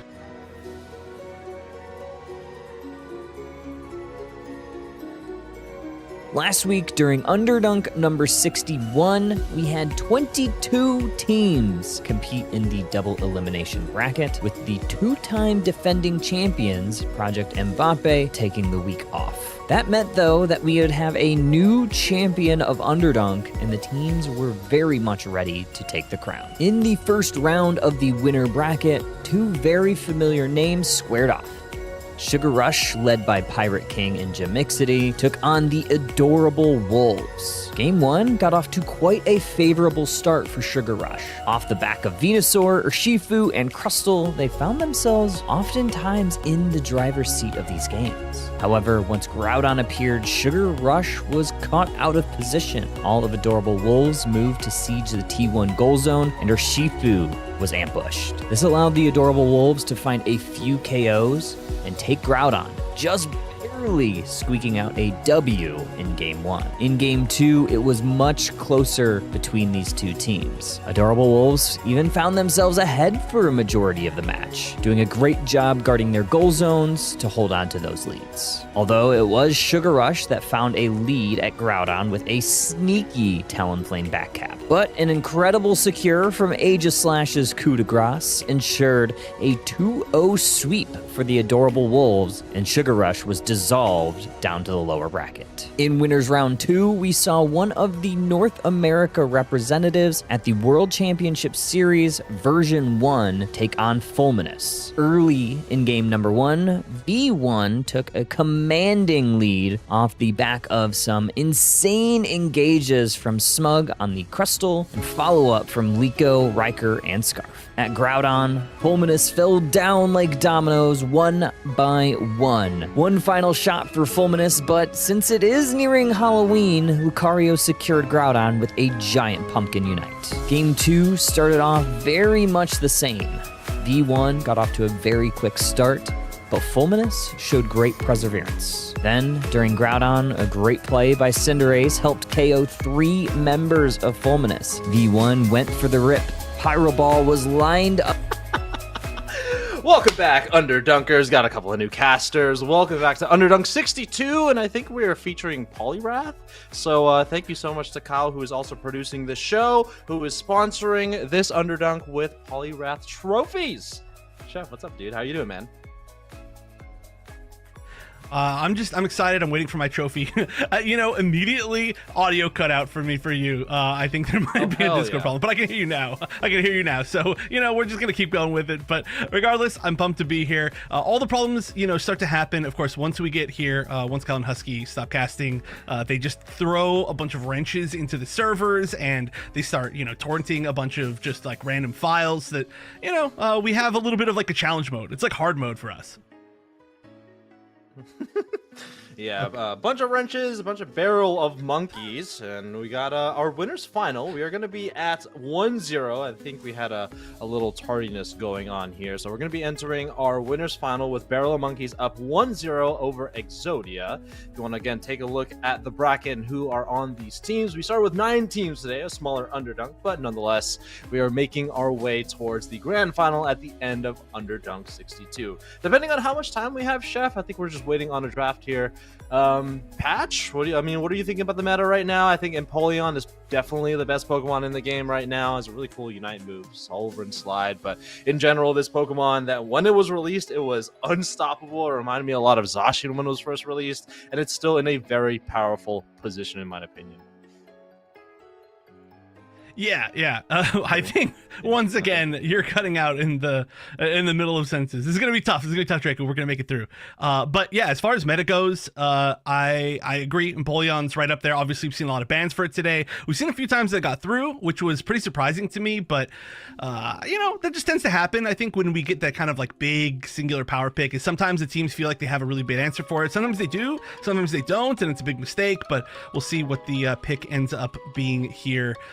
Regardless, we're excited, or I'm excited to see like how these teams are all doing. Obviously, I could see earlier today because I haven't been able to cast all that much since Worlds, really, or since Groudon is really what I should say. I've only really been able to like do one tournament, so a whole lot of new stuff for me. I'm gonna be lost in the sauce for sure.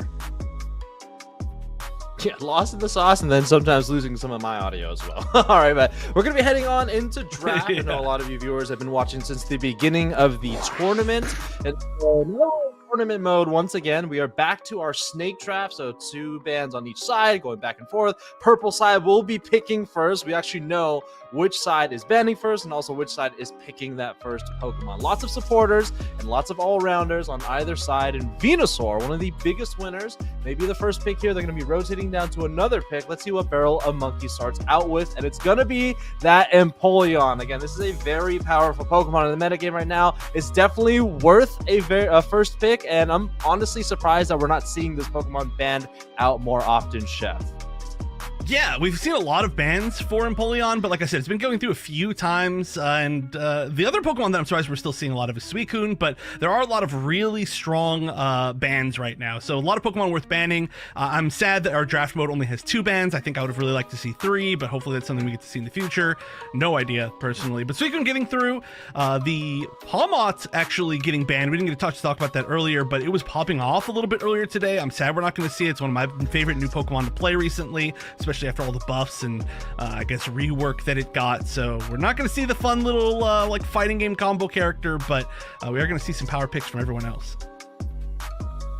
Yeah, this Suicune is a really powerful pick right now. It's been nerfed a couple of times over, I don't know, 4 or 5 balance patches since it was released, so it's still a really strong Pokemon in the role that it plays. Disruptive defender type Pokemon, and it looks like we're going to be locking in Mew. This is a Pokemon that had a few adjustments. It reduced the damage of the early game abilities of Solar Beam and Surf, but if you play Mew, most of the abilities that you're using in the early game is going to be that Electro Ball, so still a really strong Pokemon in the early game, and once you get to level 11, you get the plus abilities for those primary damaging abilities, and that's where you can really pop off with this Pokemon. So I expect this Pokemon to be rising up the ladder of that attacker role, even though it was still kind of high tier for the attacker role position.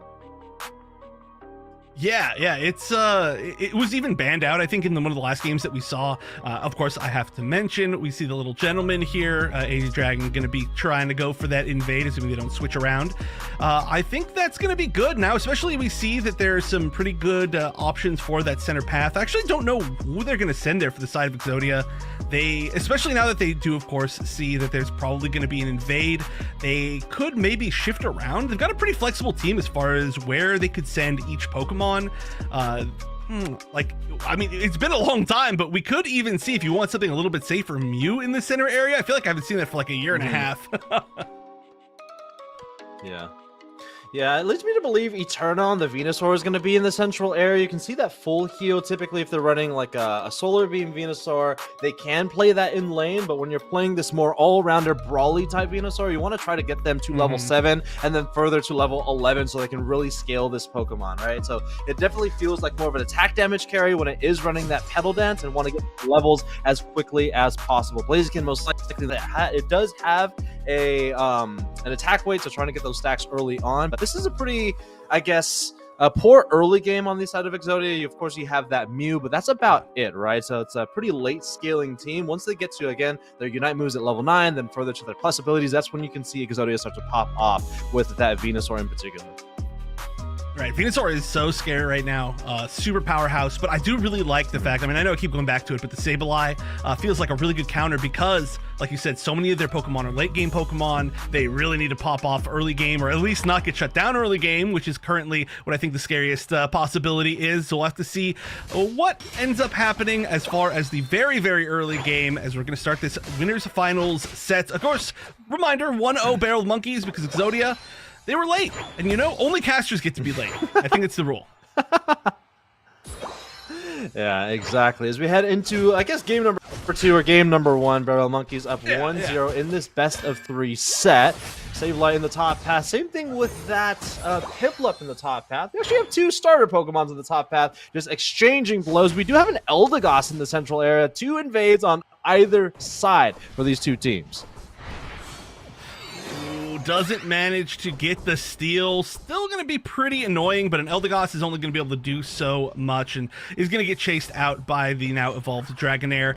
Wild to see, by the way, Dragonite in the center area. That's super cool. I do see as well that it seems like Sableye was KO'd with a pretty big rotation. The 2v1'd in that center area, getting a little bit of help from the Suicune, I believe. So good defense on both sides. I do wonder if they managed to steal any experience. It looks like we're level 5 on the Ivysaur, so probably both invasions not really getting that much mileage.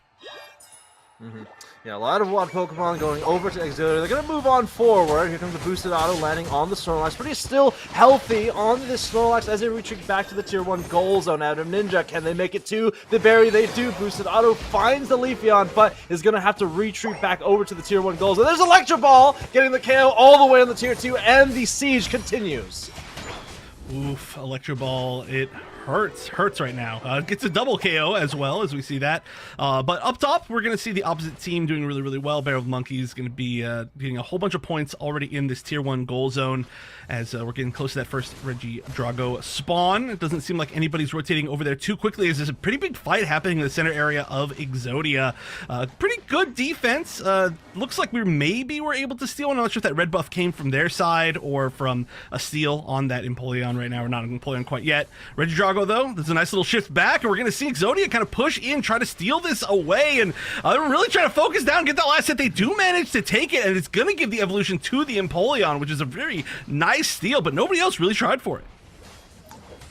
Yeah, here comes Raditz. They're going to move back down to the tier 1 goal zone. Mew's going to get that knockout, hit level 7 as they continue to push on forward once again. Eterna sitting at level 7. No Eos energy in the pockets of most of Exodia as they rotate down here. 42 points still on the goal zone. Nice Solar Beam. Here comes Emerald 2-step. KO streak of 2 for Barrel Monkeys, and a nice defense and offense turning into defense as they retreat back to the tier 1 again.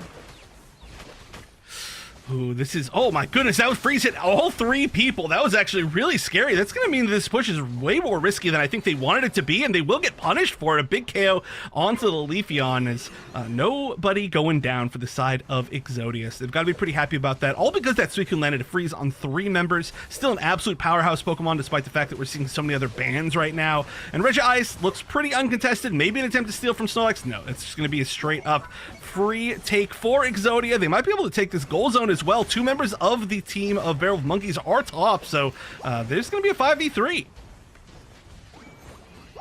Yeah, they're trying to break this goal zone. Here comes another 5. Here comes the Draco Impact as well from Sautami, trying to defend their tier 1 goal zone. But this Venusaur sitting at level 9. They do have access to the Verdant Anger if they decide to do so. And here comes the Unite move once again and is able to land on the Dragonite. Lots of damage. Muted Unite move trying to hold on to this goal zone is Barrel of Monkeys. They just can't do it. But here comes the rest of the team trying to support, and really good block from the Snorlax pushing them off of the goal zone. The Siege is still playing for Exodia. Can they get some knockouts? They do not. Leafeon gets another knockout on the Venusaur, and now they're sent scattering. Leafeon KO streak of 2, and now Exodia back to their own tier 1 goal zone.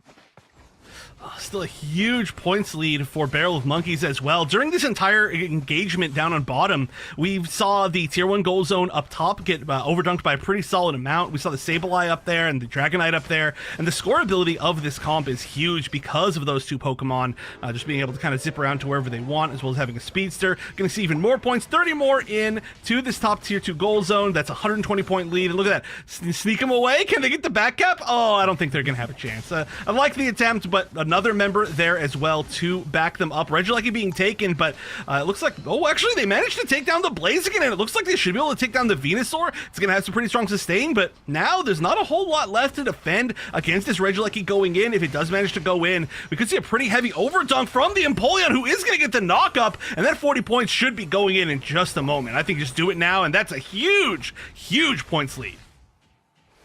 Oh, Draco Impact lands onto the Muse, able to make it back to the tier 1 goal zone as well, and Empoleon is going to head back to the Pokemon Center, but nonetheless, take a look at this lead, Chef. 256 to 59. They're going to send a couple of members home as well. Look into my eyes as that Sableye as they get knocked out, and maybe they wanted to push forward. Doesn't even matter because the Sableye sending them home with that Chaos Glower Unite move. As we head into the halfway point of the game, again, 289, 259, more than a 200-point lead. And Registeel is going to be very handily to push onto this tier 1 goal zone. They need to get a break here because they are losing pretty significantly in score.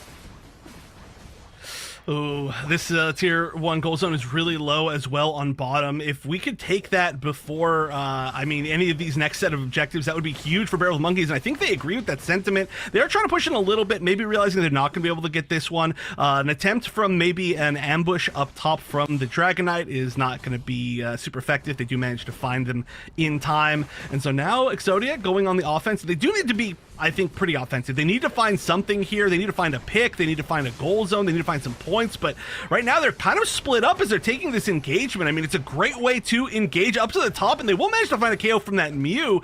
So it is going to work out for them. It looked like it was a little bit more risky than it was, but that's 2 KOs, 3 KOs, probably going for the 4th. This goal zone is going to go down. They should be able to get a pretty gnarly overdunk on it as well. In the meantime, though, the score went up again, 326 to 121. So still 205-point lead. Barrel of Monkeys, I think they're playing this quote-unquote score comp extremely well. I wouldn't call it a full score comp, but, they're taking advantage of what they can do.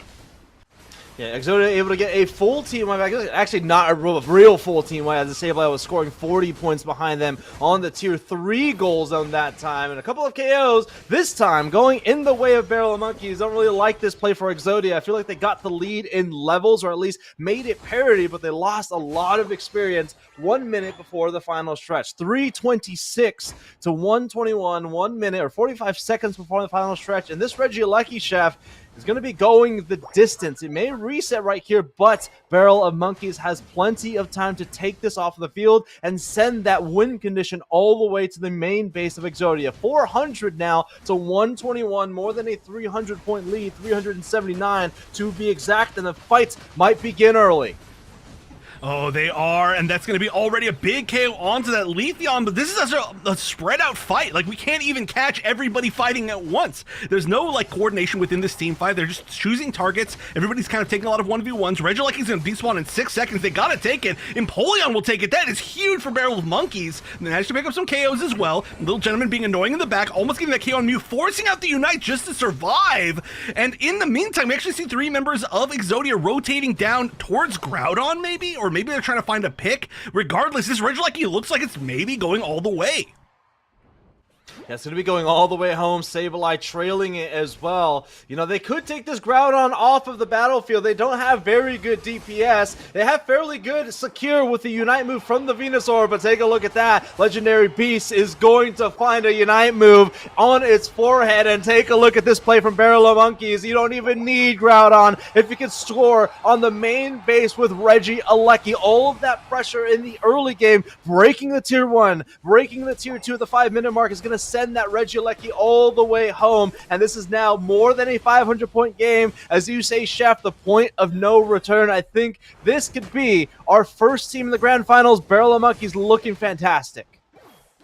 That was very well played. Prioritizing that Reggie Alecki. I mean, hey, you know, we got to see the shift of the main major objective on the map from Rayquaza. Well, from Zapdos to Rayquaza to Groudon. But never forget Zapdos. You know, Zapdos is always there in spirit if you can achieve something like this, right? It will never be forgotten. And look at this. It doesn't even matter. Exodia is going to be able to take down this Groudon, but they are behind by 683 points. So even if they all score Hundo Burgers, it doesn't even make a difference. 30 seconds left. They're going to have to all score Hundo Burgers and then make sure that nobody's scoring in their goal zones, and then find more score, you know, more AOS energy, then score even more. So at this point, I think this is pretty locked up.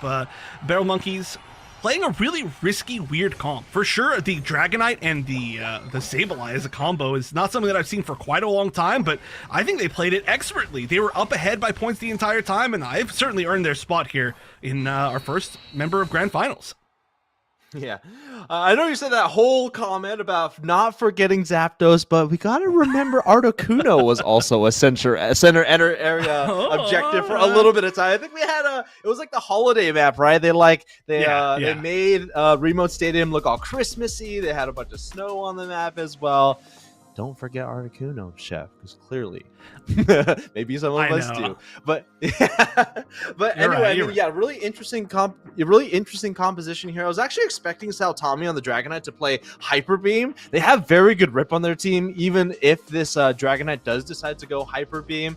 But I mean, you don't really need any range if you just kind of bulldoze them over, right? And I feel like that was the composition here, right? You had so much sustain just between Whirlpool from the Empoleon, the autos, lifesteal from the Dragonite, and if those auto attacks can't get the knockout with these longer extended team fights, you get the Unite move from Adam Ninja on their Leafeon to be that spear to push through, and well, they couldn't really stop these 3 Pokemon from pressing on forward. And while that was going on, really difficult to KO those 4 Pokemon, the Sableye was applying so much pressure in scoring.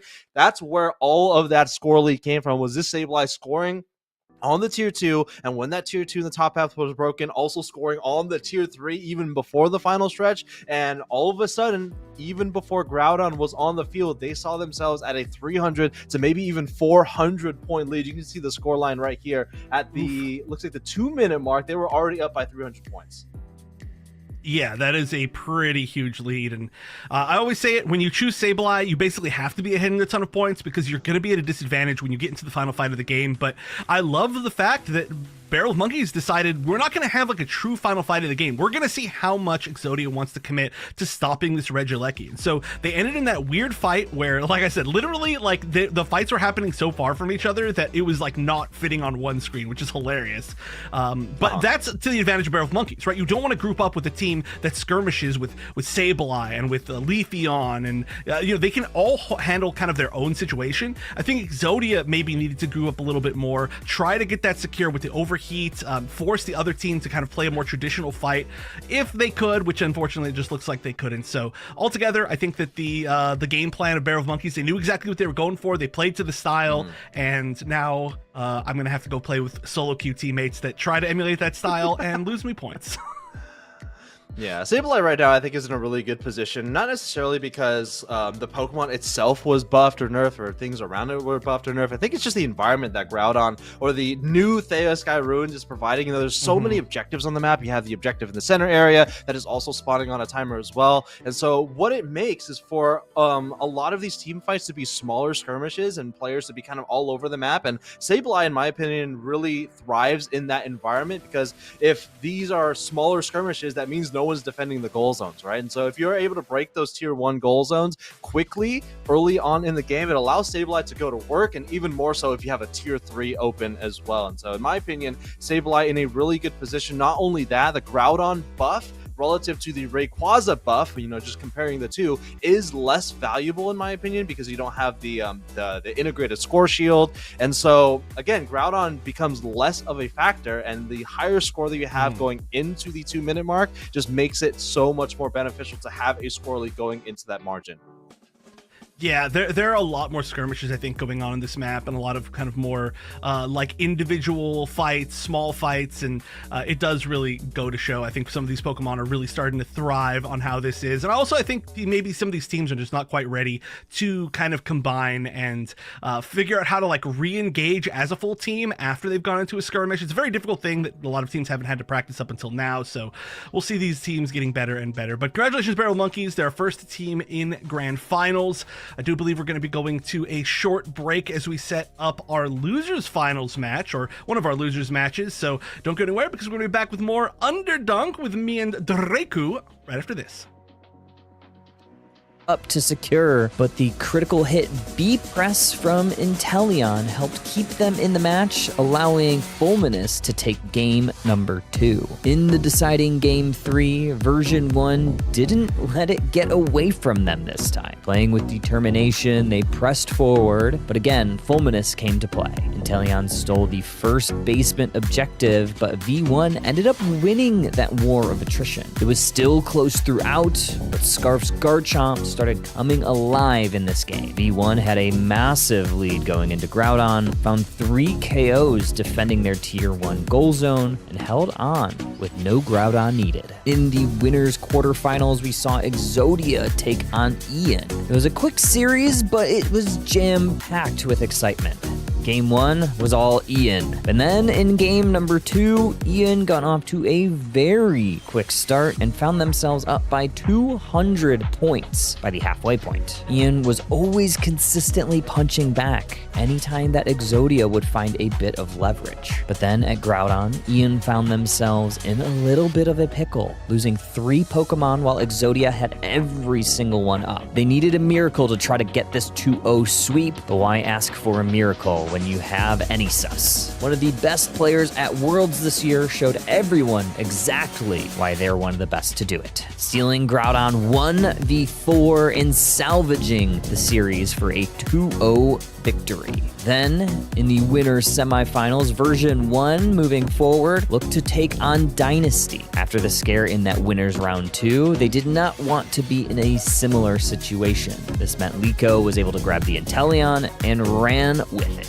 Riker on the Serena was also nothing to sleep on. During Groudon in Game 1, you saw exactly why version 1 qualified for Worlds. Great target priority, but even better execution to secure an easy Game 1 victory. In Game number 2, Liko and Riker ran back the Inteleon and Serena. This time they found themselves in a hole nearing Groudon. However, they converged in the enemy central area, finding some big KOs and even more levels. During Groudon, those levels were incredibly important, winning huge off the back of Scarf's Lucario and shutting the door with an easy 2-0 win, sending V1 onto your winners finals. In those winners finals, we had what was the match of the night, maybe the match of the offseason. Version 1 took on Bibs. This was a match to watch since it included qualifying players on both sides, including for on Bibs their own in JL,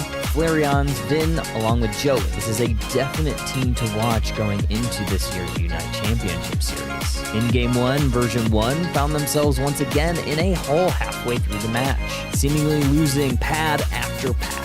However, eventually it was the Zoroark Comfey combo that found some footing and got some KOs, including a large one right before Groudon for the Regice secure. At Groudon, they ended up winning that team fight in an ever-important battle, giving themselves a bit of a cushion which they would need. And that's because in game number 2, On Bibs had a fire underneath themselves. They made sure to put a chokehold on this game, leading nearly 300 points at one point, forcing V1 to play from behind. At Groudon in Game 2, they played it patiently. There was a great chance for version 1 with a 3-person Trident Unite from Smuglax, but it was on Bibs that picked them off 1 by 1 this time to ensure a game number 2 victory. In a very important game number 3 for version 1, they went back to the well of comfort, allowing Riker to pick the Serena, Scarf to grab the Leafeon, and Smuglax to grab the namesake Snorlax. This time, V1 didn't let Bibs on the traditional fast start. Version 1 even won some of the first objectives with the first Regieleki. However, Bibs was determined to push their advantage right back. During Groudon, though, things changed. With consistent healing from Whaley's Clefable, version 1 was able to just stay upright long enough. Chris Smith almost took a 1v3 and won it, but version 1 survived and stalled long enough, stealing the Groudon away from a Revenant Ren from Ceruledge with the Leafeon. Version 1 was heading to your grand finals. In the lower bracket, we had a bedtime disqualification for on Bibs, which meant that Ian would be heading to your grand finals to take on version 1. In your grand finals, version 1 started with a 1-game winner's side advantage in the best of 3. They needed just a singular game to crown themselves Underdunk 61 champions. In what could be the final game of the night, Ian looked stumped by V1 for the first half of the match. Down nearly 300 points, they could not find any sort of footing. That was until a few KOs at a Registeel fight. They were even able to steal a Regieleki towards the end, scoring some goals and starting to chip into that score lead. Ian was determined to come back, finding a couple of KOs at Groudon and moving towards the Rip. They had the damage to do it, and they even had the zoning from Snorlax along with Wigglytuff. However, they did not have a Liko. Shedding a cute charm, stun, and the Snorlax, he threaded the needle to ensure version 1 was crowned your champions, and that was all she wrote. V1 crowning themselves for Underdunk number 61. What a week we had last week for Underdunk number 61. Underdunk number 62 is going to be starting very, very shortly, trainers. Who do you think is going to be crowned champions this week? Stay tuned and find out.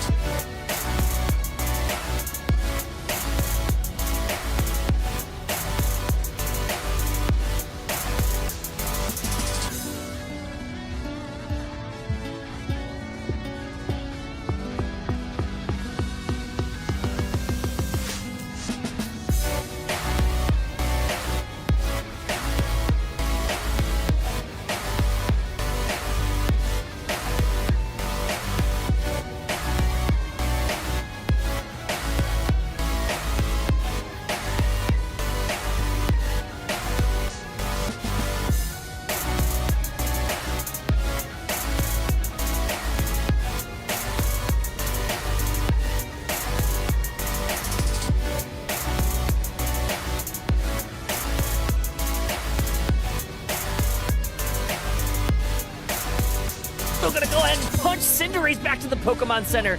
And now Alchemy also going down through their Unite move. Garchomp next on the chopping block. That's a double KO for this Buzzwole.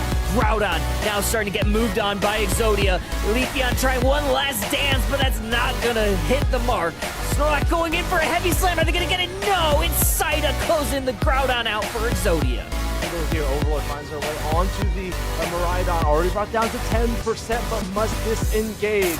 G is looking as Project Mbappe continues to bring down the Groudon, and here comes the final hit going over to Zealot. They will trade their life for the buff, going to the T. And so has their Unite.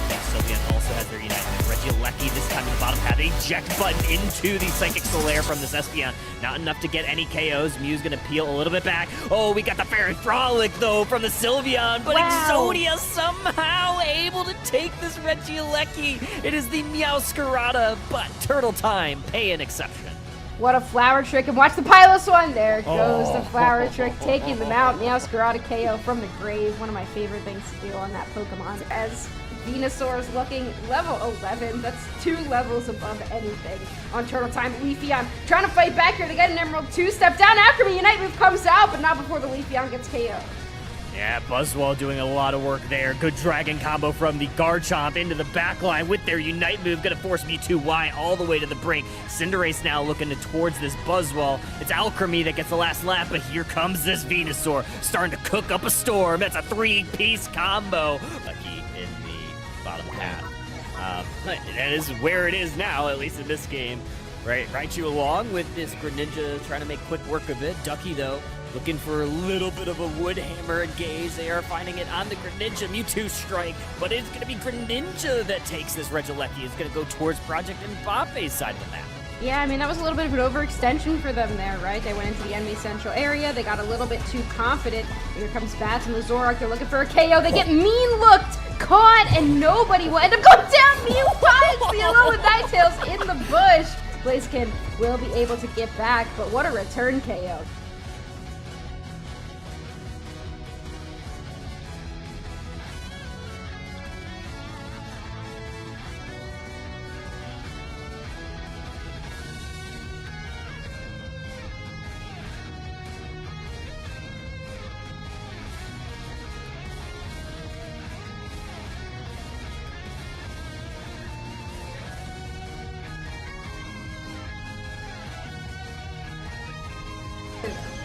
Oh, they were trying to find the Cinder. They're going to come back up from that Phantom Ambush. Here's the Sweet Kiss. Doesn't quite connect. Slowbro connects on the Garchomp with the Slow Beat, but there's no follow-up from Exodia. This could be very problematic. Clefable going to get some Moonlight healing. Absol, though, going to go down. Unite move from the Cinderace, not able to close out the Alolan Raichu, and you have 2 down each side. Great block there, and damage from the Cinderace just piling up. 13 points in from this Leafeon up at the top path. Now has access to their Unite move. Dangerously low. Good Dragon combo is going to push Venusaur all the way back to the Flux Zone, and there is that Unite move from the Leafeon. But the sustain! This Venusaur gets not 1, not 2. They're looking for 3. They're looking for 4, and they get them all. Oh my god, the 4 KOs.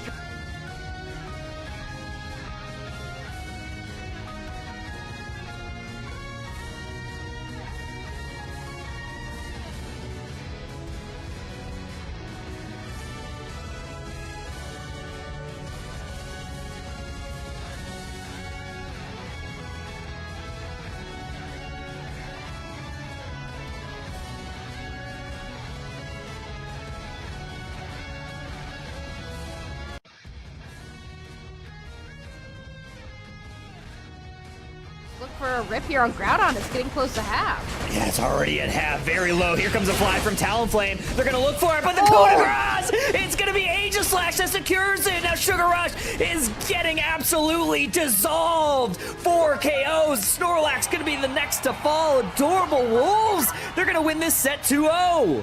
That was a really, really tough one. I mean, the Talon, I thought for sure the Fly ended up having it, but it really did just come down to that flip in the end. I think the call from really tough, gonna get some shielding to Ian, and with 2 down, Ian's gonna look towards onto this Groudon. Already at half HP, Smuglax trying to get in, Liko trying to line up a snipe shot. Cute Charm is gonna pull him away, but it is Liko! Just in time, they steal the Groudon! on. Version 1 wipes them from the map, and they are gonna win your Underdunk 61.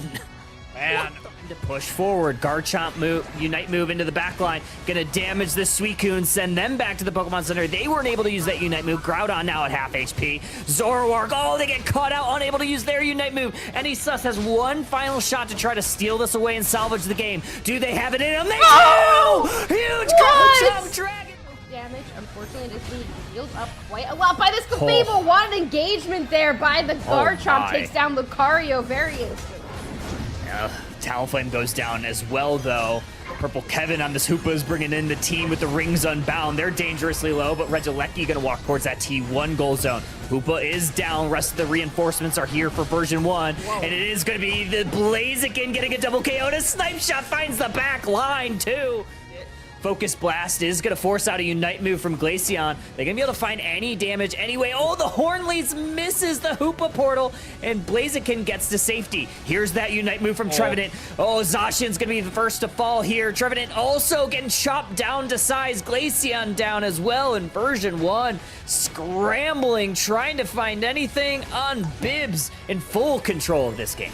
Yeah, just kind of getting picked apart. I do got to admire Smuglax's attempt there on the Trevenant.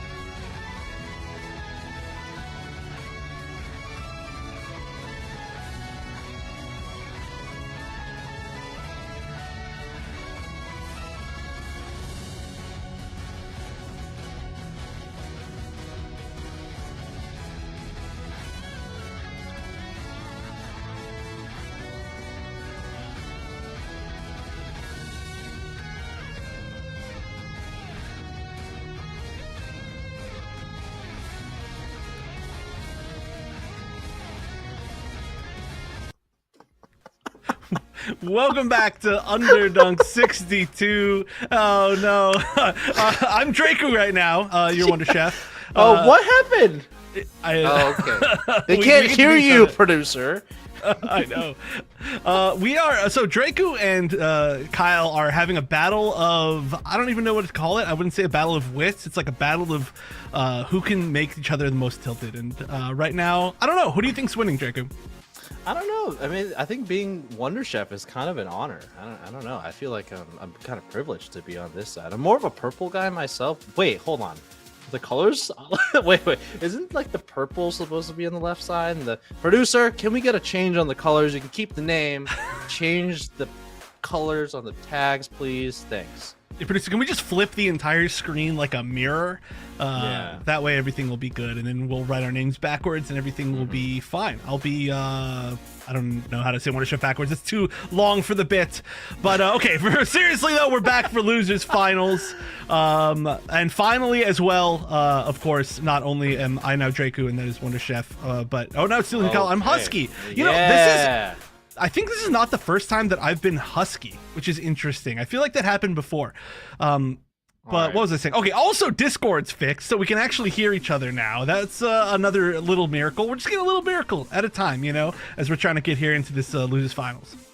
Yeah, I think Kyle's having a little power trip there. He was naming us both Steel Agent Kyle, and now we're both Wonder Chef. You know, he's never going to name us both Drake. I will say that much, right? Well, we're going to be heading into the Losers Final. We did see Exodia, and unfortunately, they are going to be coming down here from the winner's side, only losing one game. Again, that game that was awarded to Barrel of Monkeys, but that was kind of a stomp. So I don't know how they're going to come back from that one, but I think their game plan was okay. I think just giving Empoleon right now is just too polarizing, in my opinion. It's such a powerful Pokemon. I could make the argument that it might be the best Pokemon in the game right now, even at the state that it's in.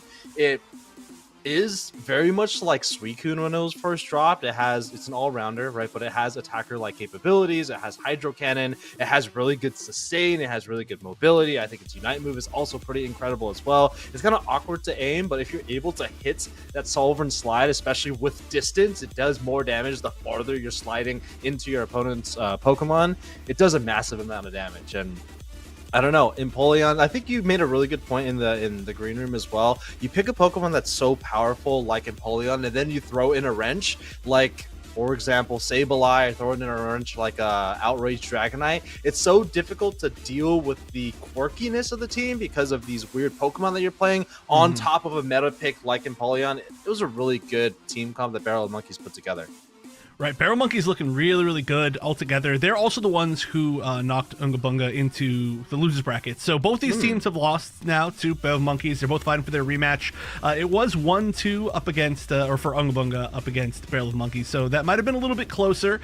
We'll see how this one ends up. Of course, being a first to one, there are a whole lot of different strategies that one can end up choosing to kind of knock the other team off balance. I think we're probably not going to see much more Empoleon throughout the night. I'd be really surprised if we didn't see it banned, but I mean, it's fun to watch at least. I love how fast it can end up being. You're like, what the heck? Is this a speedster? Is this an attacker? No, it's an all-rounder. Yeah, looking at these two teams, we already saw Exodia before, and I don't know if Unga Bunga was on broadcast before, but this has, I would say 2 out of 5 or 3 out of 5 members of what used to be the Flaming Hot Dodrios. I know Yeti, Razia, Arg were all playing on that team at one point. Quinny and Coco Trio also had some pretty high UCS placements as well, making it as far as top 16, maybe even top 12 in some of those monthlies. But this should be a really good one. But like you were saying, this is going to be a best of one since we are on the loser side of the bracket. And this is exactly where you want to be if you want to pull out something really interesting. And if I remember, you know, you don't have the leader of Flaming Hot Dodrios on this Unga Bunga team, but if they could pull out something really quirky here, this is the best time to do it. Yeah, I mean, Flaming Hot Joes, they've played a few quirky picks in their time, let's just say. That's maybe another statement of the year. But I would love to see it. I do think that especially right now where the meta is shifting so quickly and everybody's still getting used to Groudon, I think though the weird picks, the weird comps are really thriving. You mentioned before that Sableye you think is really good because it kind of thrives in this, like, the chaos of the new map. And I think the same can go for, I mean, well, that's more true than most. I think the same thing can be said for a lot of comps that you have to really coordinate to handle because, you know, there's so many more things to think about. You could be like, oh, they're invading, but Regidrago's spawning now. And then, like, where's that going to go? How many of them are going to be there? And then now, as that's happening, now the top and bottom objectives are spawning. And, like, where's the Regieleki? Where's the buff Reggie? Like there's just a million things to do. And while that's happening, all the annoying weird comps, they just take advantage of it, you know? They're like, this is exactly where I want to live. So we'll see in Exodia on the left and Ungbong on the right, who's going to be going for any weird comps, if any. Yeah, there's at least going from Rayquaza Theosky Ruins to Groudon Theosky Ruins, they have added quite a bit of variant. It's not like significant, but it's enough to have a fresh take, right? We have Regidrago that sometimes spawns in the middle, it'll always spawn at the 8-minute mark, and then sometimes they're a family of Altaria, sometimes it's Regidrago, they'll get that 30-second timer. But the biggest variance, again, is what you mentioned, where the placement of, in my opinion, Regieleki is on the map. Whether it's spawning where it always does on the northern side of the map, or sometimes spawning on the southern part of the map, and it does have to, or it forces these teams to think on a swivel, right? They need to know exactly from the top and the bottom, and then make their priorities on, or make their adjustments on the fly. But as we head into the first game and the only game of this losers final set, a lot of really powerful Pokemon being banned out right now. Absol, Suicune, and Empoleon, and Mew as one of the best attackers in the game. These are all, I think, a lot, like, I don't know, safer bans than we've seen before. The Absol's a little bit interesting to me. Maybe I'm just not up to the meta with how good Absol is right now. Obviously, the other three have been doing really well in a lot of the games that we've seen today. But Absol, I'm not sure exactly what it's going to be targeting out. We're going to see the normal Lucario. I kind of wish that we could just see the Mega, but obviously too new, fully understandable. But, you know, at this point, it's like, well, I just want to see it competitively. Yeah, Lucario, regular Lucario, not Mega Lucario, actually did get buffed in the most recent balance patch, which is kind of interesting. Yeah. I think they wanted to try to make sure regular Lucario had some playability. They increased the damage on Power Up Punch from this Pokemon, also reduced the cooldown, I believe, another one of those abilities as well. Is it a first pick Pokemon?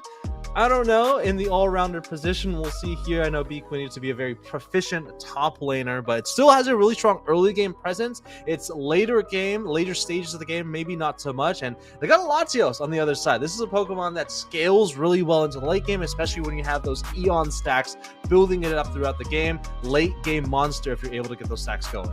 I do like the fact that both teams have chosen some really strong early presences and then also some really strong late game scaling options.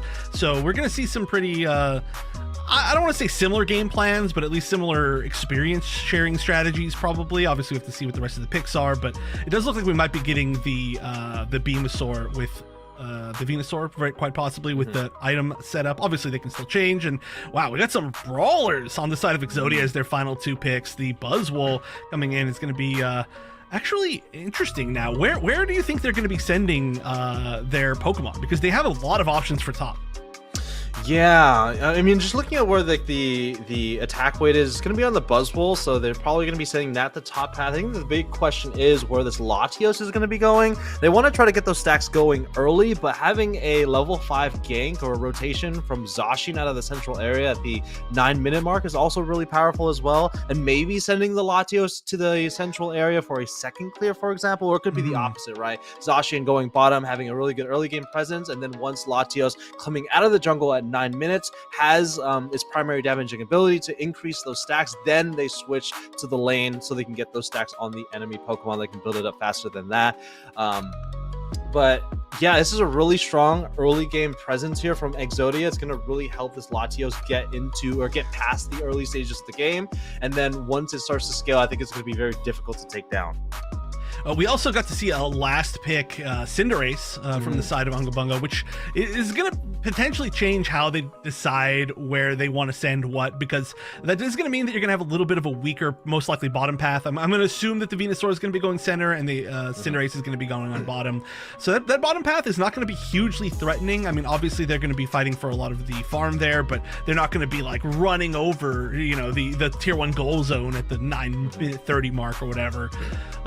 So maybe you could play a little bit safer. I do agree with you that maybe like a rotation for the side of Exodia between like who's taking their center area farm is going to be like a really smart choice, just because they do have like they have the threat of a stronger early game, which could be really good considering there's 2 triple evolutions on the other side, or they could play a little bit safer and just try to outscale. It does look like it's going to be starting off with the Latios in that center area. Yeah, I guess my hypothesis is going to be heading down to the giving that level 5 to the Latios and then switching to the second clear, because you build up those Eon stacks faster if you're hitting enemy Pokemon. You still build Eon stacks when you're KOing wild Pokemon and getting the last hit, but take a look at the center area invade from Miss Atima, and we'll able to get the knockout. And that red buff is going to be really handy for a Pokemon like Hoopa. All of those auto attacks slowing. It's going to be very difficult to get this Pokemon out of the central area now that it's gotten the KO. Oh, the true damage carry, auto attacking carry Hoopa. I miss the days. I mean, I don't at all, but I miss the days of Trick Hoopa doing 90,000 damage by itself when it first released. But yeah, look at this double buff as well. We got a chance to see. Look at this, 2 double buffs right next to each other. This is a pretty good sign, I would say, for Exodia at the start of this match. They're so close to the KO, and they managed to pull it off. Not able to save their friend there with Lucario, so nothing really going all that great. And interesting that we do see now as well the Score Bunny going top, trying to get a little bit more experience, trying to defend a little bit more, but the fact that they're not level 5, that is a problem. Yeah, this is going to be really tough here for Unga Bunga to specifically get this Latios off this tier 1 goal zone. Expect this Latios to not rotate to their central area, to just continue building up those Eon stacks, right? And at any time they're hitting an enemy Pokemon, they're slowly building that Eon stack. They want to get to 125 by the 2-minute mark. They might see the Snorlax here. They want this blue buff, get that faster cooldown. Here comes the Dragon Pulse. Should be able to get this on a cooldown, but they are going to get those Eon stacks once again. It might even retain that blue buff getting the KO here. They should be able to, steal it back at least eventually. They obviously wanted that experience. That's a nice little bit of a steal. Regidrago, though, they weren't able to burn it down fast enough because they are still a little bit lower level than I think they would like to be, and so they're just going to retreat once they do see Exodia come and try to push that. Exodia just pushing a further and further level lead and score lead. 76-0 is about to be way higher than that most likely. And look at this. All you can really do for Unga Bunga is just run away. You just have to give this up at this point. Otherwise, you're just giving up KOs as well. They can literally just run over you. Yeah, I mean, 2 high-scaling Pokemon in the form of those starters. They need to get to level 7, and like we were saying like I was saying in the previous game, they need to get to level 9 for the Cinderace and this Venusaur. They want to get to level 11. Those plus abilities really make them more powerful Pokemon. But I mean, this early game lead that Exodia is building, I mean, 91 points is not a huge lead, but it's more so in the secondary abilities of this Latios. That KO on the Zacian, really nice, will give them the way forward on this bottom objective. Let's see what they get. And it's a Regirock. It's going to melt really quickly. An attempt to steal may be coming in. I mean, they certainly have a chance to try. Oh, but not going to have an opportunity. Power Punch, great usage as a secure. That's what the move you just said was buffed. And I think they did actually increase its execute ability, I think. But a continued push from Unga Bunga. They're going to keep going forward. Managed to get the KO on Hoopa. And a huge pushback trying to kidnap the Zacian. Going for 2 KOs on it in a row. Cinderace going in extremely deep. They are going to get KO'd in return, though. They managed to pick up the Zacian twice in a row. They picked up the Trevenant as well. So trades in this situation, great for Unga Bunga. They've got to be really happy with what just happened. They got the buff. They got everything that they could have wanted from an extremely heavily losing situation. Yeah, now the starter scale as well. 30 points from the Blissey, followed by another 30 points from the Venusaur. Here comes the rest of the team once again. Here comes the Blissful Assistant, a really nice one. It's able to get a knockout on the Venusaur. It's going to force them back to the Tier 1 goal zone. Can B Quinny make it out of here? Those auto attacks from this Latios is doing a massive amount of damage. Unfortunately, cannot. And Blissey, the only one on the Tier 2 or the Tier 1 to defend the goal zone. The big problem here, well, as we're going to see the KO. Oh, wow. Regieleki went anyway. in. Yeah. It's like, I'll avenge you. And then it runs in. Where do you think Regieleki goes once it goes into the goal zone? Is it like physically in the goal zone, or does it just teleport away? What do you think? I mean, it could be like a Rotom situation. I don't know if they... I mean, Regieleki is kind of like a Plasma, kind of like a Rotom. It's not a formal ghost type like Rotom is, so it may be something like that. I don't know the canon lore behind Regieleki, but I don't think it does have like a physical form. It's just like an amorphous electrical lightning bolt. Yeah, that sounds accurate to me. All I know is it's fast. It's super fast. And what's not fast is this Snorlax. Well, just kidding. Well, actually, zooming away. Yeah. Maybe going to survive that situation. Just kidding. Nope. Adios. Okay, so what I was going to say was Latios is a big problem here. We've seen a great job from Unga Bunga of fighting back towards a near-level parity. Not quite yet, but this entire time when they're trying to find these picks, they are just giving Eon stacks for free to this Latios, who is now just melting the entire other team. Oh, the 32 points not going in. That would have broken the goal zone. Instead, and Unite started up, I saw as well. This Latios is getting so much damage, so many KOs. I mean, I guess didn't finish that one off, but I don't know how they're going to fight back against this level 12, 2 levels ahead of anybody on Unga Bunga. Yeah, I mean, when I'm looking at Unga Bunga, like the only threat for this Latios is range, right, for that Venusaur. Sitting at level 10, going to level 12 in the Latios, it's going to be difficult because, you know, the Venusaur doesn't have that much frontline presence from their team. They have a Snorlax, but, I mean, you can see here, this Buzzwole Zacian combination is quite literally just running them over. Nice Burden Anger, Buzzwole's going to go down. It's going to force Exodia maybe back to the left side of the field. They need to get some KOs right here, especially the Cinderace sitting at level 11. This is a Pokemon that you want to scale. Nice Sovereign Sword from the Zacian is going to put the dog in the doghouse. We should just start calling every Unite move Sovereign something, you know? Yeah. Oh, the nice Sovereign Slam right there. Yeah. Yeah, that's going to be my new bit. Sovereign Fireball. Sovereign Fireball. We got some points in there. I didn't actually see exactly how many Hoopa managed to get in, but another Regieleki going in. That's 2 into that tier 2 goal zone in a row, and wow! Is that Hoopa going down? Okay, the Hoopa's maybe surviving. No. Maybe gonna get picked off. Okay, that lasted way longer than it should have, but trading the Hoopa with a Lucario, that's a huge win, again, for the side of Exodia. They still just seem so far ahead. A 218-point lead, and there's still more than a minute left of the final stretch. Regidrago going over to the side of Exodia, some more EXP, global EXP for this team. As we head to the final minute, at least before the final stretch, like you were saying, 218 points to be exact, and it's turning out to be a situation that we saw earlier on in the broadcast where the early game lead in the first 8 minutes of the game is definitely going to be a huge factor that one of these teams has to deal with. Unga Bunga quite literally needs to do what their name says and go Unga Bunga these last 2.5 minutes of the game, but that's definitely not going to do it. Both those ADCs going down, level 12. Look at these levels from Exodia. 14, 2 level 13s. What's not listed on the screen is the Aeon stacks for this Latios that's been doing a massive amount of damage. I can expect it to be at maybe 150. It doesn't really matter once it hits a 125. That's really the number that you want to hit, and any of those Dragon Pulses landing on these attackers, you can expect it to be a very close one-shot, if not a one-shot knockout on both Cinderace and this Venusaur. And of course, the Regi Ice going to Exodia as well as we hit into the final stretch.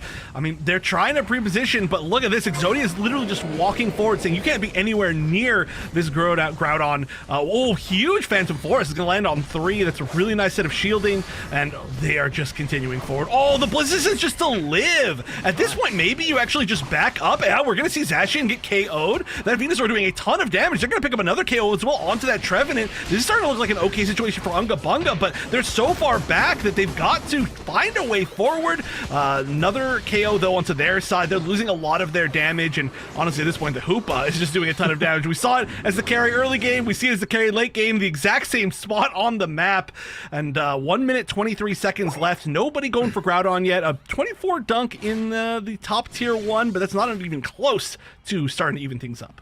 Yeah, the only thing that Unga Bunga can maybe do here is get some scores on the tier 1 goal zone that's available to them. I don't think they're going to be able to knock out Sarah on this Latios. I mean, look how much damage that's doing. 1 Dragon Pulse onto a defender. Mind you, one of the most bulkier defenders. Here comes the Aura Cannon trying to blast them away. They are able to KO the Trevenant, but they are going to trade a knockout on the Venusaur as well. All attackers on the side of Unga Bunga are down, and with 50 seconds remaining, and those Pokemon down for more than half of the remainder of the game, we are going to be seeing Exodia against Barrel of Monkeys, a run back in the grand finals.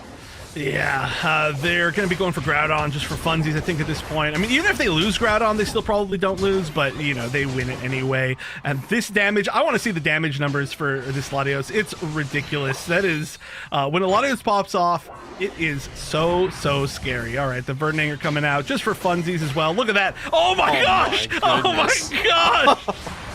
Oh, it's disgusting. Level 15, Groudon boosted, full Aeon boosted, Dragon Pulse into a level 13 Venusaur, 2 level deficit. Yeah, you did not stand a single chance. The Venusaur is like normally pretty tanky too, all things considered, but oh my goodness, Exodia taking control of that one. A great job. That's going to be a pretty significant victory as they earn their way back into grand finals. Obviously their draft worked out really well for them, and I think one of the biggest things was we just you were kind of touching on this earlier, we don't really see any dive on the side of Unga Bunga. The best thing that they had was Power Punch Lucario, but that's not really the worst dive that you could run into. You know, you'd be much more scared of the other moveset of Lucario. And even when somebody managed to get in, we had Trick Hoopa, we had the protection of the Buzzwole, and oh my goodness, 1, 2, 3 thousand damage. Yep.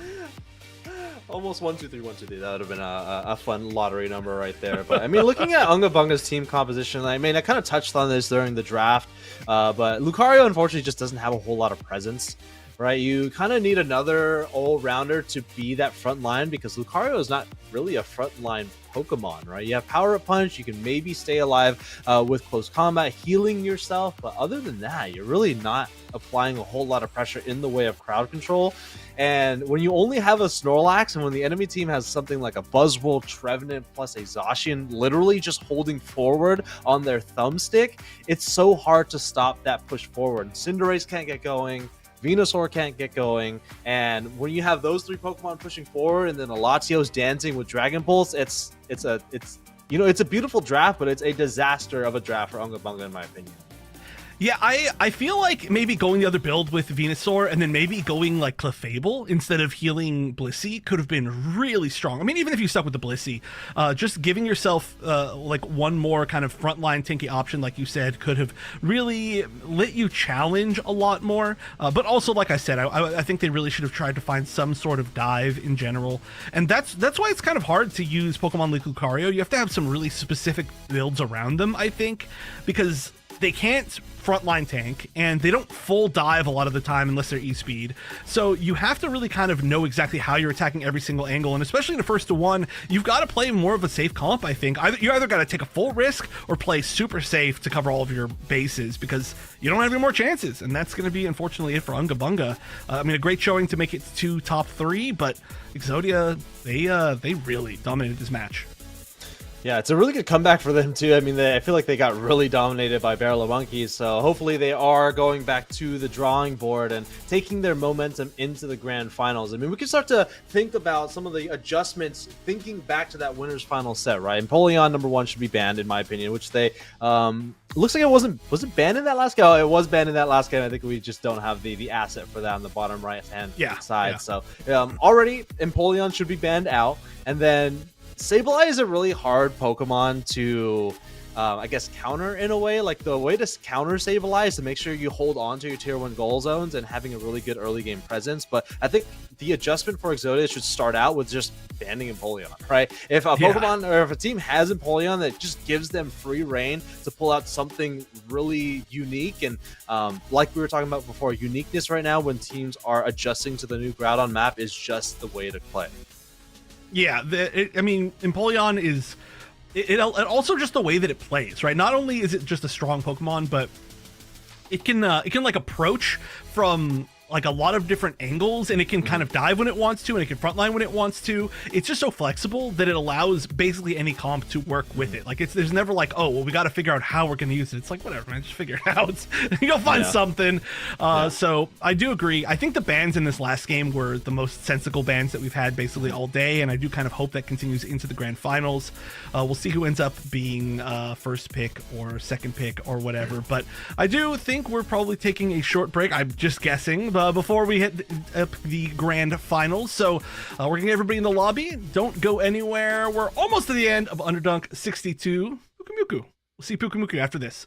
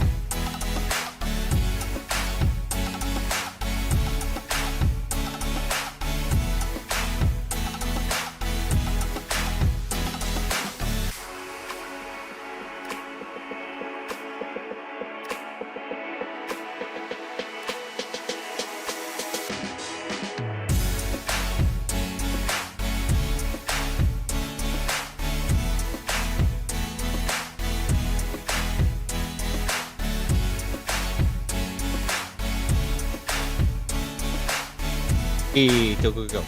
All right, we are so back, and we're here to do a bit.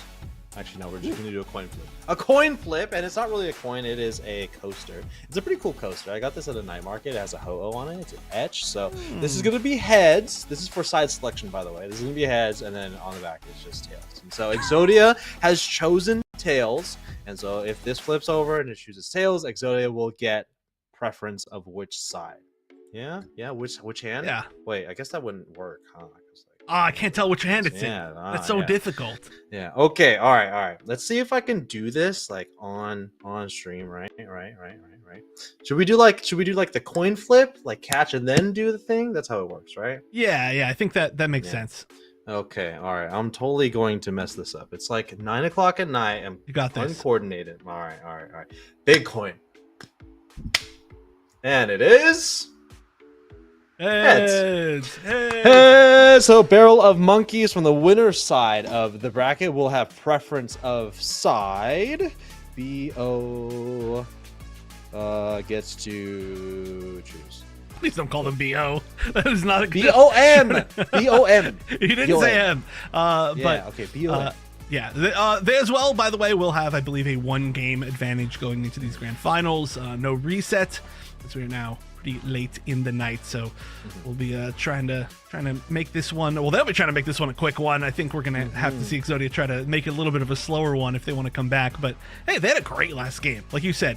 They could certainly take that momentum and run with it at least for a bit, and they learned a lot from, I think, that winners final set.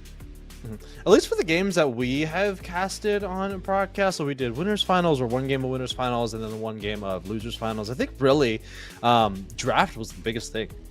Honestly, like I'm sure both of these teams making it this far in the bracket are very talented, both in their players and playing with each other. But in my opinion, like the drafts were just so much better for one team that led it to eventually winning the game. Right, Empoleon going to Barrel of Monkeys in that last game, having really strong Bulldoze and Buzzwole, Zacian going into just the Lucario. Right, so I think draft, of course, is just always a really good thing, and it's shown off in the last 2 games that we casted together.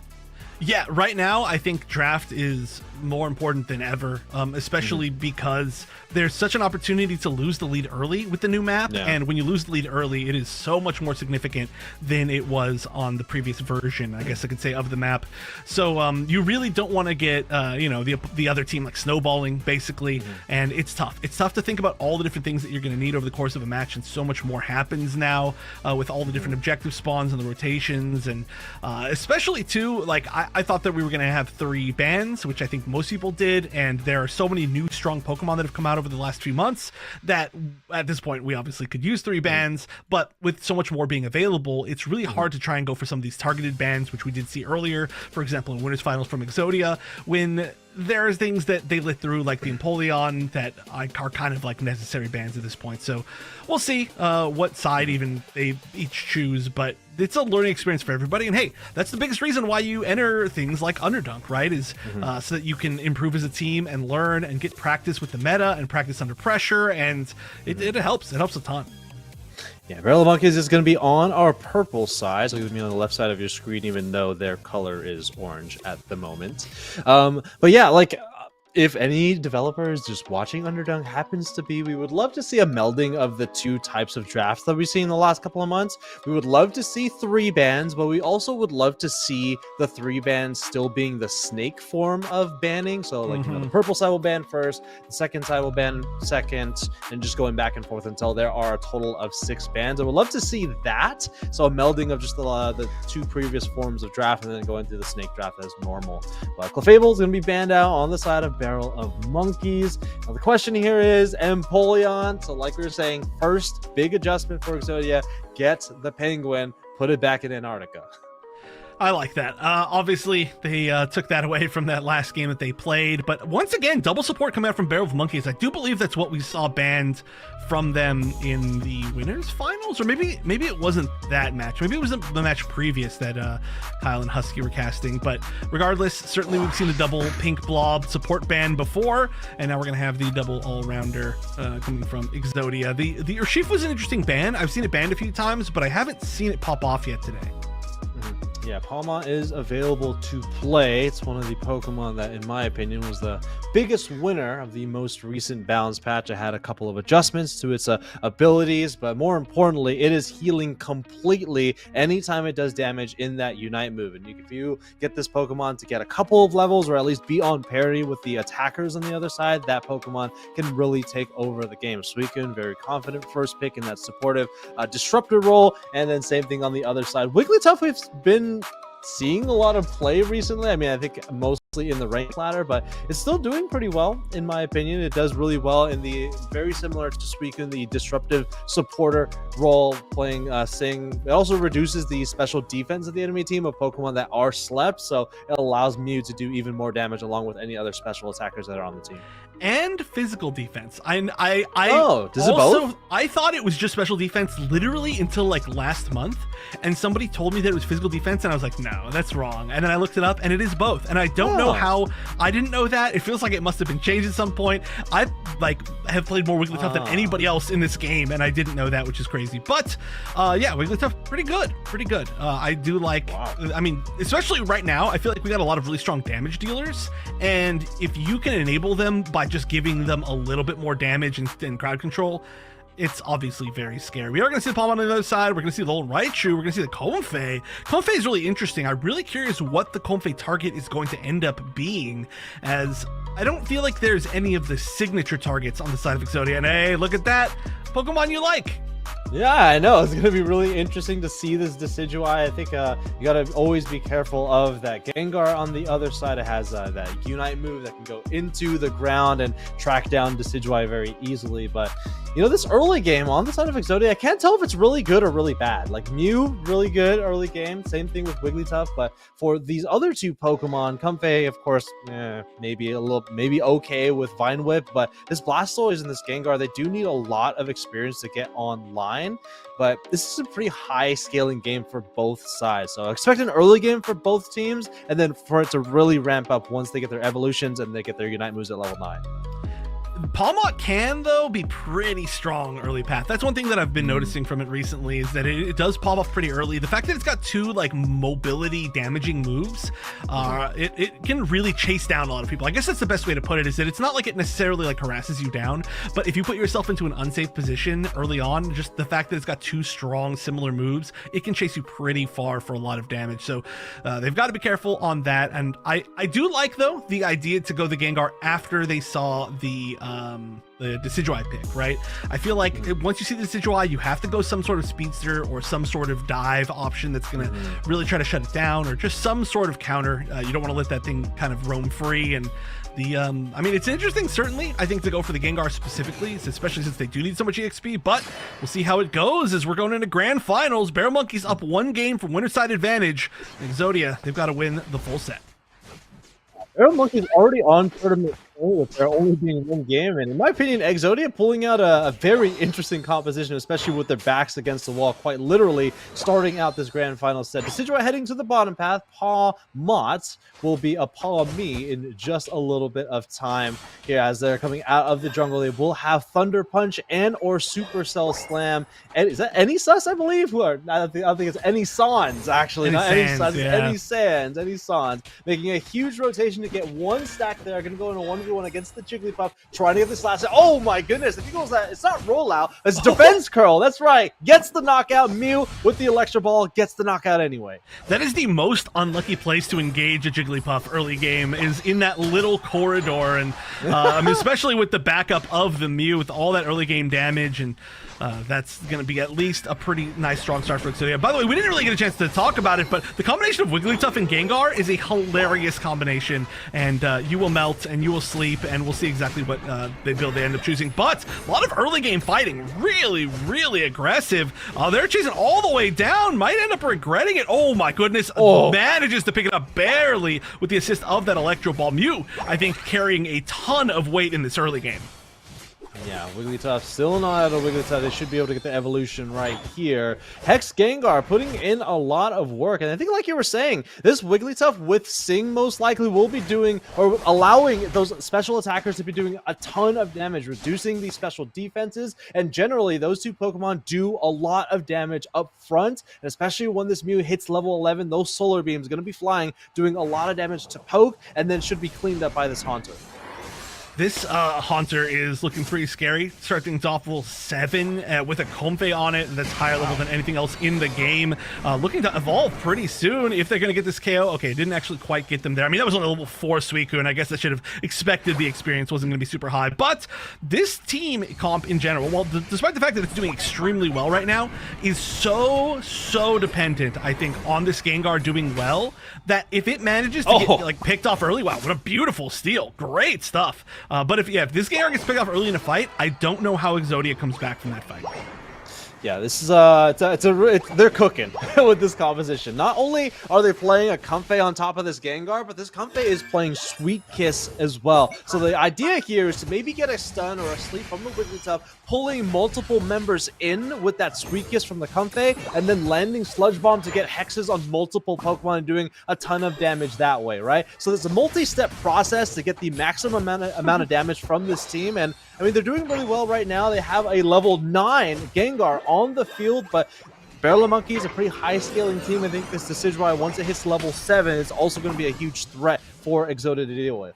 All right, so you Sweet Kiss in, and then you sleep them with Wigglytuff, and then you unite with Blastoise, and then you... I legitimately think that might be the strategy of this comp, is you literally just pull everybody in and just eliminate their entire team. And I really want to see that happen at least once. Not saying I'm biased here, I just want to see that actually happen. Nice steal again from the side of Barrel of Monkeys. They managed to pick up this Regieleki. The Unite coming out, chasing all the way for this Raichu, and is going to get a huge amount of damage. The Grass Knot not needed. That is going to be a free KO. Suicune probably going down as well. But in the meantime, we got to see this Regirock go down, getting burned down by not Anysus. I actually had to look to see if Anysus was on the team, and I don't think so.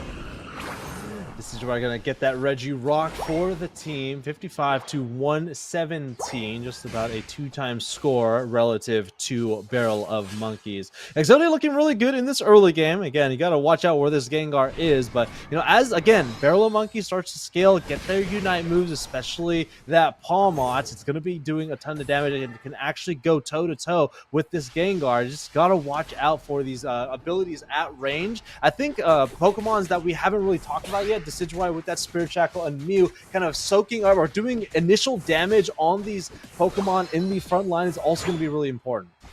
I agree.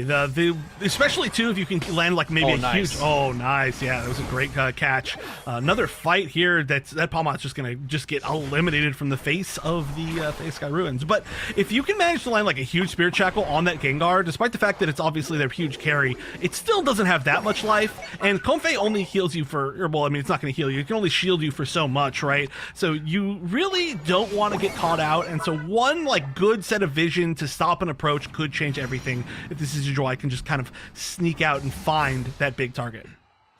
Yeah, Barrel of Monkeys, they also do have some pretty low damage, high volume Unite moves. I'm talking about the Unite move from the Raichu, the Unite move from the Decidueye. It doesn't do a ton of damage, but maybe as the Gengar is hexing and trying to go for those combos, you just land those 2 Unite moves in the place where the Gengar is. They can slowly will them down, or at least lower them for this Palmot to get the knockout here. A huge fight breaking out the top side of the central area. Power Nap from the Snorlax in the tall grass, gonna retreat up to full. Can they get the knockout here? Take a look at the health bar from the Gengar, able to get the knockout. Is Barrel of Monkeys. Palma unfortunately going down as well. This is the first win, in my opinion, for Barrel of Monkeys. They need this experience. Nice Spirit Shackle lands on 2, and most of Exodia is going to be sent back to the Pokemon Center.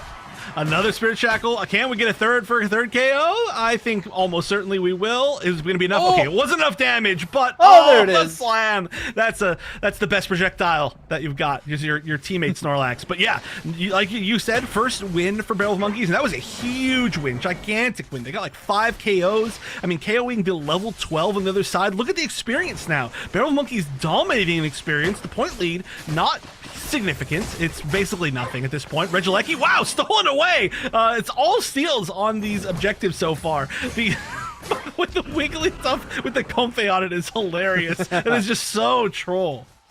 Yeah, I mean, you pull him in with a sweet kiss, and then you sing him while asleep, and then you don't really do much after that. You don't have any damage, right? You put him asleep, but it's a cool play here. Let's see what we go. Oh my goodness, I'm gonna eat my words as they're able to get a knockout with the double slap, putting them to sleep again. It's actually like a two-player combo here, right? They're putting them to sleep with Sing, but they're also using the damage from Regieleki, and they're able to get it in.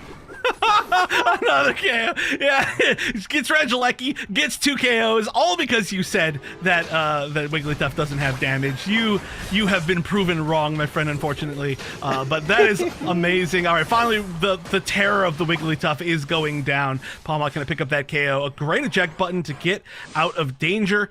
Mew just barely getting out of danger, and is probably gonna have to go back just because, of course, that is not a healing Comfey. Was shielding it for a small moment just to make sure that it wasn't caught by maybe some sort of weird snipe shot or some sort of weird hit. But a little bit of a reset now before we go into the final stretch. Everybody just farming whatever's on their side. Nobody too far forward. Comfey really wants to get that 40 points in, but there's nowhere that they could possibly do it. So I expect we're going to have a pretty big fight here. And again, it's all going to be about target priority and catching one person out. Still highest level in the game, this level 14 Gengar. But aside from that, we've got great levels on the side of Barrel of Monkeys. Yeah, level 14 on the Gengar, it is a higher level, but getting hit by a Spirit Shackle, definitely not something you want to do here. Like you were saying, you have a level lead, but you don't have very high HP reserves. Gengar actually hexing through the wall, you can see it on the minimap, trying to find an angle into the back line. They're going to move forward slowly. They're getting a lot of vision here. Nice Solar Beam lands onto 2. Here comes the Gengar, here comes the Sweet Kiss, and the Sweet Kiss of Death. As 2 members, Barrel of Monkeys going down. They're going to be looking at the Raichu as the next on the chopping block here. Here comes the Palma trying to get some knockouts going the other way. Alola Raichu getting the Wigglytuff, and here comes the Gengar taking over the game. Wigglytuff the only one down, and now Exodia on the Rayquaza. Oh, they have to deal with the Spirit Shackle. This could be the steal. I don't know if they have the vision. They just tried. They just shot. They didn't know what the life was at. Another shot. No, not able to steal it away. Gengar barely in time manages to make it. But a big Unite coming from Suicune. They did manage to stun a lot of the members of Exodia. It doesn't seem like they're going to be... Oh, actually, this is a great Unite to stop some scoring. No points in yet. Still 203. No, top path is going to maybe see some in. Yeah, Hundo Burger up top. Bottom path, though, may see some KOs if they want to try to turn this around. 53 seconds left is very possible. We're going to see probably another Hundo Burger here in the center area. 413 to 125. Not an insurmountable lead, especially the fact that we just saw 2 KOs picked up from the side of Barrel of Monkeys, but not going to be easy.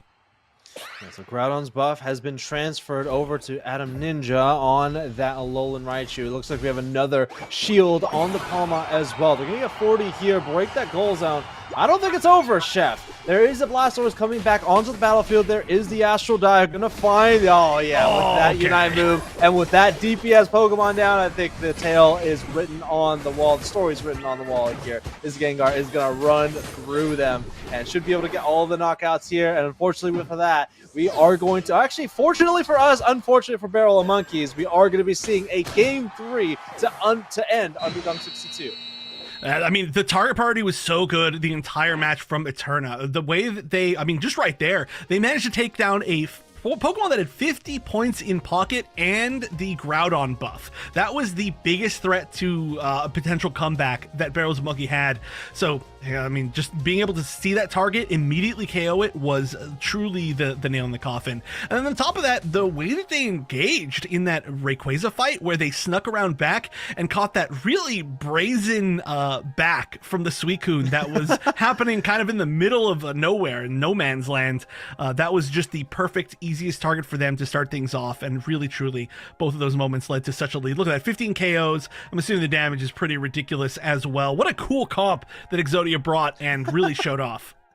Yeah, like I was saying, like it's a multi-step composition, right? You get the Suicune, Comfey, and the Gengar just doing work, but you have some unique crowd controlling options with the Blastoise, which you don't see all too often now, and then the Wigglytuff as well, getting those things off, reducing the defenses of the enemy team. But, you know, as soon as the Gengar is able to get to the backline, it's kind of over for Barrel of Monkeys, right? Maybe the Palmot can go toe-to-toe with the Gengar, but the Gengar also has a lot of escape tools. You have the Suicune, Comfey, giving it some shielding, also just applying a little bit of displacement with Suicune itself. 56, almost 57,000 damage for this Palmot. Fortunately, just not enough damage to KO something like a Gengar with a Comfey. 103, like you're saying, big damage numbers for this carry.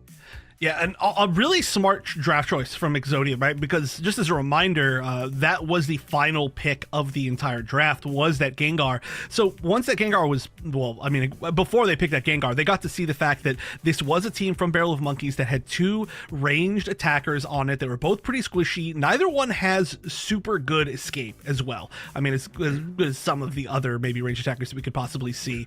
So as soon as anybody would dive to, the back line, you know that they're going to be in huge trouble. And there is a little bit of protection, but it's not the biggest in the world. It's not anything like a Buzzwole. It's going to just dunk you for trying.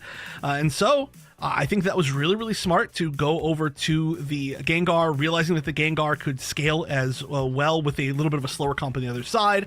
Everything about it, just really smart from Exodia. And they're now tournament point. I mean, final match of the tournament, and after getting honestly stomped, Exodia is looking great. Yeah, they have a lot of momentum going into this game 3 against Barrel of Monkeys. And, you know, while you were making that comment of why Gengar was such a good pick, I was thinking if it was just any speedster can fill into that slot, and I don't think so. And I mean, Gengar has its Unite move where it can go, into the ground, and you get the indicator that Gengar is around. But with all other speedsters, well, you can see the speedster coming, and they have a lot of displacement on the side of Barrel of Monkeys. You don't have the greatest mobility with the Decidueye, but if you get vision on the Gengar, you can, move in the opposite direction. But at least with Gengar, this is not one really good speedster, but secondly, it can get to the backline with that Unite move, gut them with their damage, and then kind of clean up the rest of the team while the attackers are coming back onto the field. See, Decidueye here has no way in. It actually is able to get a clean shot, but is not able to lock down the knockout there. I think if they were able to get Groudon, I don't know if they would actually be able to get some pretty significant scores in, because lots of Exodia were on the battlefield. And one thing about Groudon is steals still very impressive, still awesome to cast, and still awesome to see, but it's not as valuable as it was in Rayquaza. Like we were talking about before, it doesn't have not the instant scoring, but the integrated score shield. It doesn't have a lot of those same properties. Right, and especially when it's something that is stealing like a Decidueye, where you see the Decidueye steal it, and then immediately everybody's like, well, I know where we're going to get one free buff. It's from wherever that Spirit Jackal came from, and then everybody just walks that direction. It's not like the Rayquaza where you're like, okay, well, I stole it, and I'm going to get the shield, and I'm going to, just like run around you, and you can't stop scoring anyway. It's just going to be hard for that Decidueye to get in. So I don't know exactly how many people were up, but I agree with you that it was certainly not like if they stole that, it was a guaranteed win. In fact, yeah, I think it was still in the favor probably of Exodia with how many were down and their positioning, and they still were just able to walk forward and score. So great stuff, but still a close game altogether. There were some real big comeback moments from Barrel of Monkeys. Just all came down to that final fight and the target priority and the execution, and Exodia was looking great. So now the question though is, what do you do in draft for Barrel of Monkeys? Because honestly, it was a lot of weird, almost unbannable picks that did really well for Exodia. Yeah, it's going to be really difficult. Not only do they have to deal with the uniqueness that Exodia brought in that last draft, but Exodia just has a lot of momentum right now too. So you gotta, there's two things to deal with, and I don't really know how they're going to approach draft here, because like Gengar, Comfey, Wigglytuff, Blastoise, like it's such an oddball composition of 4 to 5 Pokemon that there's not really a way to counter this. And maybe it's to retreat back to something that's more, I guess, well-rounded for your team, so you're able to deal with even the most unique compositions. But I don't know. I don't really know. They got to pull in, they got to dig deep in their barrel, because Exodia brought out a really interesting comp, and there's not really a way to counter that. It's like all 5 members of Exodia, all 5 pieces of Exodia was that comp right there. Just worked so well. I'm not sure if I like this double support, like permaban that we're seeing from Barrel of Monkeys. I mean, clearly something they've labbed against, but I feel like the flex hold on a minute, they're gonna not ban the Blissey. So that's really interesting. We saw Blissey coming from Exodia in I think the first game of the only game of the winners final set, and it didn't do all that great, but it's still gonna be an option. And obviously we know this Pokemon is really strong, and we're gonna see really similar bans the rest of the way around. Urshifu still being banned, and then the Fable, just the only difference is that Comfey in there, which obviously that Comfey left a pretty lasting impression. Yeah, should expect a Blissey first pick here, or a Suicune first pick, or at least early on in the draft, right? Blissey is just one of the best supporters in the game, and Suicune one of the best disruptive supporters in the game. Barrel Monkey's going through myriad of Pokemon here. Let's see what they lock in first. It is going to be that Blissey, maybe a response here from Suicune, but Suicune going into a Blissey, it's not very strong for Suicune, especially if they're going to be going Safeguard on that Blissey. So I'm interested to see what Exodia goes here. They could go Mew. I know Sarah was playing a lot of Mew earlier on in the broadcast, so very consistent Pokemon, and they are going to get that Latios, and we saw this Pokemon really take over the game a couple of games ago, and let's see how Exodia decides to build around this Latios. Is it a first pick attacker? I know most attackers aren't very strong in that first pick, but I really like this composition for Barrel of Monkeys. They got really consistent supportive Pokemon. The burst for this Leafeon is going to be really strong into this Latios in the backline. Like I was saying, let's see how Exodia decides to build around this head of this Latios. I expect something relatively similar to last time that we got to see this, because I do assume it's going to be a Trick Hoopa once again, and Trick Hoopa plus Latios was a great combo. I believe they used Buzzwole before. It looks like this could be somewhat of a replacement for Buzzwole if we end up seeing maybe the Icicle Shard or Icicle... Not Shard, that's not the word. What's the Ice Fang? Icicle Fang. Oh my goodness, I forgot words. We're actually going to see the Buzzwole on the other side, so there's going to be a lot of pressure. I don't think that Pokemon's legal. There's going to be a lot of pressure kind of on Exodia's backline at this point. I do always love the combo of Leafeon and Buzzwole. It's been one that's eternal, and oh my goodness, they are going full out here. Double Speedster.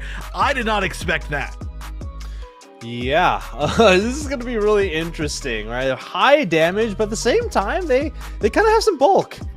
They got Suicune, they got a Buzzwole, they got a Blissey. So I expect these 3 Pokemon to be playing as a pod together, and Suicune kind of acting as the pseudo attacker on the team, with Whirlpool being that ranged. Here's that Lucario once again. I'm not a huge fan of regular Lucario, kind of similar to some of the other casters in Unite right now, but yeah, it might be even going an E-Speed Lucario, which, in my opinion, is not terrible in this composition. I think it does. They need to make sure they're getting those E-Speed resets on these very highly mobile Pokemon, but also just watching out for Buzzwole in general. That matchup, I've played it a number of times. E-Speed into a Buzzwole is very difficult to go up against. Oh, yeah. I mean, I think it's going to be difficult no matter what. I'm really curious about the Lucario pick as well. I famously, this world went on a minute-long rant about how I just didn't understand why every team was picking Lucario, and then immediately Lucario won Worlds, so I had to eat my words. I still, though, don't fully understand exactly the value of Lucario over something like the like Blaziken, for example, in most situations, so we'll see. So far, it's fallen a little bit flat today, and I mean, especially, obviously, the story is going to be pretty different once we see Mega Lucario, which may be another factor. Maybe these teams have been practicing with Mega Lucario, and they want to kind of play a similar comp, but they haven't, they don't have it available quite yet. So we'll see if it ends up working. Still, I think the biggest risk here is being taken by Barrel of Monkeys. Going double Speedster plus Buzzwole is going to be very, very fun. I'm assuming tons of aggression. I actually could see, you were talking about how Suicune might play a little bit more of the attacker role. I could see maybe potentially Leafeon playing a little bit more of an attacker role here. Not necessarily like playing ranged, but playing more mid-range and not diving until it needs to, because that is a pretty solid amount of damage from this mid-range. But final game of Grand Finals, Barrel of Monkeys versus Exodia. It's the rematch from Winners Finals, and we're gonna crown our champion in this game. Yeah, you know, Latios into other speedsters, or Latios into speedsters in particular, you think about the relationship between attackers and speedsters, with the latter definitely having advantage over the former, but at least with a Latios that's playing an ability like Dragon Pulse, it's going to lose in the early game, but it does have a point-and-click ability. You don't have to aim Dragon Pulse, you can aim the dash, the attack that comes after that. Enhanced boosted auto, and getting those Eon stacks is almost going to be easier on these speedsters that's moving around, so you know, it really depends on how fast the Latios can get to level 5, which they should, and also how fast they can increase those Eon stacks to maybe even one-shot some of these speedsters as they are trying to jump on this Latios in the mid to late game. But here we go, fight breaking out before the bird spawn on the field. Still level 4 on that Lucario, and here comes that red buff coming in. They don't have any Eon energy, so not doing as much damage, but is at least going to force the Leafeon back to the left side of the field. Yeah, everybody just kind of having to retreat. Over here, though, a much more dominant win for this early path, as we're going to see the evolution into the Blissey, as Barrel of Monkeys. I mean, this is a very scary path. It's going to be very hard to deal with for them until they start to get their power spikes with the evolutions. Right now, it's only a War Turtle. They do have a pretty solid amount of range to damage, but they just can't get closer. This Buzzwole is going to run them over. And an invasion here, two-man invasion. It looks like they're going to try to go for some KOs, some great dashes through, one KO, and I don't know how much you want to chase this. That Lucario is extremely low. They're going to pick up the KO as well onto the Latios. There's just a lot of trades back and forth here, and somehow, oh no, Eternal is very barely going to get picked off. Great pick here. Suicune going down in exchange. That's just a ton of maybe unnecessary trades, but it is going to leave Exodia in pretty good positioning for that Regidrago if they want to get it, which they don't. They're leaving it alone. Yeah, not only that, though, like, losing your speedsters early on in the game is really bad. Like, these Pokemon should dominate in the early game, and getting these KOs on them is very valuable for a team like Exodia, who, once again, they need a lot of experience, a lot of Eon energy to get these Pokemon online. Level 7 on this Zoroark here, level 7 on the Latios. They do get the first level of Eon stacks for that Dragon Pulse, and they might get another KO here. No, 3 members for Barrel of Monkeys. They are going to break this goal zone wide open. Oh, and they're just going to keep pushing. This is a very different answer. This is exactly the opposite answer that we saw from the last time that we got to see Exodia play this comp, where now they're just getting dove constantly, and this Latios is just not able to find the space it needs in order to be able to, like, kind of freely attack and build up those stacks. So we'll see how well it can scale into the late game. Right now, though, 106 points for Barrel of Monkeys. They're trying to build it up even further just for funsies, and oh, maybe a little bit of ambush. Oh, they actually got hit by the Bone Rush there. What? No attempt to save your friend. What was that? Why was Leafeon not helping at all? That was weird. Yeah, I think they were waiting for the Lucario to retreat back to the Bone Rush that was sitting right next to it. I don't know if you Bone Rush, you put your bone in that tall grass, if you're able to see the Leafeon. If you hit the Leafeon, I don't think he actually hit the Leafeon. Here comes the Midnight Daze. Registeel actually might reset. It's pretty far from its respawn point here. It's still sitting at about 25%, slowly getting some more HP as it returns back to its spawning position. Well, a lot of members here for Exodia. This experience will be massive for them. Maybe get a little closer to level 9 is those defenders to get that stage 3 evolution. The Razor Leaves are placed down. It does not retract on the Registeel, and it might reset once again, and it does. Oh my goodness, this Registeel is invincible. Nobody's getting any KOs either. I mean, this is a really obnoxious way to kind of waste the other team's time. They're doing a great job of it. We are going to finally see the first KO as Lucario is going to be going down, but every member of Exodia is getting extremely low. Hoopa's going to use Trick, try to get out of there. The Latios is getting dove, so I don't know where they're going to go. They ran all the way around to the other tier 1, and finally they're going to get caught as well. Maybe could have taken a little bit of a safer path, but that's going to be nearly every member of Exodia going down. Tier 1 goal zone should be melted. An okay overdunk, not going to be the biggest in the world, but this Registeel finally, you know, third time's the charm, as they say, unless they want to reset it again just for funsies.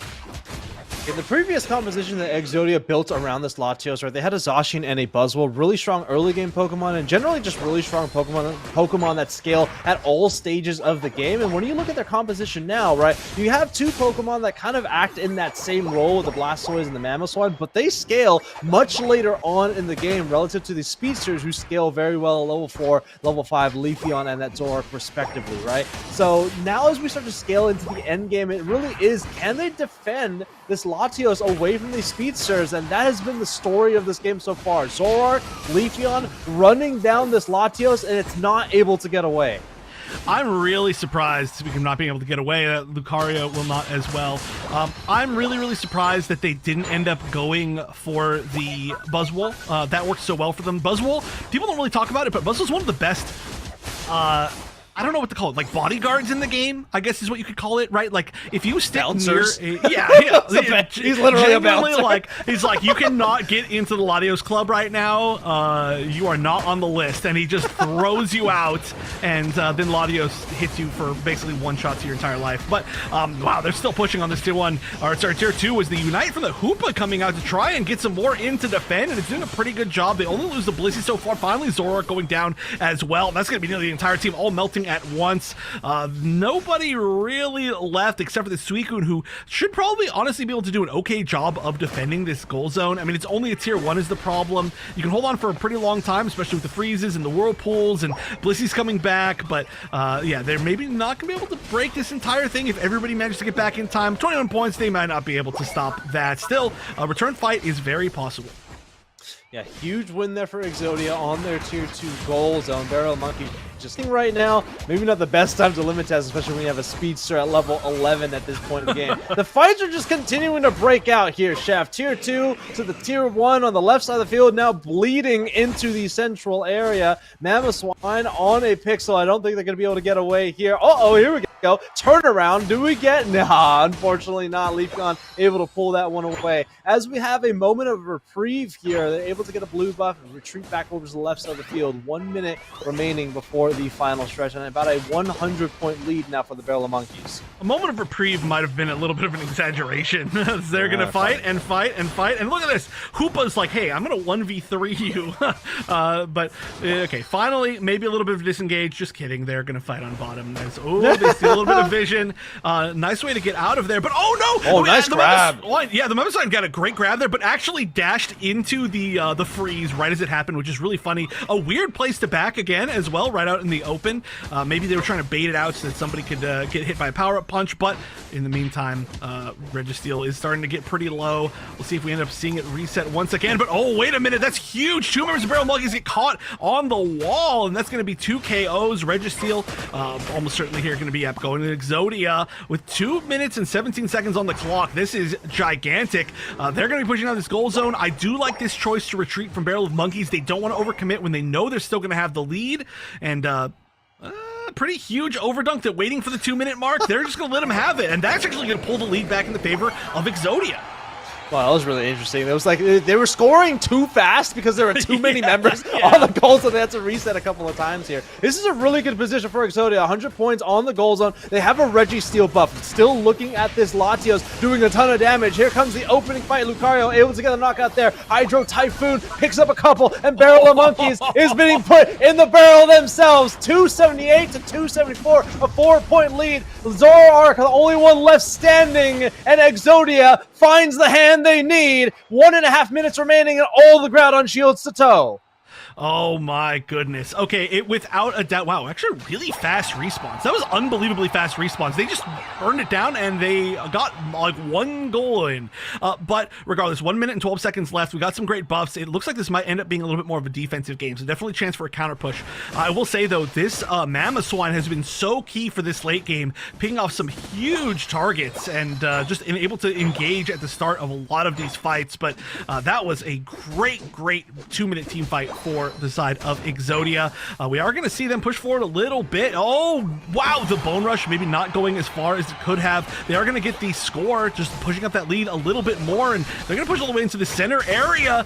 Oh, the dunk. Can they pick up anything here? Lucario getting a little bit low, but the Bliss assistance to help still manages. Okay, almost get away. I was going to say, that was a miracle. I can't believe they Bliss assisted right there. I feel like they maybe should have saved that for a little bit further of a push, but they do manage to have 2 people down. They've got to keep pushing forward. They've got to score, but another 94 and then, I don't know, 42 is going to mean it's not really looking that great. They got to get a Hundo Burger and more.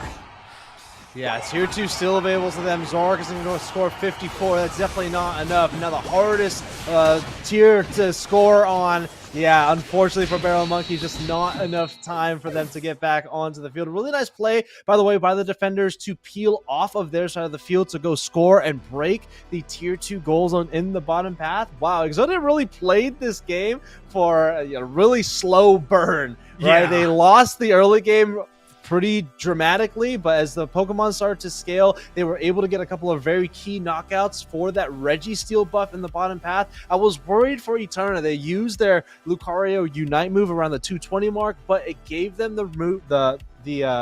the space to move forward, get the Registeel, get a really nice score on the tier 1 goal zone in the bottom path, and then enter the fight with that Registeel buff, in my opinion, was so important, especially for this Latios. Getting KOs on the speedsters were a lot easier, in my opinion, at that point.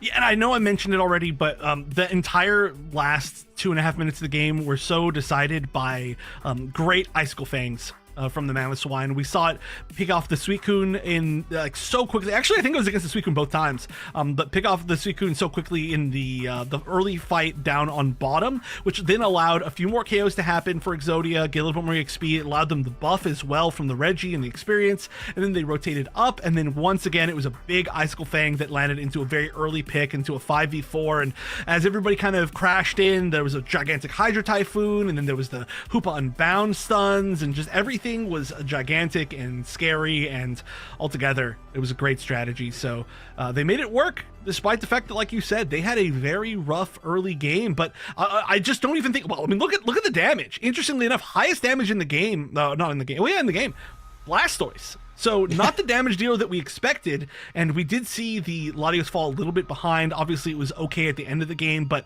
that wasn't the main threat in the end, which is really cool.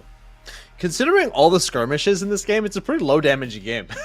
Yeah. Like, I felt like they were fighting for most of the middle portion of the game, and then into the final stretch, there was only a few moments of stoppage in the fighting. But yeah, pretty low damage game. But you know, for Exodia, they played that slow game, and somehow they were able to pull that win away. But I think a couple of key moments, like we were talking about, just getting those KOs. I think Lucario was able to trade its Unite move for 2 KOs, the Registeel buff, and that 100-point score.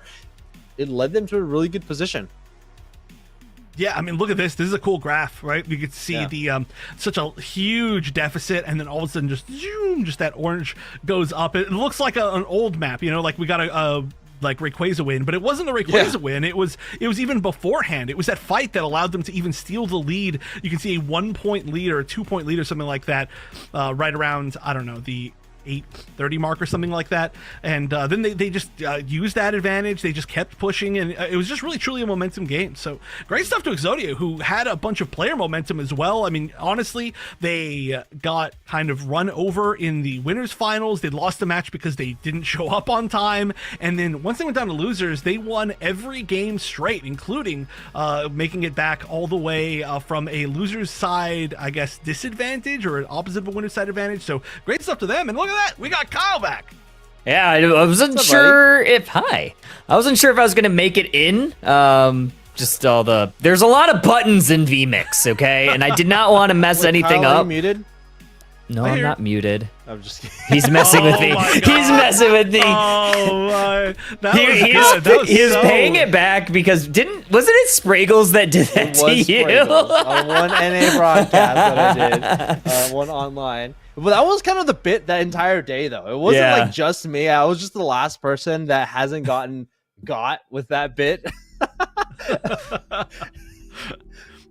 Insane. How's it going, man? Underdunk 62, by the way, thank you once again for sponsoring the Poliwhirl trophies for the teams. And I think you're also giving Poliwhirl full-size plushies to all of the casters. I think Waterchip gets the whole evolutionary line, but of course. Empoleon making their way onto Theia Sky Ruins. Yeah. Of course, we'll get Mega Lucario out of Moratorium probably for the next one. But your thoughts on the meta right now? Empoleon should be banned. Yeah. I don't know why it was getting through drafts. I mean, some of your thoughts for today. Empoleon definitely seemed strong when it was played, but it didn't seem as oppressive as I thought it was going to. I think teams generally we're able to play at least a little bit around it, but I don't know. I still think that Pokemon's incredibly broken. There's a lot of different ways to play it. The early game is great, and in metas, in the way that a lot of these teams want to play the game, they're putting a lot of prio on early game, path secures, and I mean, man, the water gun is kind of nutty, like, especially when it has every the water gun. Every water gun, game, basically. It's every water gun. Is there any water gun that's not good?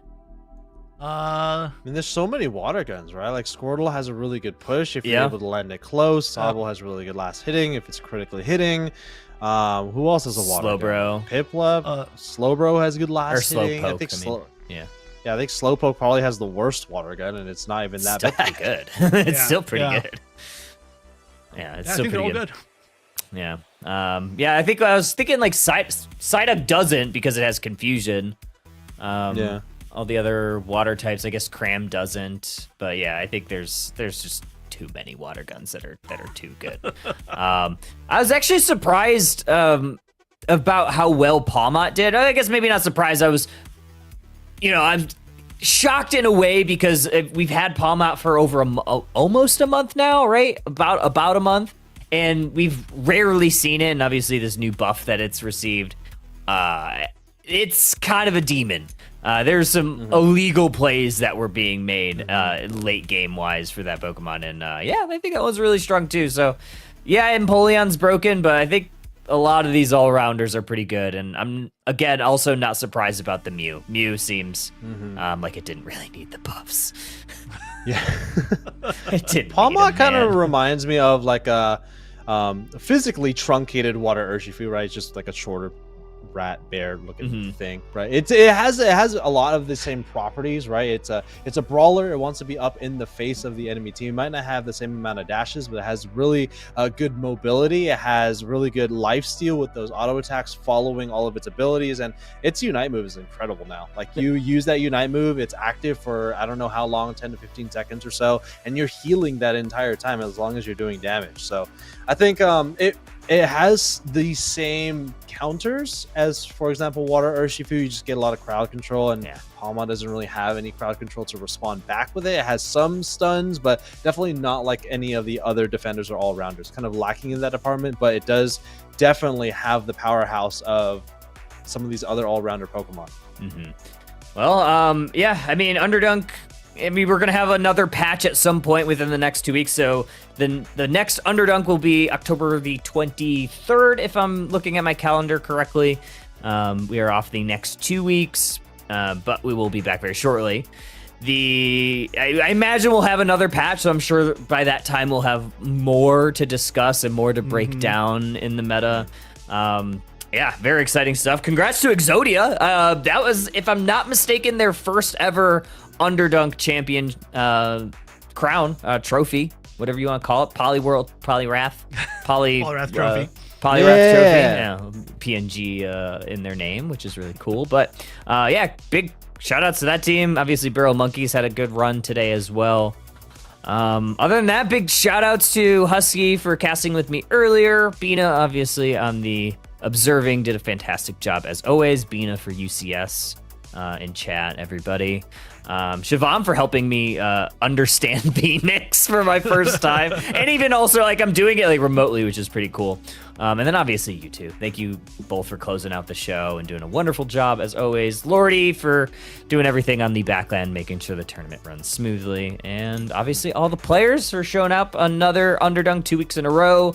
We'll be back in a couple weeks. Other than that, I think that's all I had. Chef, any final thoughts? No. Fun tournament. The meta's still shifting. I feel like we're in one of the most, transitional phases of the game's life, and I'm excited to see where it goes. Yes, very, very big facelift. Very much needed, too. Draku, final thoughts before we get on out of here?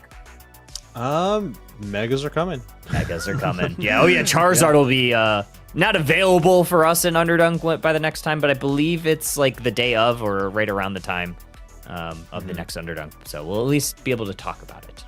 But with that said, we are gonna head on out. It is super late.